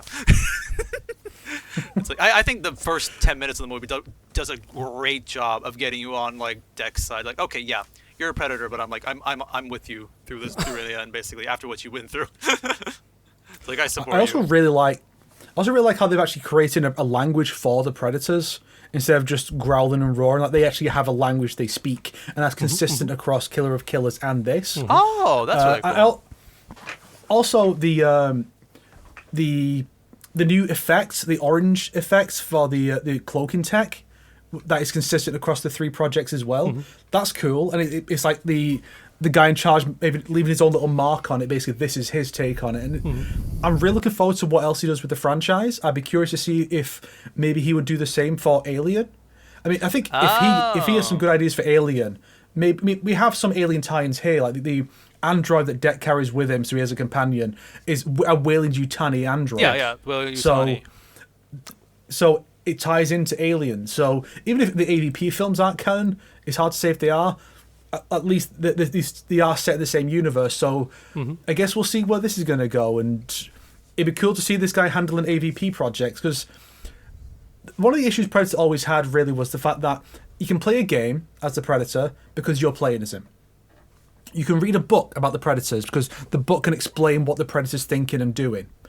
Or a comic can do the same. A movie is literally you just watching the Predator do stuff, and if it can't talk with anyone, then what can you do? And then basically all these problems have been resolved by these films. The Predators have their own language, and there's like a bit more to their society. They're not just hunters now. There's a bit more to it than that. And now you can easily be like, yeah, we can have a whole movie where the Predator's the protagonist. Imagine an AVP movie with no humans. It's just a Predator hunting party going up against the aliens. Or there could be a third faction, but like instead of humans, because that's boring, it's like an alien native species on the planet who are similar to humans, but they're aliens, so it's more fun to watch. That would be like they're blue skin people like the Na'vi or something. There was a really good theory actually, where before Prometheus came out, it was around the time when people started talking about the space jockeys again, before they were called engineers from Prometheus, and it was suggested by, I think, Ridley Scott, that the ship with the alien eggs may have been transporting these eggs to use as a weapon. Sure. A weapon against whom? And so the theory was the space jockeys were ancient enemies of the Yautja, and so they were enemies, and the xenomorphs were meant to be a weapon against the Yautja. And that's where and so that could be an interesting idea. I mean, there have been comics that have crossed them all over. There was this one comic that was massive, called like Fire and Stone or something like that. That was like, it was like 4 miniseries that went Alien versus Predator, and Prometheus, and like crossed them all over. So you had an engineer fighting some predators and some xenomorphs. Interesting. Cool. So there's a lot they can do with the franchise now. I'm very excited. It's been weird to be excited for the Predator franchise. Oh yeah, ever since Badlands came out, I just feel like a lot of the Predator fans like come out of their caves being like, finally, we can come out and enjoy something. We can be Predator fans again. Yeah, after so long. I want to keep going because when you get to me, I can talk about it too. Oh, I see. There were rumors that Fortnite was going to do another collab like they did with Alien Earth. Yeah. But they didn't do it, which is a shame because the normal Predator was a season pass thing, so you can't get Predator in Fortnite anymore. Right. But if they had put my boy Deck in there, you would have been able to. You could have had the android on your back, as a like backlink. C-3PO. Exactly. Yeah, it would have been so easy. I will say one thing too, Snake. Remember when I was talking about Killers with Dog, and I was like, "Oh, I hope you enjoy that movie too," because especially the samurai part, I was just like, "Oh, it's so fucking good." And also just feels like a Mortal Kombat film, like a short film in a way. Just yeah. Barely any dialogue, just action and just like. Yeah, it's like 4 lines of dialogue in the whole thing. Yes. Yeah, I just love that. Sure. So it's Dog. Which one is Predator? By the way, is it the top one? I don't know. Just pick whichever one you want. I'm not going to try and influence the pick. Damn it, I thought it could be funny if we could continue. Okay, I'm going to try my best. I'm going to guess it's this top one. I was right. Okay, now talk about Badlands, Dog. Yeah, so I liked it a lot too. It was fun. It was fun to have a Predator who doesn't die in his own movie. This is like the first time we've pretty much gotten that. I'm shocked at how many times the Predator doesn't just at least escape. You know, like they leave and everyone's like left terrified. That would have been a cool way to end a film without having to kill the heroes. Because you have some smooth brains be like, well, what do you want them to do? Just kill the main character? Just kill the humans? That wouldn't be fun. It's like, well, I mean, it could be interesting for some nuance, but also you don't have to kill him. You can just have the Predator escape because he got his main target, and the main character's just left like, what the fuck was that? You know, like all terrified of this like guy hunting because, you know, we have no grasp of what Predator is, so that'd be terrifying. But now we finally have a movie where the main character is the Predator. So I'm like, okay, hopefully this time he doesn't die. And he doesn't. Lots of other Predators die. What's been interesting is watching the fallout of this movie because most like Predator fans who are like longtime Predator fans who just love the series adore this movie. They're like, oh yeah, it's great. Like it's good. You know, like Maximilian Dude loved it. Moist Critical loved it. Then you have some people who are film critics who are going against this movie as hard as possible and really trying to gaslight you into thinking it's a terrible movie. And I'm like, this is weird. It's weird to see this like civil war happening around this movie. This is SJW propaganda. The Predator is listening that. to a woman. A woman. They've soft. been saying that. They've gone soft. I will say the film does have too much Marvel humor. It barely overdoes it. I'm like, we don't need to have this many jokes in a Predator film. I like the idea of him having to prove himself. And the Predator, for once, being kind of the prey. Unlike in the movie Prey, when it's just a literal Predator movie, but they just changed the title to be quirky and different. In this film, he actually is the weakest thing on the planet. So he's got to be really smart about how he goes about this. And I like that. I do think the lady's a bit too much of a chatty Cathy, but that's like meant to be the joke. And even Predator is like himself kind of like getting tired of her. So you're like, oh yeah, you know, Deck's kind of pissed with her, but that's why it's funny. I mean, the cute little animal sidekick was a bit much, but we know it turns into a scary monster later on. So that's kind of cool. I think Bud works better as the what do they call those? The little cute like minion type kind of thing, whatnot. They did that in the recent mascot? Jurassic Park movie. Like a mascot, you mean? Or is that a best word to use? I thought there was like a word for that. But the point is, like, people are like Bud. They were expecting Bud to be that, but at least he actually does have plot relevancy. Like they actually implemented that well. Make Bud a pet in Fortnite. That'd be good. Sells billions. Come on. What the but hell, guys? I don't want to dive too long into it. But basically, this one guy made a whole review trying to hate on the movie, and a lot of them are either just downright lying about what happens in the film, or they're just underplaying what else happened. So they're all trying to call, like, I've seen multiple reviewers trying to call Deku like a pussy, like word for word, and I'm like, how is Deck a pussy when he's done like the most impressive feats I've seen a Predator do, like on film? They're like, well, he always needs help. And I'm like, no, one of the first kills we see him do is chop that rhinoceros-looking thing clean in half. and holding it like and dropping it. And keep in mind, he's probably a good like 30% smaller than a regular Predator, and he's still pulling off these really impressive feats. Someone's like, well, why is he a good sword fighter at the end? I'm like, he was already a good sword fighter. Did you skip the first scene where he trains with his brother? It's even implied his older brother would have beaten the dad if he hadn't cheated and gone invisible. So, like... I mean, it's shown like when he went invisible, he learned and was like, let's use the ship's dust to like find him out and stuff like that. That was awesome. I love that part. By the way, dog, I just had to point this out. Yeah. The first time you said Deck's name, you called him Deku. I did call him Deku. Everyone's saying Deku's a pussy. I held my laugh so hard. Deku's not a pussy. He just cries a lot. But he's not a pussy. He gets the job done. Yeah. No, I like Deck a lot. I want to see sequels. I want to see spin-offs where the Predator can keep winning and not die. Yeah. I was watching with my girlfriend, and I liked how I got really giddy when he's finally attacking the androids, which I do think the one valid gripe is the androids are way too inept. That's true. Perhaps. Because they're not just regular androids who are already pretty difficult to beat if they're mad at you. But these are soldier androids. They should be like next level competent, and they're not. They're like complete idiots who would like trip on themselves and die. Like I would not be shocked if one of them stumbled and shot himself in the head. That's how inept they are in this movie, like the androids. But I did like when Deck's attacking them that he's utilizing all the different animals, and the average viewer sees that and goes, oh, well, it's just like he's mimicking what predators normally have, but now he's using animals instead of tech, which is true. But I saw it as like, oh, he's hunting the way humans do.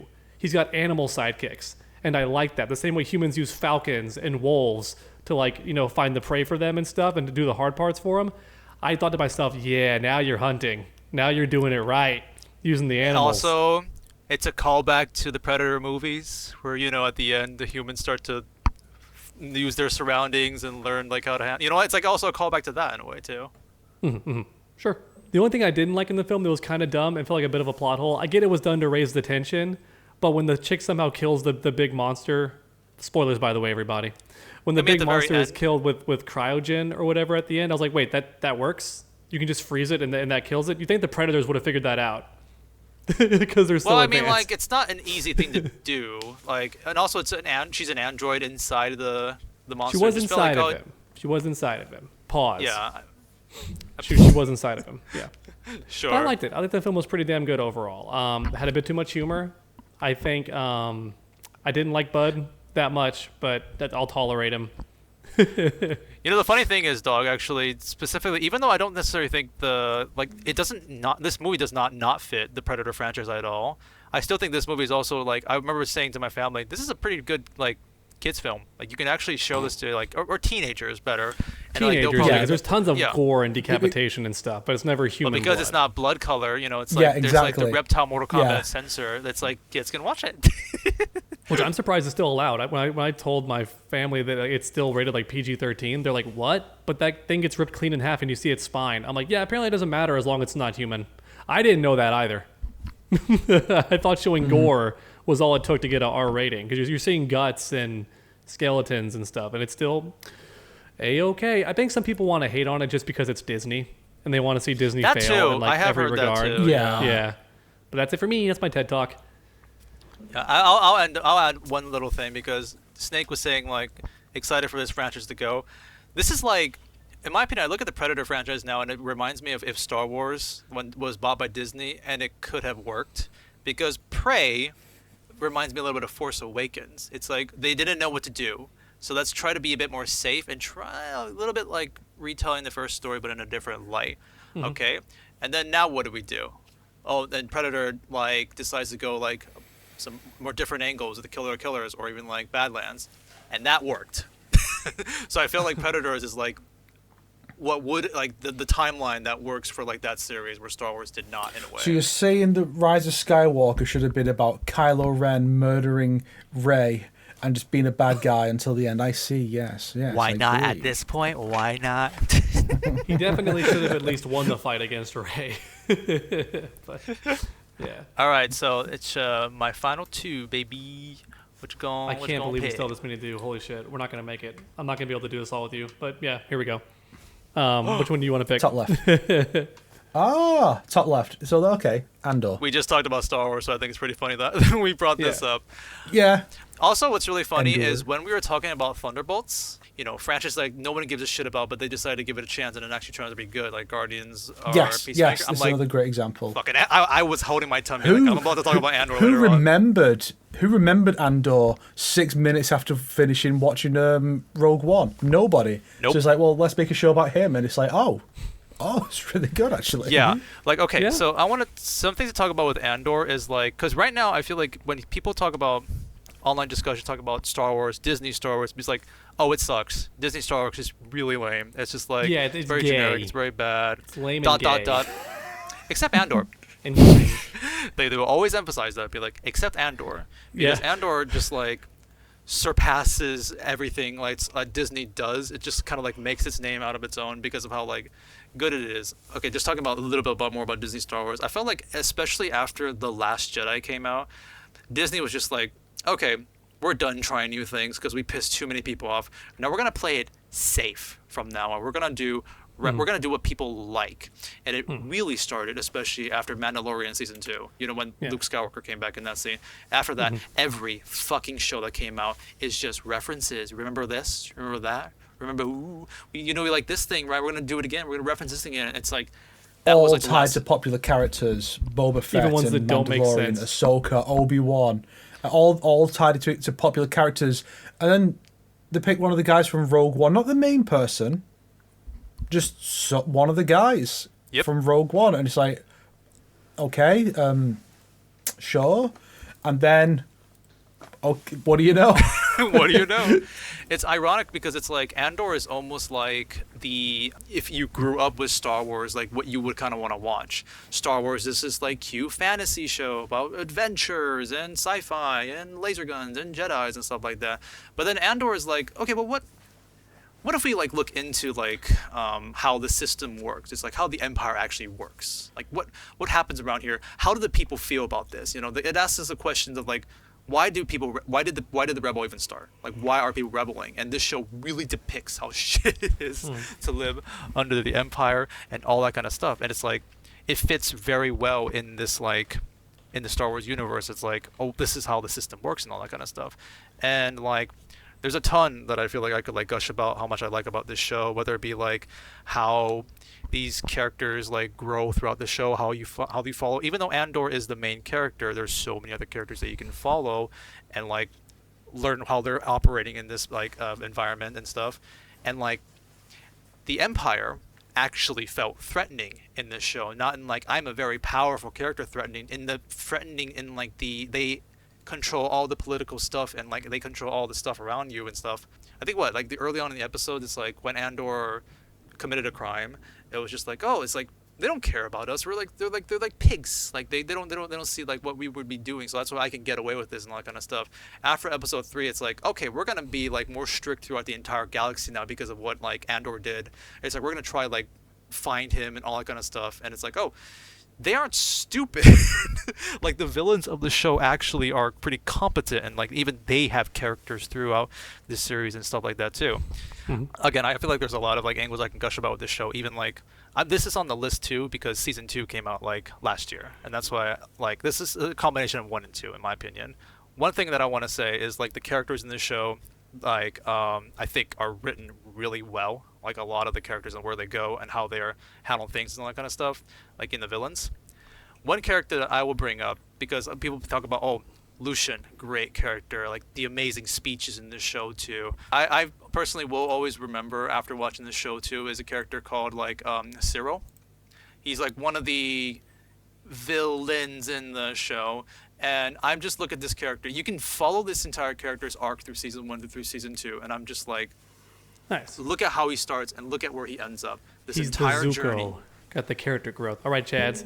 I sadly have to go. I did not think it would take us 4 hours, so I sadly have to go. Wait, really? Yeah, What I have about to the go. There's an last two? appointment, like an actual thing I have to get to. So. Oh, yeah. no. I didn't think we would take this long. We're usually done before 12. Already wrecked. So Kind of in a hurry. the whole time. sorry. Should we hold off? Should we hold off from the others until next episode? No, then, you or- can react to them. It's fine. It'll be good. Yeah. Would you like to showcase a tiny, like just talk about I it for like 30 literally have to seconds? go now. Like I don't have any time. I held out. Okay, for as we'll long as I talk could. about it for you then. Yeah. I guess. Sorry. It's okay. Happy Everyone New likes you Year, guys the dog. most anyway. But it was fun. I just didn't think it would last this long. But you gents have a good one. Save your audio. Save your audio and your video. Yes. All right. See you later. Dang, I was trying to gush my heart out for Andor. Yeah, it's just great. I think the show is really good. It's the best thing I've seen from Star Wars in like the last decade, probably, in a way. Yeah, I still think season 1 has the highlight, the prison arc. Oh my gosh, For me, that's as good as Andor ever got. One Way Out. I think okay, but I mean like in season 2, I think the whole entire season building up to the Gorman Massacre, I think, because this is a thing that season 2 actually does start to take a little bit of lore throughout the Star Wars universe, and it's like it's very vague lore, so we can do something with it, and like you get to see it here. I think that is very cool, especially building up that whole entire like story arc, and then ending the series off by leading into Rogue One. I think it's still really great overall. And then I actually did, after finishing Andor, watch Rogue One, and I'm like, oh, Rogue One is so much more of a kid's movie when compared to Andor. It's like, oh, this is the ridiculous like Star Wars orgasm that like I've heard. It's so funny because when it came out, the whole thing was, this is not a Star Wars movie. This is a war movie. Serious. There's no title crawl because it's super serious, and it's like it's fine. That's for fun, me, yeah. that was the best. For me, that's the best Disney Star Wars movie. Okay. and then but then it's like, yeah, I mean, Rogue One doesn't have a part where one of the characters is almost that scene, yes. Yeah, that I did not expect that to come up in Star Wars, but like, it almost feels like it shouldn't be in Star Wars. It feels a bit too. It's much. very mature. Yes, the show itself too. Yeah. My favorite thing about one of my favorite things about the prison arcs is Andy Serkis, his whole character's performance, and it's great because he was Snoke, I'm pretty sure, in the sequel movies. Oh. And so I always love when an actor who gets a raw deal from playing a character in something bad or a bad character gets another shot. But it's like, well, we'll just take him and just put him in this other thing, and then, like, imagine if they were like, oh, hey, John Boyega, do you want to play a new Star Wars character who is not Finn? A better character who has more chance to do stuff? And they bring him in and he's going all attack the block on some stormtroopers or whatever, and he's like, yeah, let's do that. That I do always like that. I remember like Dragon Ball, they did that too, right? The real life actor of Piccolo voicing. Oh yeah. Yeah. I do usually like that too. Overall, I would say if you want a more adult like Star Wars series, because like in my opinion, I can't really think of another adult Star Wars series that exists, because every Star Wars series is just like good versus evil, and if someone turns too evil, they find out that's not good and they turn good again. It's like we could just never do anything new for the Star Wars franchise. This is it right here. I do feel, and it also like enhances like some of the original trilogy like universe and whatnot, and also connects well with the prequels, because like Coruscant stuff, and also like the what do they call it? Like the political characters like floating around like the circle stuff and whatnot. They bring all that back from the prequels the Senate. Yeah. I mean, even the another example of the actor thing is, it's the same character is Mon Mothma. Her actress was originally cast for Revenge of the Sith. Yes. But all of her scenes, except maybe one, got cut. I think the one that kept in, she's just in the scene. She doesn't speak. But then they brought her back for Rogue One.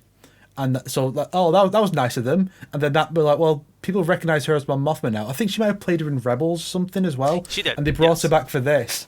And it's like, yeah, let's do that. Or like, I think like young Boba Fett from Attack of the Clones showed up in Clone Wars as well. Oh, like, a bit okay, older. that's cool. That's right. Yeah, she knocks it. So like that stuff's cool. She knocks it out of the park too. Like I love like the stuff that she goes through, and like the Star Wars political spirit things is really cool. And I also think, one thing also about this show is, like I said earlier on, it's like they cannot help themselves with the references and like, oh, people gotta point Darth Vader. Oh my gosh, stuff like that. The references in Andor are so held back. It's like, oh, cool, Mon Mothma. Wow, your favorite character. It's basically Mon Mothma and Rogue One characters. The what's yes, that's right. K2 does show up around like the later half. Yeah, I was expecting him to show up a lot earlier. Krennic? Was that his name? Krennic? Yes. Like he shows. Oh, he's so good. he's better. It's like it's crazy. it's crazy because like him showing up was so much cooler than Grand Moff Tarkin showing up in Rogue One. I don't care about this character at all, but somehow him showing up is like, that's really cool. Yes. It ties things together more.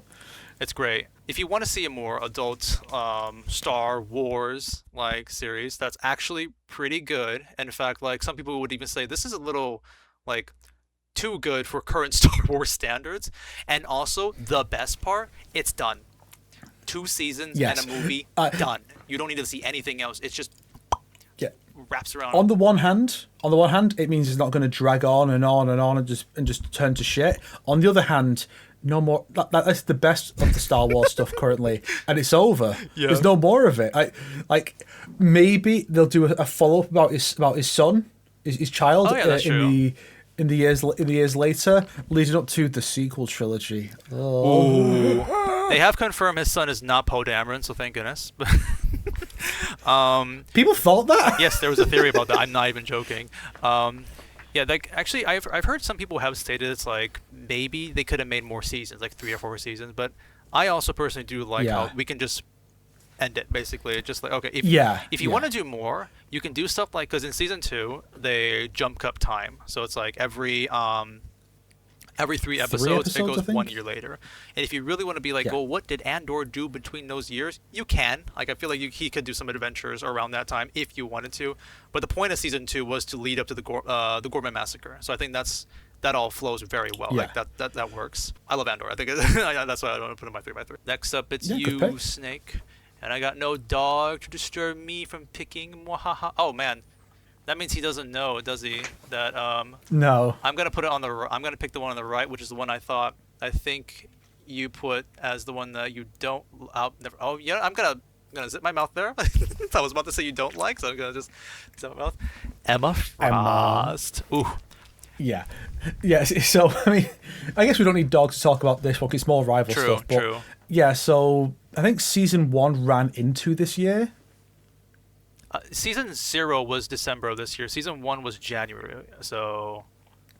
So season 1 started in January. Yeah, okay, so all the post-launch stuff has been this year so far. Yes, basically. And so Emma came out this year. I mean, I'm pretty sure I talked about it when she first came out. Like, I'm sure we would have talked about it, but like, it's Emma Frost, for fuck's sake. Like, you don't understand how much I love this character, and the Rivals version is so good, like custom made for me. and she's also gotten some really good costumes since, like a Phoenix one. The one that's been teased in that artwork. You know, the artwork with Lady Loki. Yes. You can see Emma with like a card themed outfit. Yeah.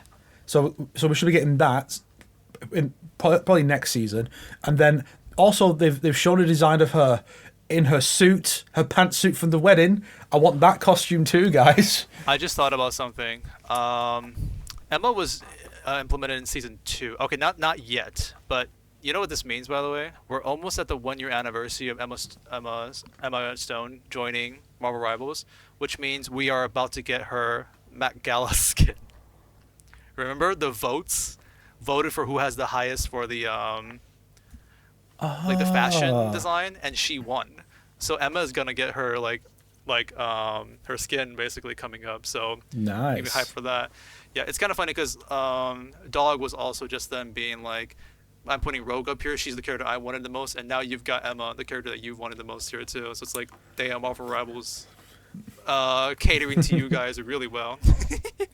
I don't know if she was the first Lord and or if it was Loki, but it was one of those two. Then I got the other one. I see.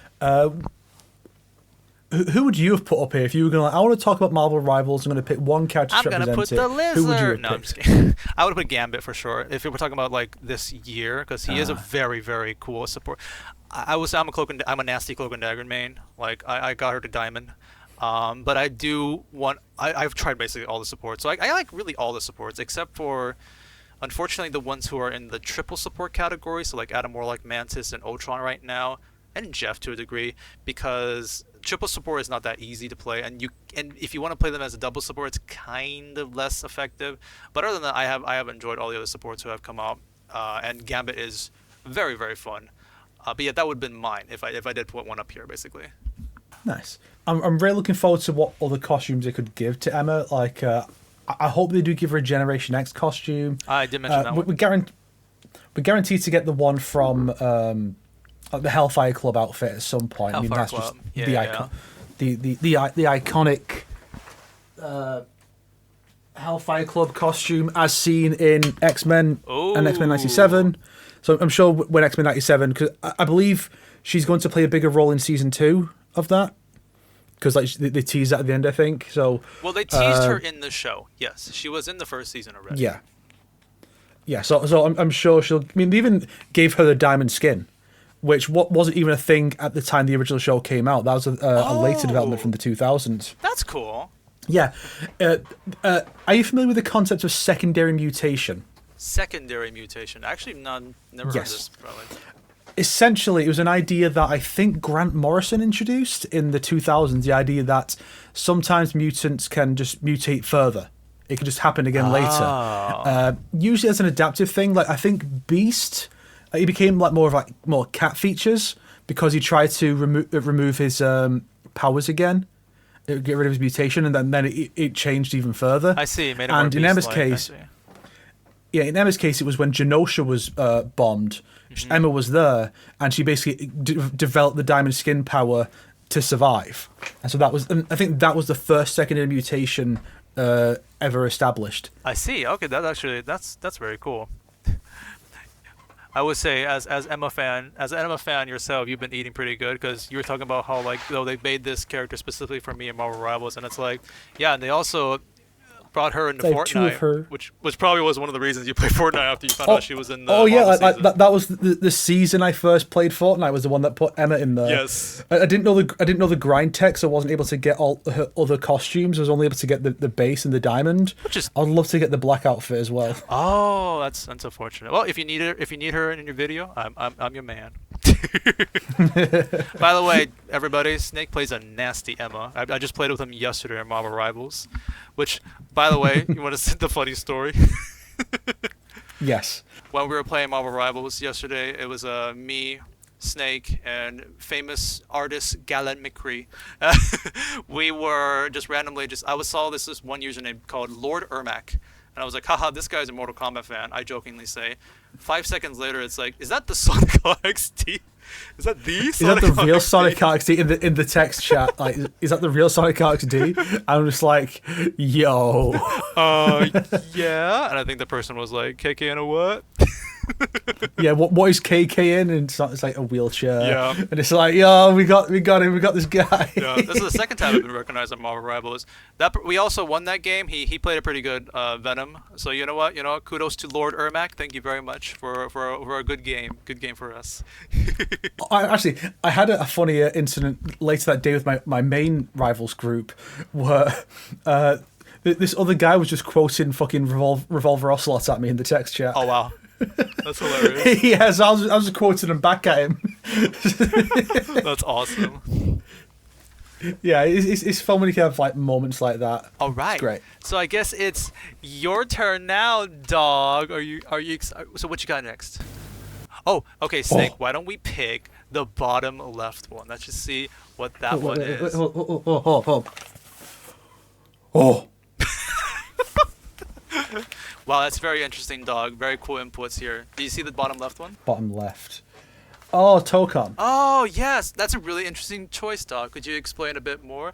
Yeah, so I just, Tokon has, like, issues. It's not a perfect game. I don't really like this input with Spider-Man. It's like, it's got some weird gimmickies, but, overall I liked it. The one mistake I would say about Tokon, in the beta currently at least, is, like, I think the characters are a little bit too millennial humor. I would say it's like Marvel humor and whatnot. I don't really like the way they talk like that, even though they're saying Japanese and whatnot. But yeah, overall I think it's pretty good. But the one mistake I would also say is like I'm not currently a fan of like the roster. Like it could have been cooler. I hope they put in a woman with a fat dumpy. That's your impression of dog. Oh. So yes, thank you for your input, dog. It's very cool. I'm guessing he likes Spider-Man. That's why you put the picture of Spider-Man there. But aren't you able to play like 4 characters? You know what? Watch Dog's video talking about Tokon. He made it recently with the Spider-Man thumbnail. I'm sure you can find all about his Tokon opinion in that video. But I'll be honest, I'm excited for Tokon personally when that game comes out. I will say I need the roster to be more interesting. Like, I'm not saying the characters are bad, Yeah. but I do want some more characters that I can like be like, okay, that's a character that makes me want to Yeah. play this game, kind of thing. Currently, not yet, but it does still look really cool. The game overall. To be fair, not much of the roster has been shown off. Yeah. But the characters I'm most excited for are the ones who have never been in like a proper like any of the Capcom fighting games. So Star-Lord, Kamala Khan. So seeing the what new you Ghost can do Rider, with them right? in a fighting game. Yeah. So it's like seeing what you can do with them because like we know roughly how Spider-Man plays in a fighting game. Captain America, Yeah. Iron Man. Unless you like, Iron Man has some new stuff, sure, but I'm you happy still to have see, a general idea. I'm happy to see Doom though. I would say like he does feel like a lot different from with his NBC. gat. Yes. What you were saying right there is exactly why I love Marvel Cosmic Invasion. Because that roster is awesome. You got some classics, but then you got some some interesting like characters that we haven't seen in a very long time and stuff like that. See, there's something I wanted to mention before when we talk about Rivals the first time is because basically for like a decade, Marvel games were all just reflections of the MCU. Everyone looked like the MCU. Everything had to tie into the MCU, except for Spider-Man because he was more focused on like Sony's failed cinematic universe ideas that they're just kind of pawn off onto that. True. But like the Avengers game and Ultimate Alliance 3, whether they were bad Avengers or good Ultimate Alliance 3, they were still all just doing the same stuff as the MCU. They're all doing, here's the Infinity Stones, here's Thanos and the Black Order, all just the same stuff. But now it's like, okay, the X-Men, the Fantastic Four, they're back. We can use those characters again. And we can have different villains now. We can have Doctor Doom as the villain again. We can have...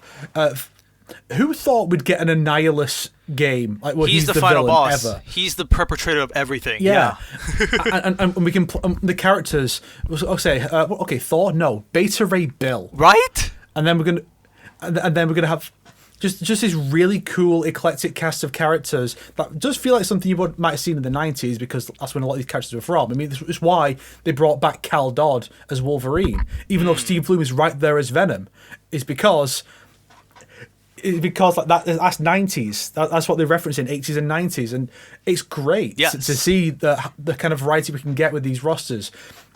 There is still an issue with stuff like Rivals where there's only 2 villains in the entire game, still. Hela and Ultron. Loki? Everyone else is a hero or anti. He's more of an anti-hero. Okay, these days. anti-hero. That is true. There's not that many villains. There is anti-hero, anti-villain. What would you say? I don't know. Loki does seem...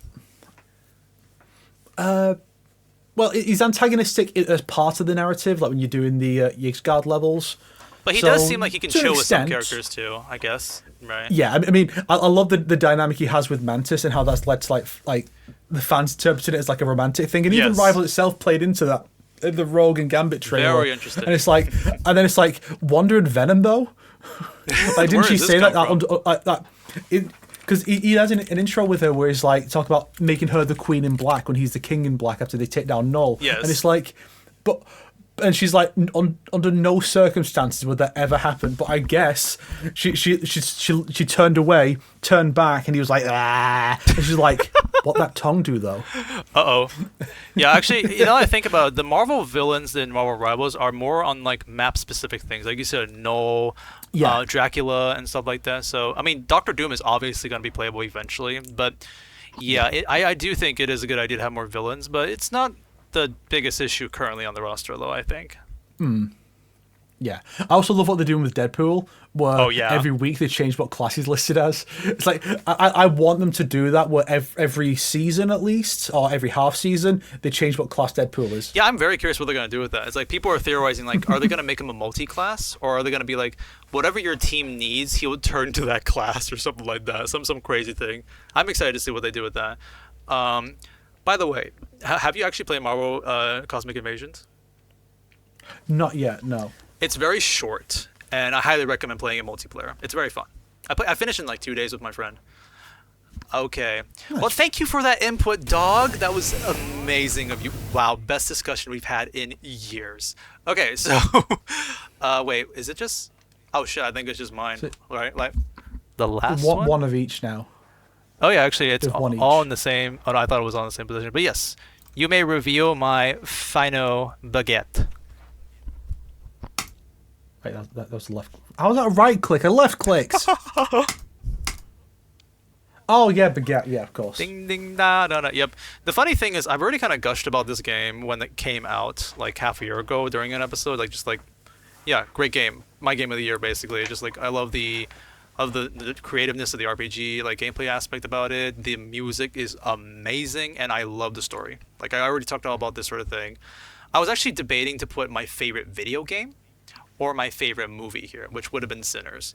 But I was like, I feel like I know I would like to talk about like the game.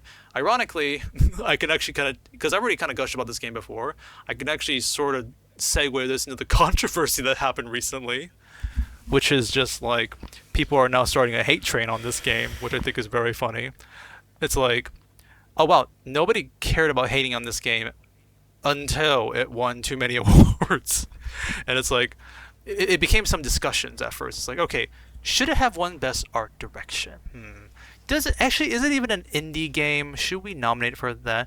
Let's discuss and think what would be better here. And then eventually start turning into, actually, the art direction really fucking sucks, guys. Like, why are we complimenting this game? This is Unity slop. They bought assets, and this won best art direction. The music sounds like AI generated shit. Like the story is. I feel like I'm reading like a young novel, like fucking bullshit. Like that story. What the fuck happened? It's like where did this come from all of a sudden? It's like I'm literally seeing this all over the timeline and whatnot. It is that stuff does happen, but it usually takes like a year or two to where all the praise or all the hate dies down because people are done talking about it and move on. Then it's like, is it safe to come out now with my dissenting opinion? And then they come out. But with this, it does feel really forced because it really was. The game is amazing. It's so good. Everyone loves it. And then suddenly, seemingly because it won some awards and there was one AI asset left in the game on release that they patched out immediately as soon as people noticed it. It's like all of a sudden, no, it's a terrible game. They use AI, bad, terrible. The entire game is AI slop now. It's like people have found out about this AI texture in the game that got patched out within the first 5 days of the game's release 6 months ago, and you're bringing it up now. You got an issue with it now and not 6 months ago. Interesting. It's almost as if because of the trend or something like that. It's almost like you didn't care about it at the beginning with. But yeah, it's very interesting to see how like, but again, like that was mostly I did see it on Twitter for the most part, so it's not like it's hugely affecting the game overall. Because like, I still think it's a fantastic game. I'm watching my friend playing through it right now and like getting the same feelings. I'm actually at the Game Awards when they when the team won the game. It's like, oh, by the way, they were making the speech. It's like, oh, by the way, if anybody wondering about the new update that we've been saying like we were gonna make, yeah, so we released free DLC right now. Anyways, thanks for the Game Awards. Bye. I'm like, huh? I go and check. Lo and behold, I can update my game with a new like area that you can go to and some new like combat and life of change like stuff in the game. Just all there for free. I was like, that was amazing. Yeah. I've gushed so much about this game. I don't think I need to. I think many people have reviewed this game. I still highly recommend this game. I still think about the story of this game to this day. Yeah, and that's me saying that I while after playing Dispatch, Silk Song, Night Rain, Mario Kart World, Sonic Racing, and I love fucking Silk Song. Like Silk Song, Hollow Knight made me into like a platforming like fanatic for like years, and that's why when Silk Song came out, I'm like, this is the dream game ever, and I'm still saying Expedition 33 is my game of the year. So like, yeah, just so you guys know. Nice. You gotta play it, Snake. There's feet. It's a core aspect of the story. I do plan to play it at some point. It's just is one of those where it's like I struggle to find the time to play like. Oh yeah, understandable. Yeah, like an 8-hour game or something, and then it's like with the RPGs or open world games. I still haven't played Ghost of Yotei because I want to replay Ghost of Tsushima. Oh my gosh, seriously? But I meant like Ghost of Yotei is very similar to that already. You might be. Yeah, that's the thing. Is like I so recently played through Assassin's Creed Shadows, and it's like, true. Because in preparation for Spider-Man 2, I replayed Spider-Man and Miles Morales, and was super burnt out by the time Spider-Man 2 came out. So it's one of those tricky things. It's like I want to refresh my memory on Tsushima, but I don't just want to watch the cutscenes. I want to play the game again. So then I'll probably be playing Yotei like 5 years from now. Yeah. By the way, I hate to do this, but I really need to use the bathroom, so I'll be back in like 2 minutes. Just 2 minutes. I'll be really fast. Sure. So how are you guys? Unfortunately, I realized that after all this stuff, the big topics, it's like, well, this one's just a small one that I find nice, and then we've got the dog one, which dog isn't here for, and that's what we closing the episode on. So, yeah. But then we have like 2000s comic Emma and like 80s inspired X-Men 97 Emma, both with their psychic powers, and they're going to kiss because they're different versions technically. So yeah. It's actually interesting looking at the differences. Like, I think this one's head is bigger, and the skin tone's different, and the way the makeup is done looks very different. The red looks fine, but I think like I like Emma better when she's got like blue or like white or silver lipstick. I think that fits better overall. But it's just interesting to observe how the design has changed over the years. I mean, look, it's off the shoulders now.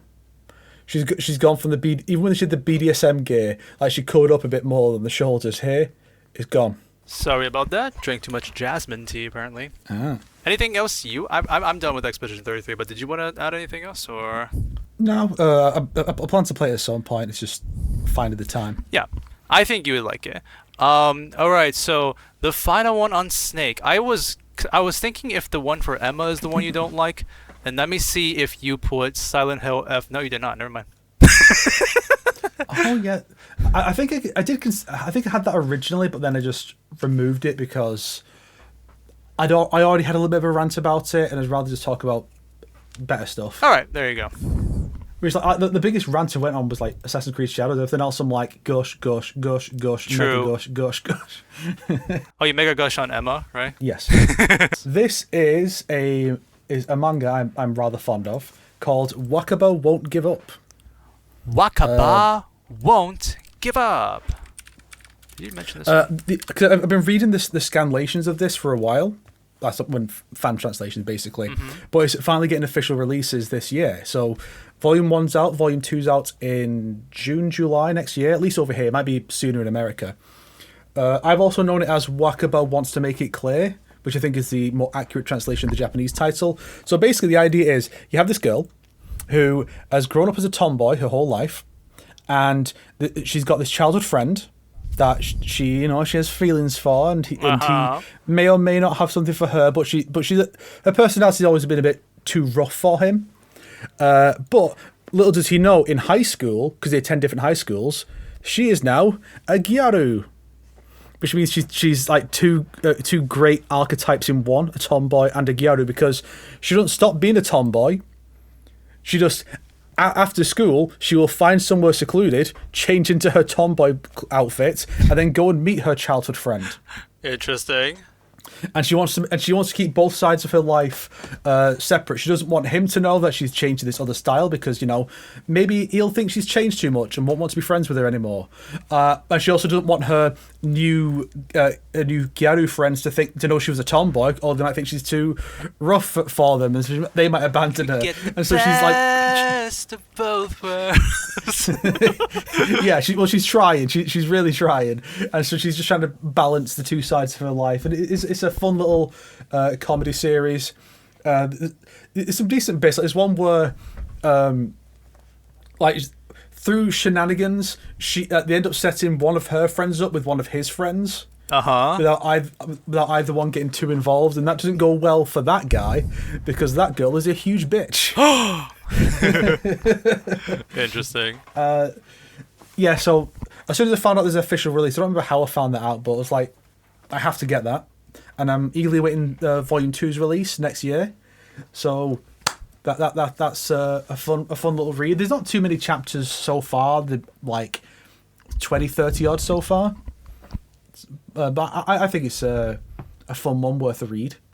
Nice. That seems pretty cute. All right, now I'm very excited, Tronadog. You're gonna share your final pick, Snake. Why don't you and I press it on the count of 3? Yeah, guys. We're gonna close the episode on mine, and I'm not here. It's gonna be pretty cool.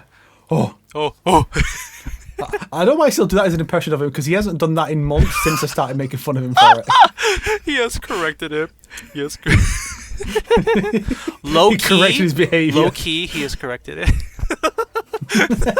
All right. So on 3, 1, 2, 3. It is Yo, DCKO. You know the funny thing is, Snake actually has Reddit. So Snake, why is True Hunter Dogplay DCKO? Well, here's the thing. I've heard some things about what goes on that I have not seen because I've only read the main event, which is so far 2 issues in, as far as I can tell. Okay.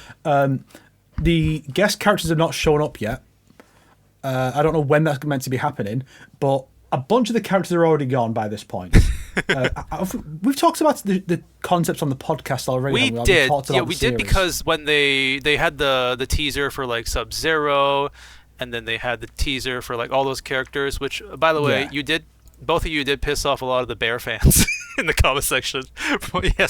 Yes, I'm very happy that Where Are the Trees, Samantha. That's right.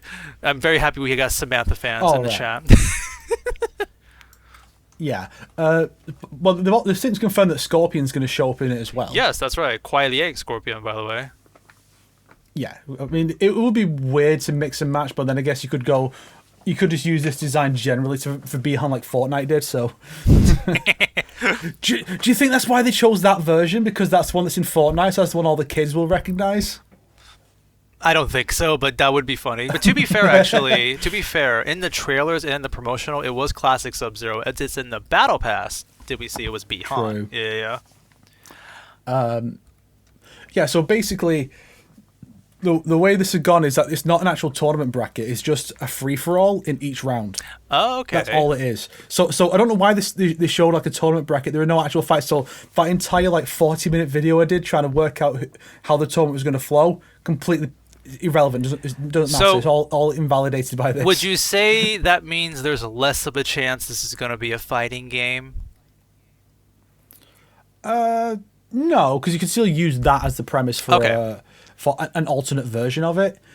But I think it would be smart of them to do that instead of just trying to continue Injustice. But now everything's just up in flux because of the... It would be a different buyout, story then at this point, but the premise could still be the same as what you're saying. Yeah. Okay. I mean, I'm sure they'd be like, well, we want you to put some of our Netflix original characters in. We want you to put the villain from Stranger Things we want in Vecna fighting against Legoshi from Beastars.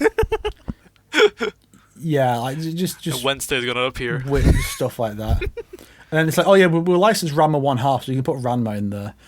I guess technically speaking, Arcane might work there, so like Vi would be kind of interesting. Yeah, Blue Eye Samurai. And then it's like, oh well, now that we've done that, 2XKO is obligated to put a Mortal Kombat character in it. Oh, that'd be kind of sick. I think there are some funny picks from the Netflix side of things if they did that. But I remember Dog did say he liked this, so I guess that's why he decided to put this onto his list. I mean, my issue with DCKO is the fact that there's just too many cases where characters do nothing. They just die in the background. Oh. Like, I was fond of the New 52 Batwoman comic when that came out, and then Kate shows up in this, and she's just she gets through to round two issue. She doesn't. I think she's in one panel, and then is like, I think, implied to be disintegrated off screen or something. Oh.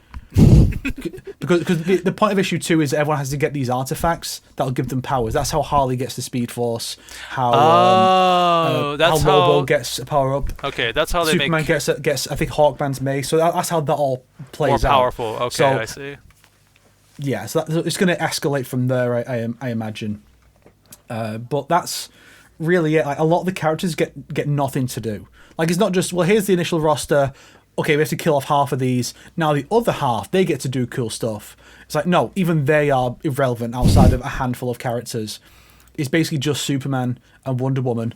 Oh, there was like a decent bit where Wonder Woman gets snagged by Starro, who then latched onto a bunch of other characters, and then some less powerful characters have to deal with that. Interesting. That was a pretty good bit, and it really just gives the idea of you could put Starro into a fighting game, and every costume is just a different host. Oh, I see what you mean.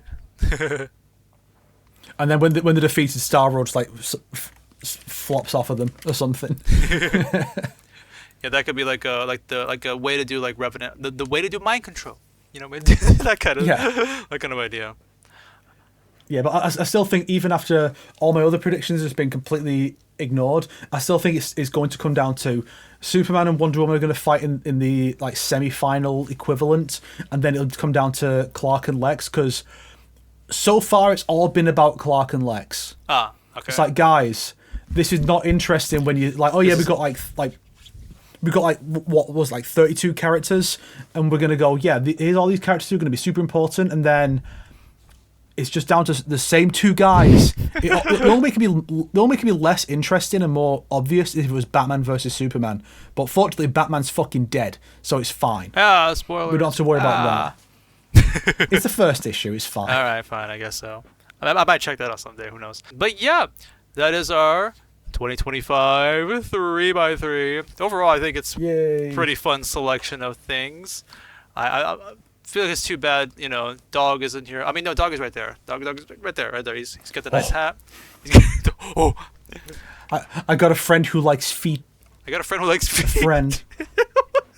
My buddy who likes feet. I guess use Dog's code in the description for the Ward sponsorship, whatever he said. Wand.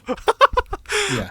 But yeah, I think we got a selection of pretty cool things overall. So we're shilling his code for that. We're shilling your code for Fortnite. What do I get? What code do I get? Do you have my merch? You've been showing your merch, right? Remember? Do you have any code for your merch? Buy my upcoming merch when it comes out. My new nice woolly hat. And my epic hoodie that's right here. Very nice. Buy my merch. Oh, also, here's a list of things that I didn't put on my 3x3 because I like all these things. I just didn't have enough space to put on my 3x3. So if people are wondering, like, where's this patch? Where's this? There it is. Okay, just so you guys know, I have it here. Happy 2025, everybody. We will see. Was it, though? Was it really happy? Was it? I was happy. Okay, come on. I had a good time. You're always happy. That doesn't count. You're always happy. Your opinions are invalidated. All right, take it away, Dog. End this podcast for us. Oh. That's hilarious. Oh, Dog, you always know what to say there. Foxy jump scare. I kind of like that.